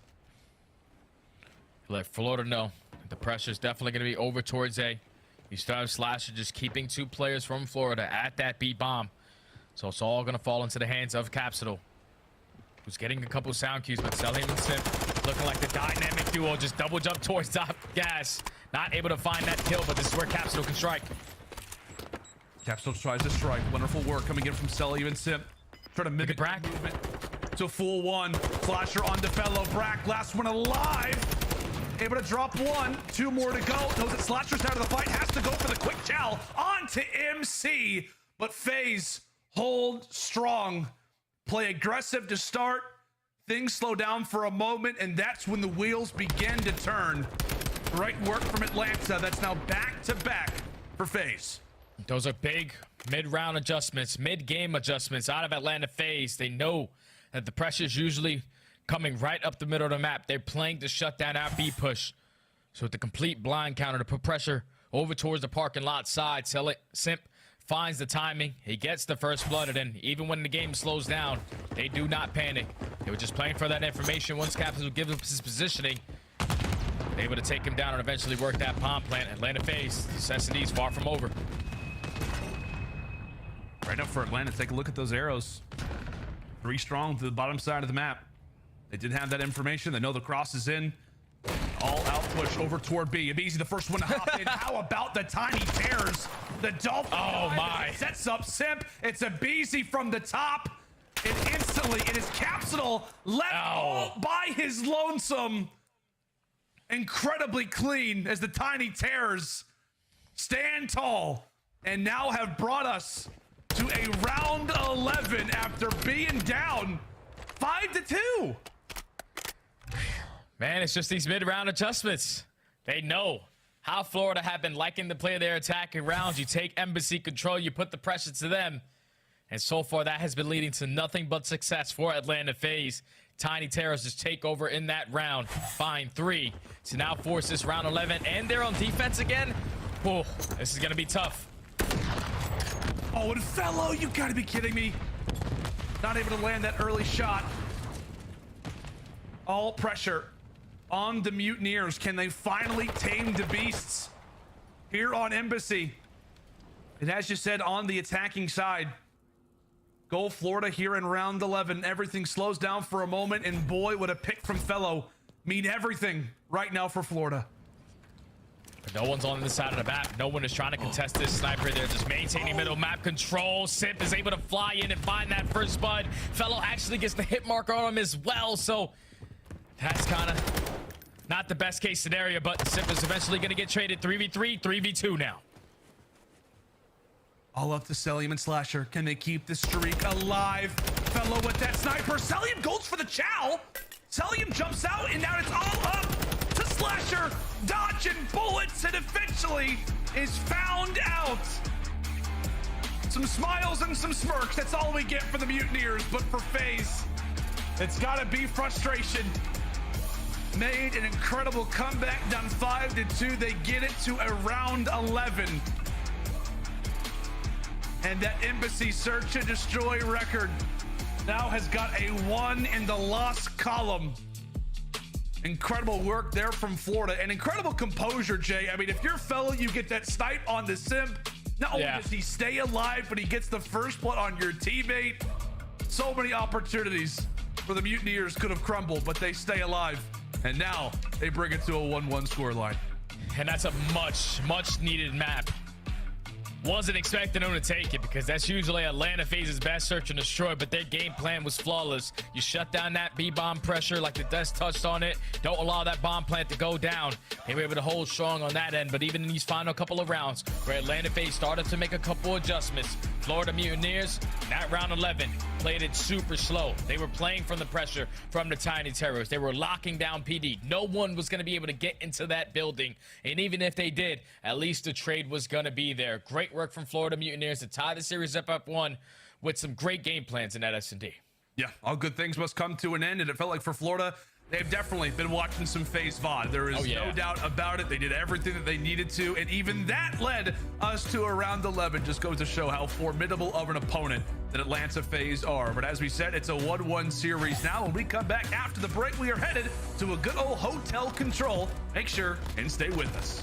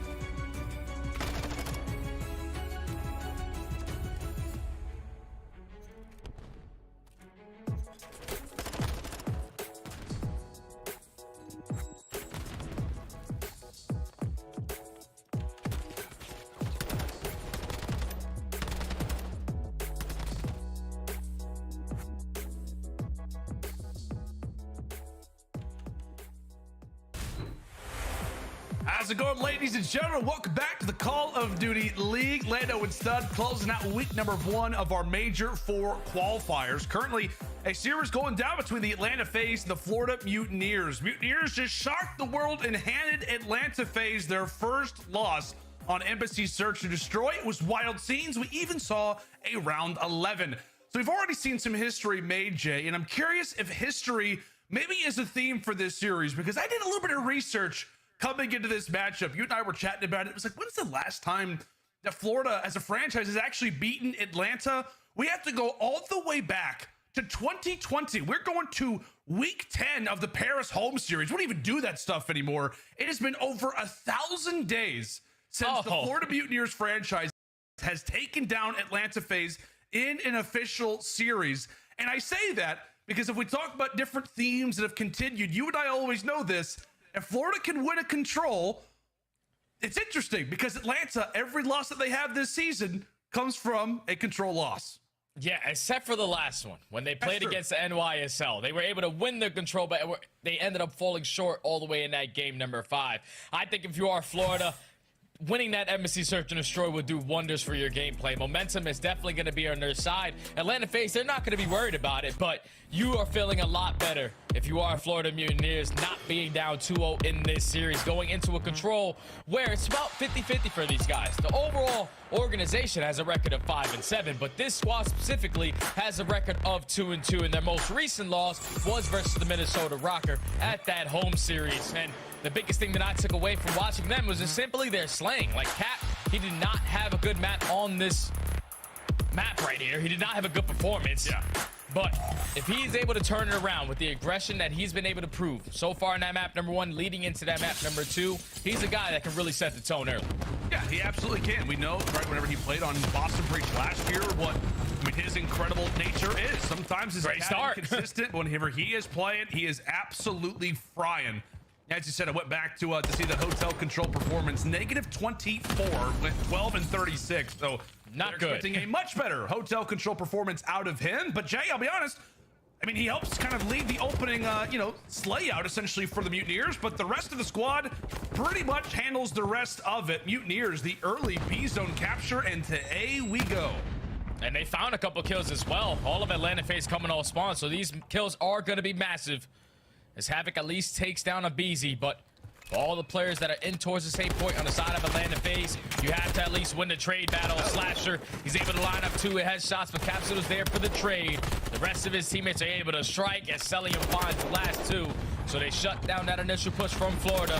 Now you have to think of the game plan. It's all about maintaining kitchen side, and Atlanta FaZe, they're being the aggressor. They're trying to push on out, but Cap cuts them down.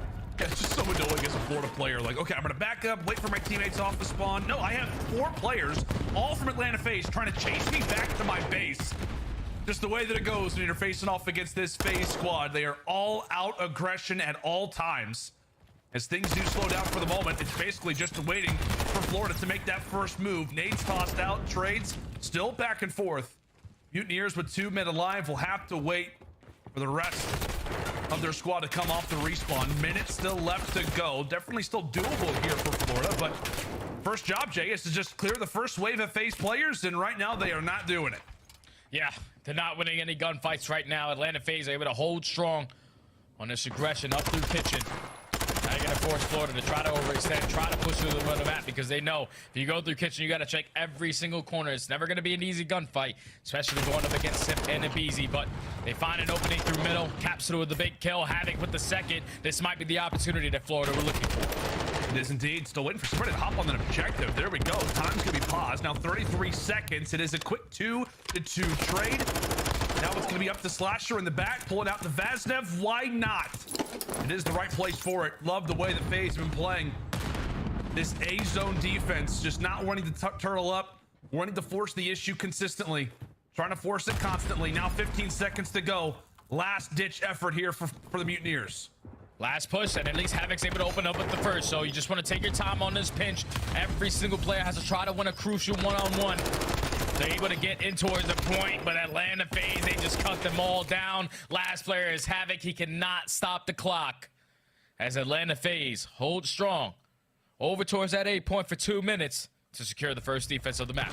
Yeah, like I said, I think it's impressive, right, that FaZe were able to do that. How often do we talk about restaurant is pretty much a given? I know at the end of the game, it's, you know, a little bit of a different scenario, but as you said, 2 minutes where Florida instantly caps that first zone, and from there, all the pressure is put onto FaZe. And, you know, despite maybe not being in the more advantageous positioning when it comes to defense versus offense, I felt like they just had no problem. Like I said, chasing kills, trying to be as aggressive as possible. It just felt like for the Mutineers, they could not find a kill without escaping with their life. Great job here from Atlanta on the defense. We'll see if they can translate that now toward offense as they begin to pretty much diverge right into the center of the map. They've got 2 players on B. They've got somebody also at that A zone. Quite a bit of map positioning from Atlanta. We'll see how Florida looks to deal with it. Yeah, Florida just got to deal with it.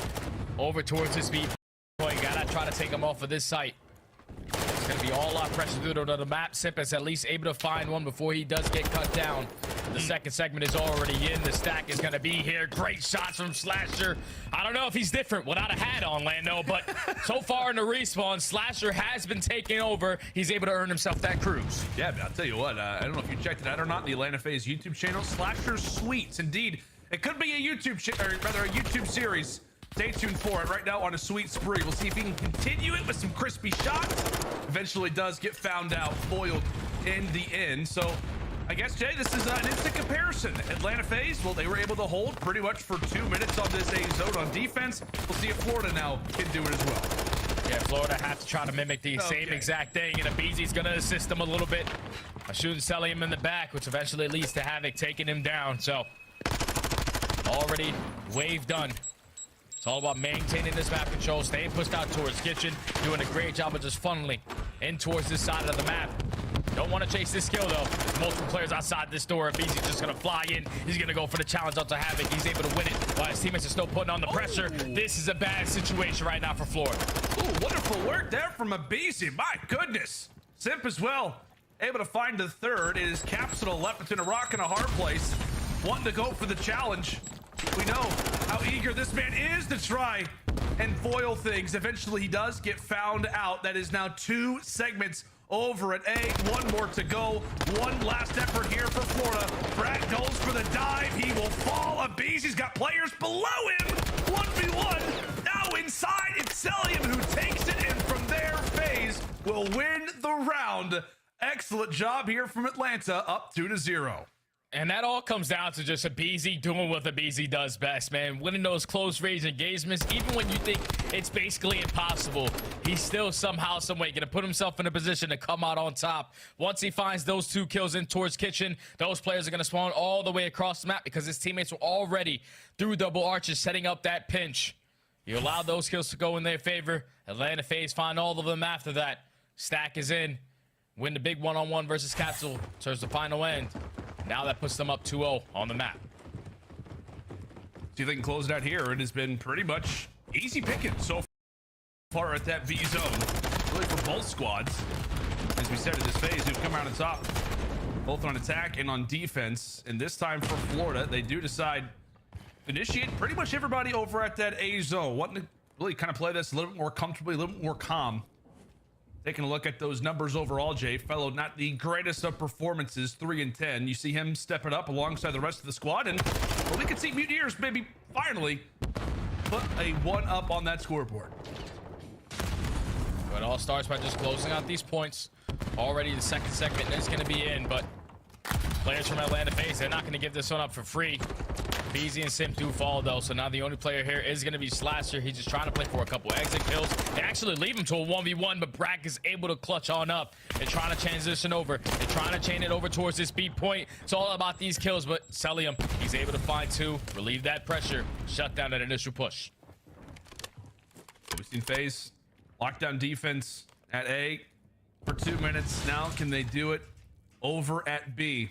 The continuous theme, as you said, Jay, coming into this was the lack of slang for Florida. We saw it really be on Capsule in that game versus Minnesota. I know I just called it out for Fellow. I believe 4 and 10 or 4 and 11 right now.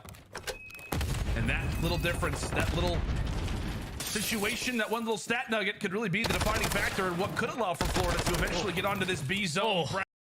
Brack does get dropped toward the bottom side, and from there, FaZe clear Another wave, a minute and a half away from calling this game number 3 theirs. And Florida now put in a situation where they have to make a decision. Do we rat back and try to fight out bed? We have no bedroom control as Beezy and Celium are already pushed out towards back plat. Celium finds himself on a 5 spree, can potentially earn himself a cruise missile if he can pick up another. And he does just that. 17-9. Cruise missile earned. Already a minute down. Florida, they cut their losses. They're deciding we got to go for the overextension. Let's stop fighting bed. Great little push now brewing for the Mutineers. They actually don't decide to go for the full flight. They send everybody through middle. And that does not work out greatly at all. Tyler Fellow, yeah, he's found out too. Mutineers, it felt like they had something good going, and instantly it is dropped. Now 40 seconds on the clock. They're really going to try to do it again. Ascent tries to go for the dolphin dive. That would have been absolutely terrifying if he was able to grab it, but 30 seconds to go. Maybe one last good push, and Capsule jumps out with no teammate support. Sloppy plays here for Florida. Yeah, Florida just can't find their way in. Even when they're trying to overextend, Atlanta FaZe have read the play beautifully with only final 15 seconds on the clock. At least they have somewhat better control, but Slasher and Abizi, they combine for 2. Fellow and Capsule still trying to keep it alive. Just have to take down Simp and Celium. It's never an easy task. Time is starting to tick, and this is looking like Atlanta FaZe in a clean 3-up. Yeah, just gonna say, you said for a moment, like, okay, Florida, there's a chance. All you gotta do is take down Simp and Celium. Not an easy task. Not one that I think I would ever complete in my entire life, as a matter of fact. But bronze rank, brother. Actually, we're in silver, Jay. I'll be honest. We have nice lately. Yeah, it's you know, I don't like to talk, but I don't like to gloat all that much. But you know, we have upgraded, and so have FaZe 3-0 here at the Hotel Control. I mean, I don't know, man. Like, it's just hard to avoid Fellow stat line here. Like, just because of what you said. I know he has 7 assists, you know, et cetera, et cetera. And it felt like the team necessarily just wasn't in a good state of mind when it came to certain pushes. Like at the end, it just felt like their work toward the ending, you know, stages of that last round just weren't great. Not everybody in a direct line of cohesion, but you said it yesterday. Like when it came down to that series versus Minnesota, they got outslayed. I mean, obviously most players go negative here outside of Cap, which is a welcoming sight, but 6 and 15, you need every single person to at least putting up consistent numbers if you're going to take down any team, let alone Atlanta. Yeah, you got to make sure you're at the top of your game when you're playing against some of the top teams in the league.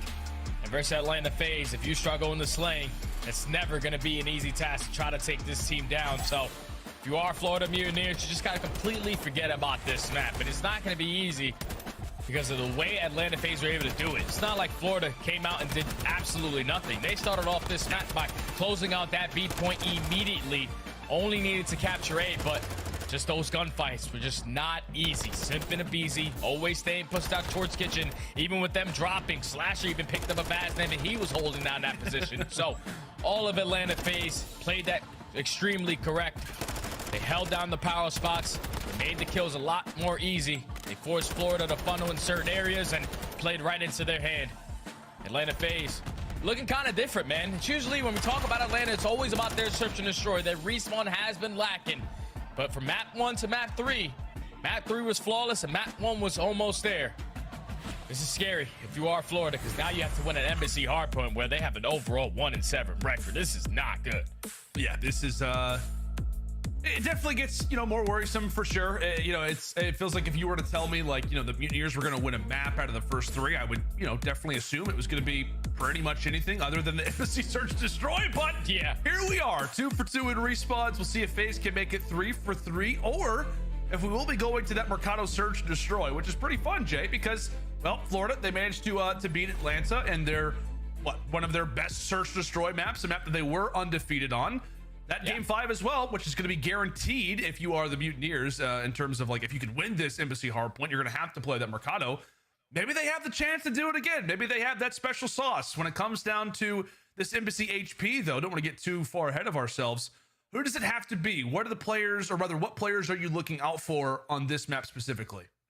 I'm definitely looking at Fellow. Didn't really have the best performance in that map number 3. This is a guy who has the ability to play really well for his team, lead them in the communication, and also lead in the slaying. So on a map like Embassy, where he is running that man AR for this squad, he has to be the guy to really set the tone, hold down the power positions, make sure he's setting up his teammates, his SMGs to just roam freely, spawning on the better side of the map. So that's the biggest thing, because Atlanta FaZe on some Embassy hardpoint, they simply suck at rotations. They do not put themselves on the better side of the map for the beginning of these hills. But then on the opposite side for Florida, like I said, 1-7 record, you know the stats aren't good. They are dead last in holes. They are dead last in breaks. So if you're giving up rotations to Atlanta FaZe, it's over in 3. I mean, it's over in 4. Yeah, and honestly too, like I do see a few opportunities here for the Mutineers maybe to walk away with this map, or to at least make it competitive, just given the fact that, you know, if you are Atlanta FaZe, as we know, man, you called it out. I think Ali was bringing it up, or maybe had been tweeting about it lately. When it comes down to Atlanta FaZe, like, just when it comes down to the way that they've been playing hardpoint, at least lately, like, it's not really based off rotations. They're banking on those breaks. They're banking on those holds once they manage to have the hardpoint in their grasp. FaZe are coming off of a 3-0 win. You know, they felt like they had the chance to maybe close this one out in 3 if one round goes differently. Maybe if you're the Mutineers, as you said, you see some consistency maybe coming in from this man and Cat. Maybe Havoc goes on a little bit of a spree. You win a few of those rotations, you absolutely can make FaZe work for this W. Yeah, that's the biggest thing. You got to win a couple rotations, and this is a guy that you have to shut down. 1.77 already on the series. Like, if Celium is ever under a 1.0 KD, I need you to let me know, because I think it's a super rare thing, like a rare candy in Pokemon. It just simply does not pop up. He's just different, man. Florida starting off on the better side. They're going to try to play for some P1 time, but Simp with the Kobe right to the face of Capsule takes him off of that one. Instantly, I love that. Celium, just a rare Pokemon. I never really collected Pokemon cards, but I'll tell you what, if I got a rare Celium, I would keep that for sure. Oh yeah, without question. I'll get him to sign it and everything. That's my guy, MacArthur. He's definitely a holo, but if he was a Pokemon, which one would he be, you think? Charizard, because he's literally godlike. So easy. Love that pick, Jay. I don't know anything about Pokemon, but I know who Charizard is. Into the heart. Nice. We go, and it's Big Cap starting things off nicely. I love to say Big Cap. Instant work into the P1 as he looks to get things going. Everybody in search of those bottom side spawns. Currently, it is going to be a 2 versus 2 fight. Everybody spawns up, and now long range shots. Brack versus Slasher, and well, that van will do all the work for good old Litigo. The headbutt into the point we go. FaZe with a minor lead. FaZe with the minor lead, and Celium is working his way towards back gas, but Fellows able to sniff him on out. So if you are Florida, at least you put yourself in a great position to find this break on this hill, or at least not allow Atlanta FaZe to get a majority of this time. Great shots from having to take down Simp. You got Slasher at 1 HP. Somebody hit a stun. Someone hit an aid. But nothing's going to come over the top, as the trophy system is going to keep him alive. That eventually sets up a BZ on the pinch. He finds 2. Celium with the third. Last player up is going to be Capsule. But now it's all going to be about this rotations. With FaZe finding a couple kills, going to be a man disadvantage already at the next.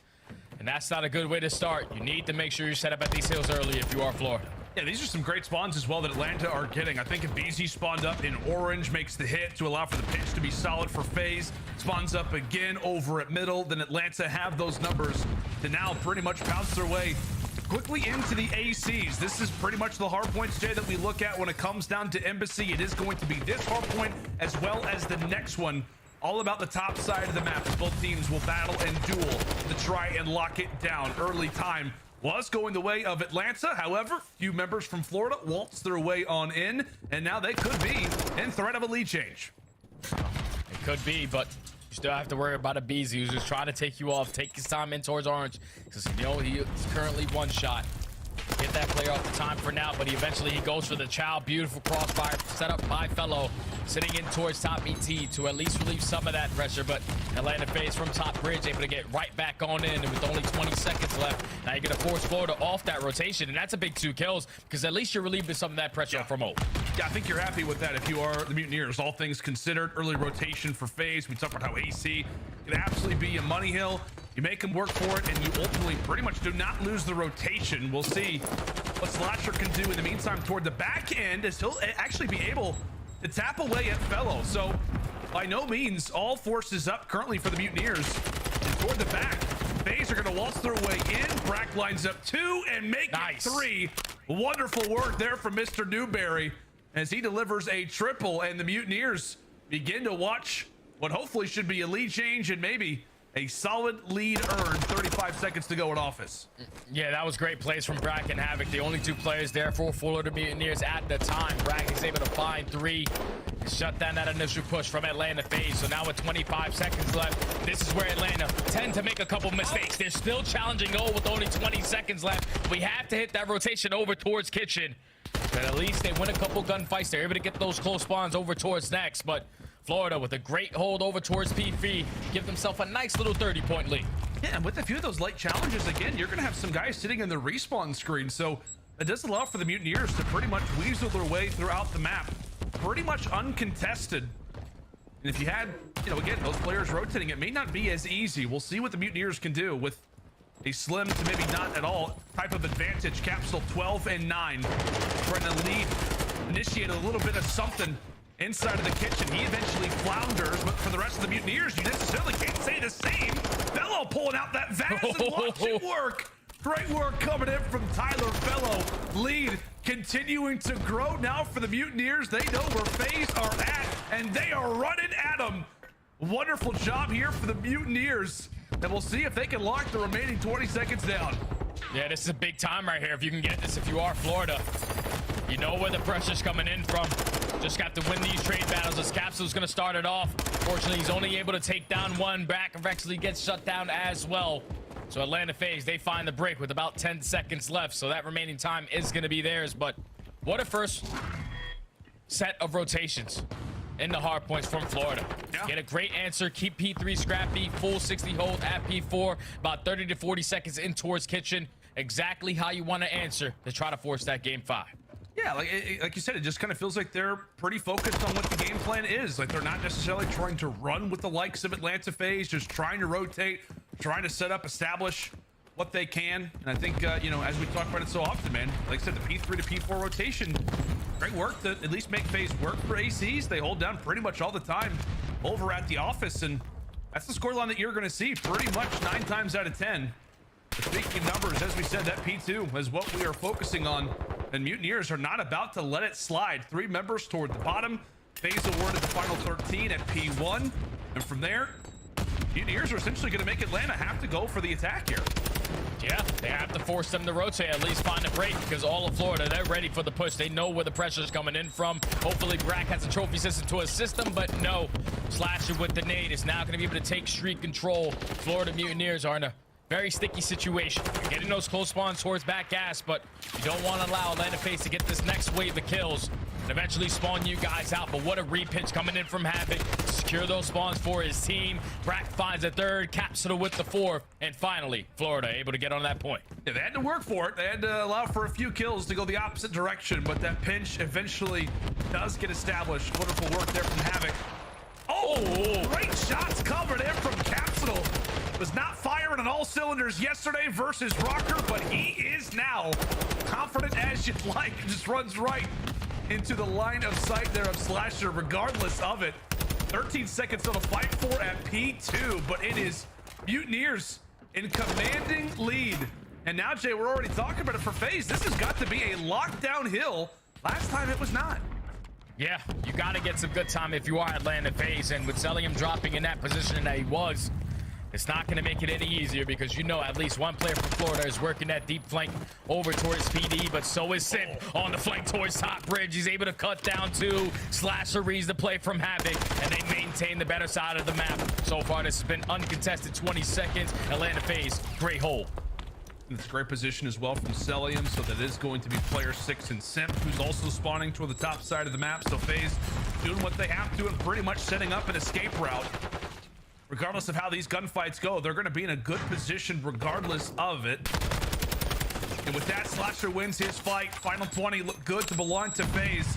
Another lead change inbound, as well as a big 1v1 happening over at the office. Player 5 versus player 1. See if Celium or Capsule is able to take it. He will fall. Florida gets scrapped. FaZe get rotation. Now this time around, Atlanta FaZe, they're going to be able to set up for this P4 hill. You take down the player that was coming off hold. You're cutting down the hallways. Unfortunately, selling him with that team kill onto a BZ might cause them some problems. Where the last two players from Atlanta FaZe going to spawn all the way across the map towards mid-tennis. So it's going to be Florida just flooding on into the hill. Every single body flies on in. They find the kills and they get the break. Yeah, they see that team kill pop up and the kill feed. They're like, all right, boys, let's go. Let's get into this. Taking advantage of every opportunity are the Mutineers. Back and forth we go. A wild Embassy hardpoint so far, and it looks to only elevate itself that much more. Mutineers continue to lock it down. 20 seconds still to fight for, and Slasher wants every single point. Mutineers will lock up the final 15, and now the rotation comes in toward Kitchen. Last time around, Jay, it was an early break from Florida, and no pun intended, but it was all out chaos, all out havoc. When it came down to the Vaznevs, here from the Mutineers, can they do it again and extend their advantage? Let's step aside though and go to the comms and listen with Atlanta FaZe. Too close, right? Yes, bro, got row, man, got row. It's too close, right, bro. Okay, so I'm gonna break here, okay? Orange on me, challenge me. He's or sign. Jump sign. Come left, come left. I mean. Fine. He's got row. That guy's gonna spawn, probably. I spawned on orange, guys. Yeah, good. Like. One shot, dead. Let's just find out. I'm just trying to go fast. Back alley. One shot back alley, Cap. I'm trying fast. I'm to corner. I'm heading. You're there, bro. I'll go. We still win this. Yeah. Don't time. Pressure on this. I'm playing bridge. Look, we need to put pressure on this. Yeah, we got to. I'm staying top office. One's P2 all right now. In cafe, one shot in cafe. That's two there. Have no time. Just two on time. Cafe time, wait, man. There. I'm spawning. I mean, those are fine comms, but it's not equaling out to anything, Jay. I mean, it's an instant break over at Kitchen, and now we're less than 15 seconds away from calling game here for the Mutineers and having a game 5 forced. Florida, they just came out swinging, man. They find the break in towards Kitchen, hold it for basically a full 60, and now only 14 points away from forcing this game number 5. Atlanta FaZe have to start playing some perfect COD. You got to make sure you don't allow them to get any time off this P1, but you want to fight these gunfights towards the backside of parking lot. You're trying to maintain that P2, but Florida Mutineers, 12 seconds away. All someone needs to do is hop on the point, but they're thinking about playing for those spawns. You see Havoc, he has yet to move from Xbox. Not looking to change anything up, but how about Capsule? So far throughout this series, he has been a man on a mission. 0.5 yesterday versus Minnesota. He's looking for a 1.5 here in this series. Only a few more points left here for the Mutineers. The final 5 will begin to tick away at that first hard point. And now to the parking lot we go. Havoc, the first line of defense. Meanwhile, it's Capsule trying to put a fork in FaZe. Oh, he can't. Oh, he's not able to take it. And now here comes Atlanta. 2 members strong toward the back line.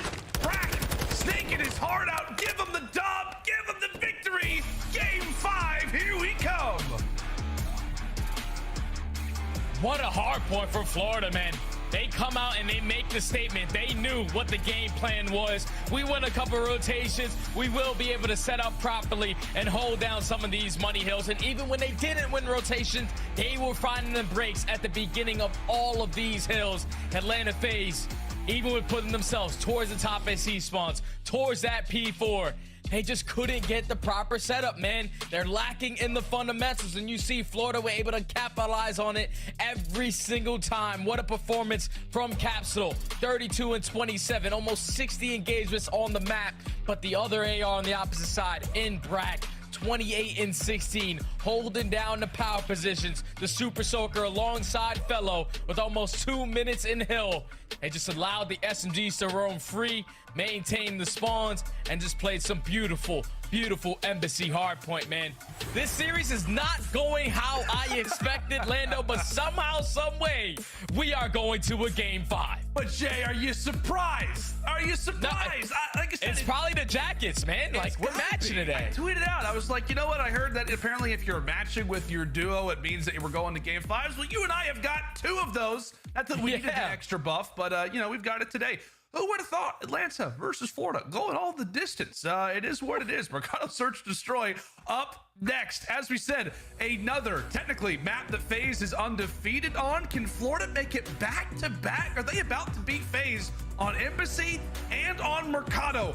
That would be wild, but that is what it takes to take down a roster like the Atlanta FaZe. You do not want to miss this. The conclusion to this series and this opening week here of our Major 4 qualifiers will continue right after this break.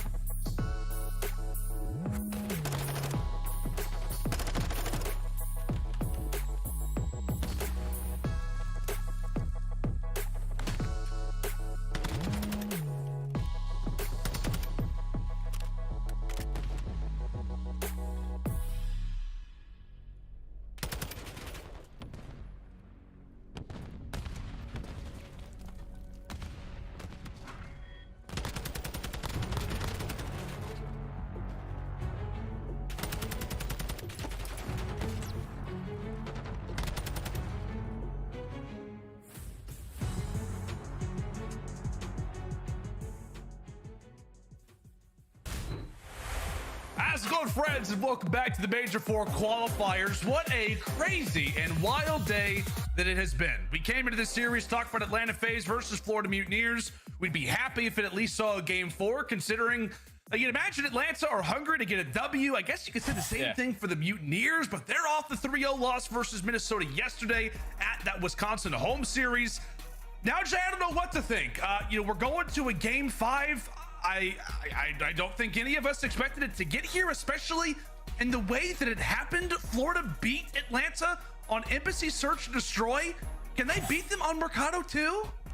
That would be insane, brother, because we're talking about stats like 9-0 on Embassy S&D. Atlanta FaZe undefeated on the map. Should have been an easy one for them, but Florida clutch on up. 1-7 for Florida Mutineers on Embassy Hardpoint, and they make that one look easy. You see the records for both of these teams, 3-0 for Atlanta FaZe. When you talk about the numbers for Atlanta, everything on this map is number one. First blood, attacking rounds, defensive rounds, everything goes in their favor. But Florida, they are just trying to keep their champ stream alive, man. Taking a team down like Atlanta FaZe can do wonders for your confidence going forward, and magically making it to this game number 5. This is a crucial moment for both squads. It is indeed. Into round 1 we go. Information gained for either side. Sim, position looked like it was known. He was stunned in the middle of the map, but it does not matter. Him and Abizi handling business, and good night to Tyler Fellow. A statement round number 1 there for FaZe. Ay, Dios míos, that was way too fast. You had Celium whip out the sniper. He's able to watch over Sip as he pushes right out the middle of the map through tunnel. He's able to start off with the initial 2. And then when the trades are starting to be abound, Abizi whips out that AR, and he's able to find the final 2. Already the Tiny Terrors are making their impact felt early into this map. Up 1-0 is Atlanta. Good God. All right. Well, as we said, Embassy Search Destroy was dominant for FaZe. There's a reason why nobody's been playing them on Mercado, though. Maybe for reasons like that. Scary indeed. However, pretty much a mimic strategy coming in for the Mutineers. Sniper over the top. Fellow not able to hit it. In the meantime, they did send Havoc over through that middle tunnel. And this is a pick that he's going to need to find. Simp, Abizi again. Everybody winning their gunfights, as now it is all left up to Fellow. A sniper and a pistol is all that he's got. And we'll see what he can do. 4 members to take down. And a bomb that has got to get planted. Tagged up and nearly bagged up. Best of luck. I can't believe Atlanta FaZe just didn't go for the Eagle Chow. The guy's got a sniper pistol. We can all just run at him. There's no way in hell he's going to be able to get 4 quick scopes in a row. But once again, the Tiny Terrorists make it happen. First blood from Sim. Abizi there for the instant trade. Already starting off at 5-0. This has not been a good time for Florida. These rounds are going by super damn fast. Now that leads to Atlanta FaZe already up 2-0. The Mutineers, I mean, like I said, 2 rounds that have quickly gone by. They were actually off of a loss on Mercado Search Destroy yesterday. They played it versus Minnesota, lost 6 rounds to 3. Only positive really was Fellow. I feel like Jay put up 6 snipes in that game alone. Other than that, not really too much to speak of out of the Mutineers. Abizi again with the first blood, cuts away. Havoc Slasher is there to drop Fellow as well into the instant 3v2, and boy, do you need an answer if you are the Mutineers. A quick 1v3 for Cap. What has he got? 1v3 for Cap. Slasher's going for that stretch plant. Stun comes in. They know exactly where he's coming from. Let me just tell you right now, I don't want to play Atlanta FaZe on this map. Just the way that they are playing it so far, non-stop aggression. They're not worried about the pressure in towards Cantinas because they have 2 of the best SMG players to ever touch the sticks in those initial engagements. Find another first blood. That's so far 3 on the map for Atlanta FaZe. Now that leads to a flawless scoreline so far, 3-0 for Atlanta. We were talking about coming into this series just in general, Jay. The fact that FaZe are on a 3-series losing streak. It's the first time it's happened in CDL history. We're going to bring it up about how, well, okay, Abizi drops off the rip. We're going to talk about how, really, for Atlanta, they've got to come in pretty much hungry. And you thought maybe coming into this game 5, they'd have a few of those nerves, but by no means. Feels like a Mercado. It's a chance for them to stretch their legs, keep that gameplay moving. All out aggression so far throughout our first 3.5 rounds. And the Mutineers pretty much have that Cantina door slammed right in their face. They'll back on up. And given that, Brack will actually stay here while the rest of the team decides to go for a bomb rotation. They're trying to play the mind games right now with Atlanta. With Brack holding down this position, he's hoping he gets a couple sound cues of a couple players trying to rotate off. And it looks like it might be working out perfectly. It's what Florida are trying to do. Get some information on the Slasher. Fellow's able to take him down, so it's all up to Sip and Cell. Can they clutch up in the 2v3? Oh, Fellow. Great gunfight win versus Simp. You see the mind games that have absolutely been played.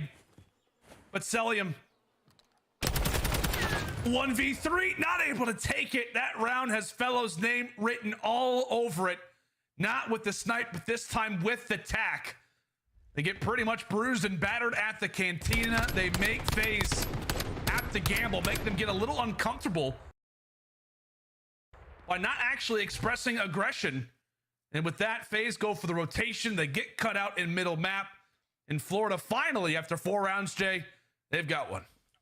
Yeah, that was good work from Florida to find that first blood onto a Beezy. And then even when things got a little bit scary towards Cantinas, they slowed down the game. They forced Atlanta to rotate. They played right into what they wanted them to do. Florida able to finally get one on the board, but now you just have to figure out how you want to stop this aggression. Over towards this A-bomb, another first blood for a Beezy. A Beezy finds 2. He cannot be stopped, man.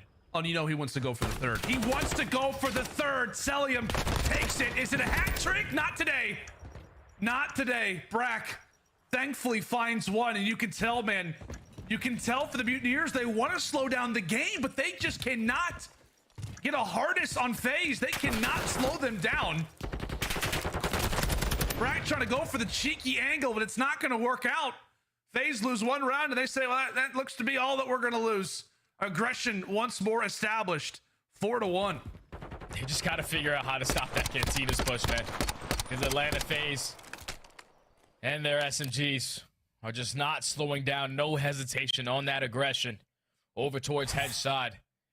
They find another first blood on the round. Keep in mind that a BZ does have that cruise missile to work with, but he might not even decide to invest it with the way that they're currently playing in this map number 5.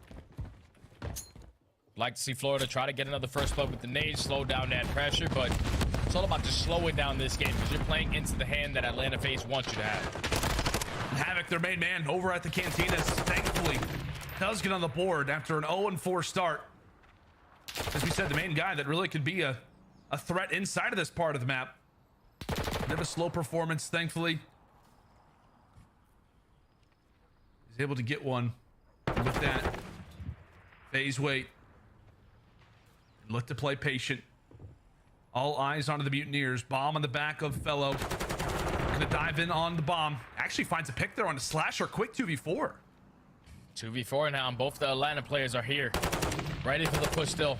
Through Cantinas. Fellow's just gonna fly out with the bomb. Celium eventually sets up the team shots. Eventually tries to set up Sip to find 2, but he's at least able to get out with his life. Now it's all up to Celium in a 2v1 situation. Capsule's gonna line it up. I thought it got a little bit scary, but Florida Mutineers, just a couple more bodies on that side of the map, are able to win the trade engagements and come out on top in the round. Now down 4-2. That was one of the most disrespectful 1v2s I've ever seen. Oh, God. Look, it's a 2v4. Sip and Celium just casually knocking a few away, and then Celium in the 1v2 just goes for the dolphin dive out the window. We've seen that happen a few times, like Krim back on checkmate, like in Cold War. Celium from the top side of the Cantinas goes for the dolphin dive. The craziest part is that he absolutely can win a fight like that, regardless. 4 rounds to 2. Swing round indeed. We'll see what the Mutineers can do with a little bit of life as Abizi looks to bring in the streak and hopefully get them to that series point. Cruise missile looking for information and does. Hits off the building, and that is Fellow who's caught. So now in the 3v4, Atlanta know that they have not all the pressure over towards B. Havoc tries to make the hero play, but he gets sniffed out. Now in the 4v2, left up the capsule. Hand Brack as that bomb is now going to be planted. Slasher holding back middle head glitch. Capsule is basically trapped. What can Brack do? He at least wins the initial gunfight and gets out with his life. Makes it a more manageable play, but Simp cuts down Cap. Now it's all up to Brack. 1v3. Yeah, I know there's just not a whole lot of time left. Capsule's left in an awkward spot, but still just not a whole lot of cohesion there for the Mutineers. Once that streak comes in, it's just all-out chaos in this round. FaZe utilized that cruise missile perfectly. And from there, it's been a few rounds at times for Florida, but they deny the swing round, and now they've got pretty much everything going for them. As we said, Mutineers have had their moments, but Atlanta looking to close the series out here. And right there, Florida, they were playing for a different little look over there to try to stop that Cantina's push, but it was a complete blind counter on the side of Atlanta FaZe. They said, all right, We've been pushing you over towards that A-bomb every single time. You guys haven't been able to shut us down. So this time we're going to catch you off guard with the cruise missile, use it to get the information to get the bomb down at B for free.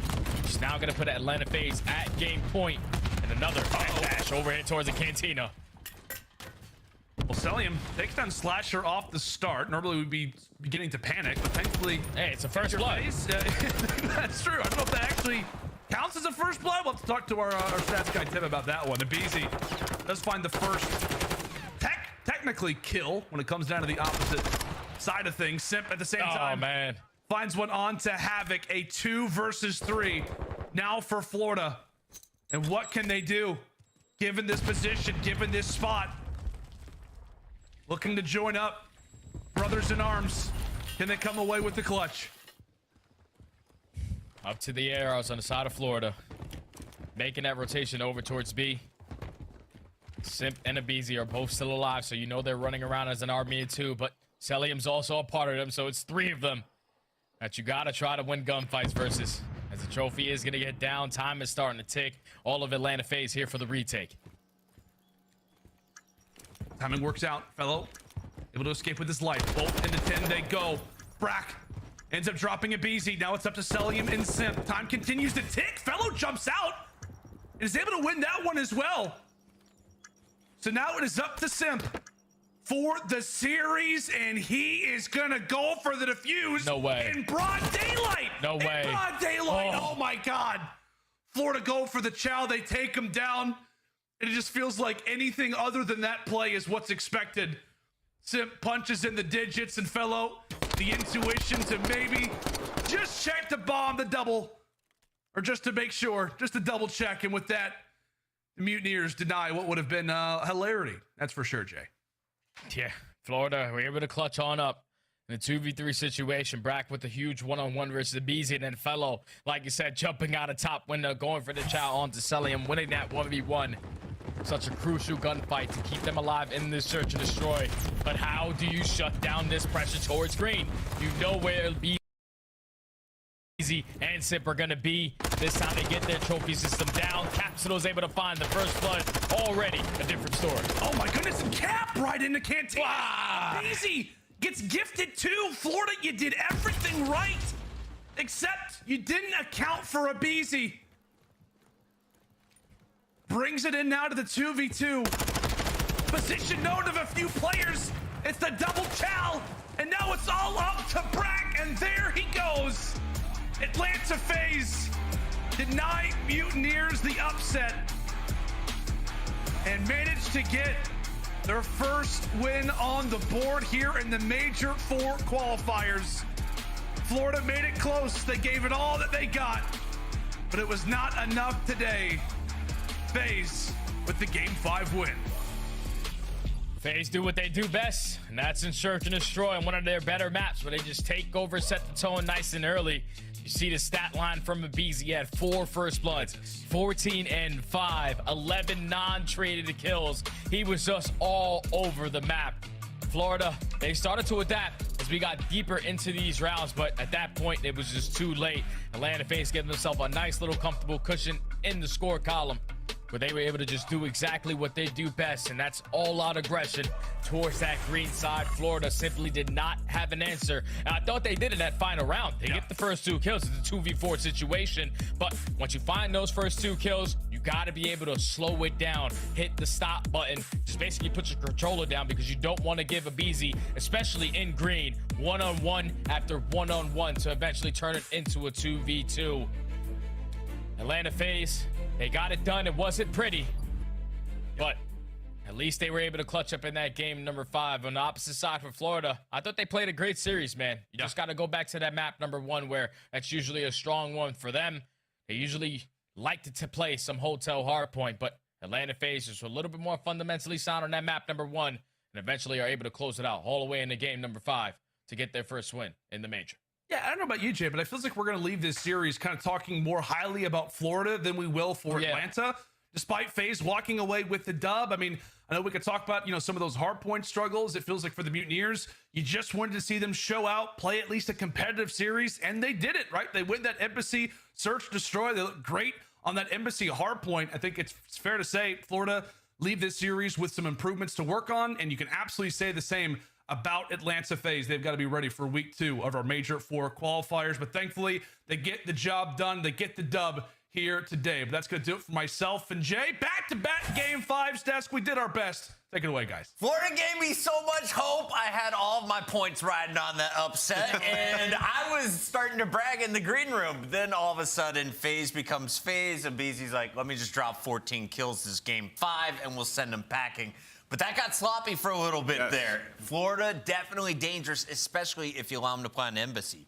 Yeah, no, the fact that Florida pushed us to a Game 5, I completely agree with Jay and Lando, and they're saying, you know, I'm definitely talking more high about Florida coming off that loss, having the strength of schedule ahead of them to push Atlanta to a game number 5. That S&D on that search destroy on Embassy was masterclass out of Florida Mutineers. They double hit the A side on both times on offense, catch Atlanta FaZe on off guard, and just some of the ways that they were countering the plays. Again, there's a lot of VOD review when it comes to Atlanta FaZe on that map. Nobody's just been able to actually put a stop to it. And finally, they're now 9-1. Absolutely. We saw some switch ups as well. Fellow with the sniper out making some plays in that game too. But you also talk about the Embassy Hardpoint. Now, mind you, these are Atlanta FaZe's 2 best maps, Embassy Hardpoint and Embassy S&D. Florida just beat Atlanta FaZe on both of those, right?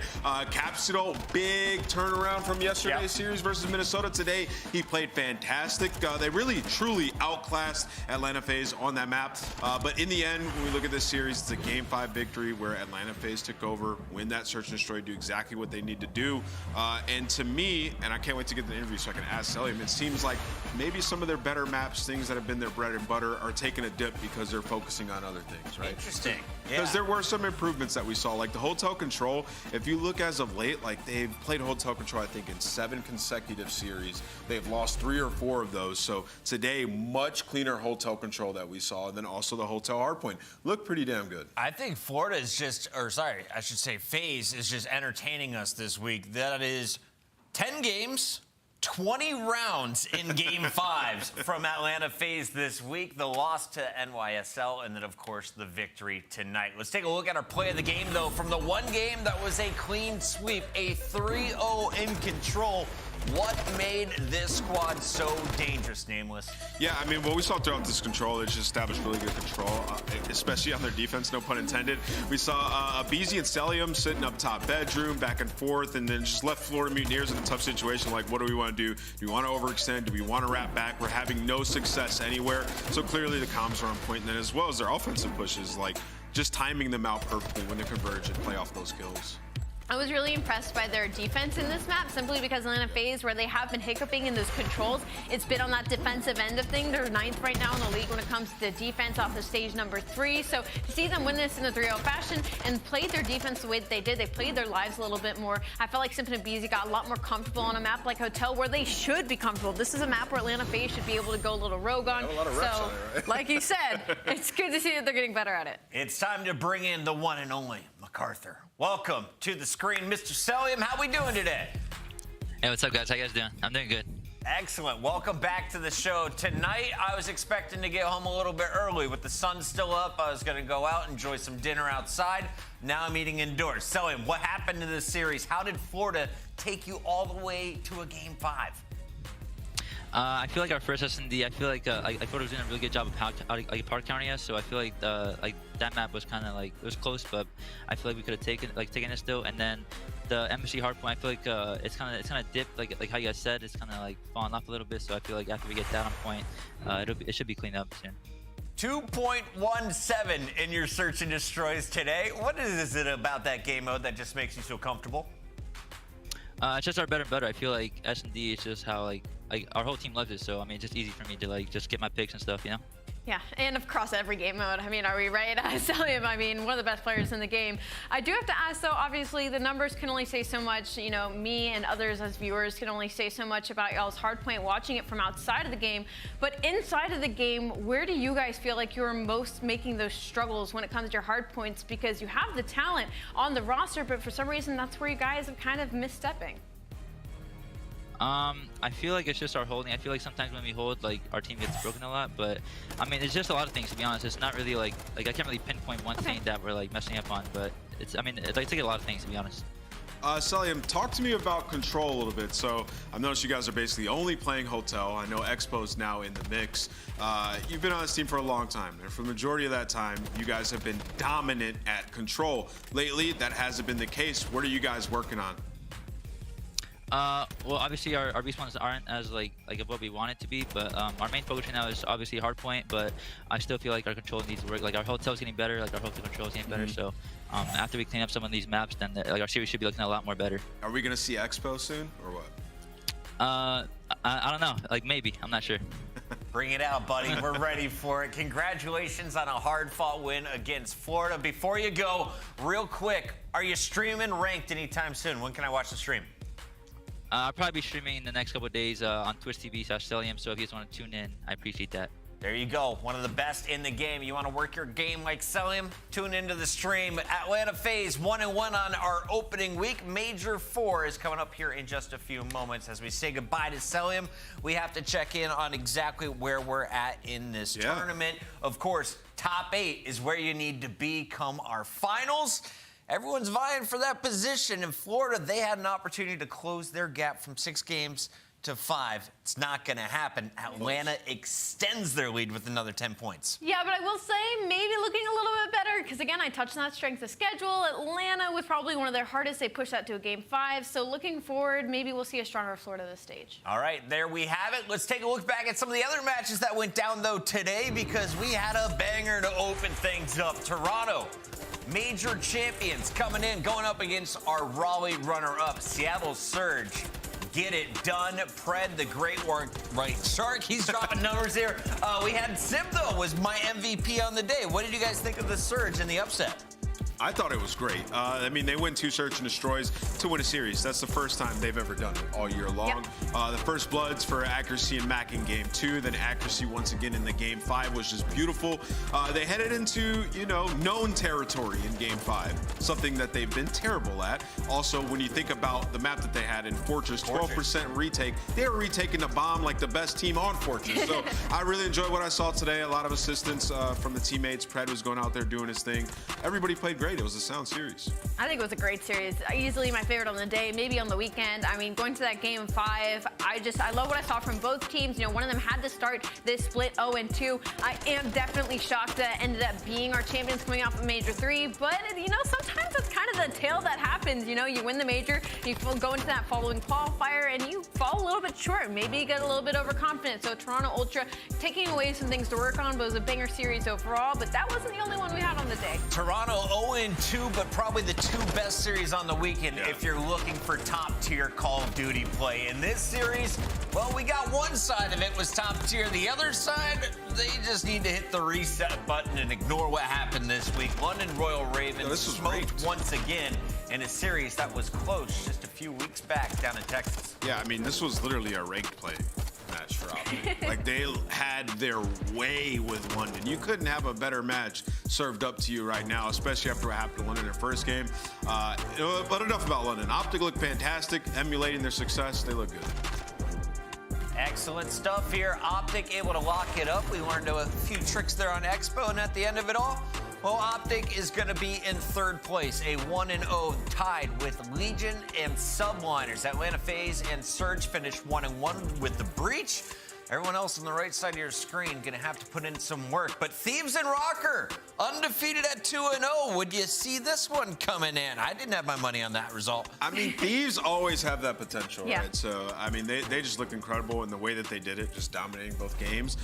For Rocker, no one expected this. Right. I didn't expect him to drop a touch. And hell no, I didn't expect him to go 2-0. But hopefully they can keep it up because they need to.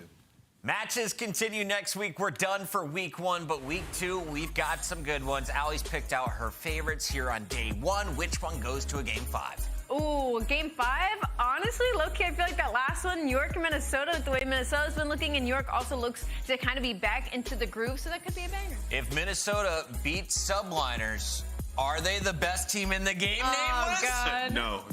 They could go 5-0 and not lose a map. It is Bounty Week next week as well. As you can see in the top right, Citadel hooking the players up. $60,000 on the line. Each team with a chance to earn $10K. That's a pretty good chunk of money if you're going for one matchup here. Make sure you're all tuning in. Remember, we kick things off at 2:45. p.m. Eastern right here on Headquarters. Matches begin at 3. Before we go, final question of the week, and as always, what did you learn, Allie? What are you taking home tonight into ranked? I learned Seattle Surge that if accuracy or Matt get a first blood, they'll win a round. That's good learning. I like that lesson. What about you, Nameless? Yesterday, Celium taught me some wallbang spots that I'm not going to share with chat because I don't want y'all to hit me with it in ranked. I learned that Toronto likes to entertain, but is going to have a tough road sledding into Major 4. They start 0-2 and have their work cut out for them. We'll see you all. Week 2 kicks off next Friday. See you then. Closer than it appears, trying to take it to another tier. Prime time, yeah, my moment is here, yeah. I ride the nation for my title, do what I must for survival. By any means, yeah, I know, I can't stop, I won't fold. Might bend the rules just to break the mold. Hella high water, calm and compose. Life will get messy, but I reach the goal. Climb the totem pole, be the protocol. Guess I had it in me after all. After penny falls and a lot of can't control. My rejection, I'm progressing, turning burdens to blessings, I'm in it for the long run, I'm a problem to my problems, fighting through the tears, fighting in my fears, see my past in the mirror, I'm it appears, trying to take it to another tier, prime time, yeah, my moment is here, yeah, spotlight, feels like, never been scared, I was there to dream, I just need a chance to be a better me and everything, the possibilities are endless. I guess it's tremendous. Check this. I just check fear out. Must have got boy. I'm relentless.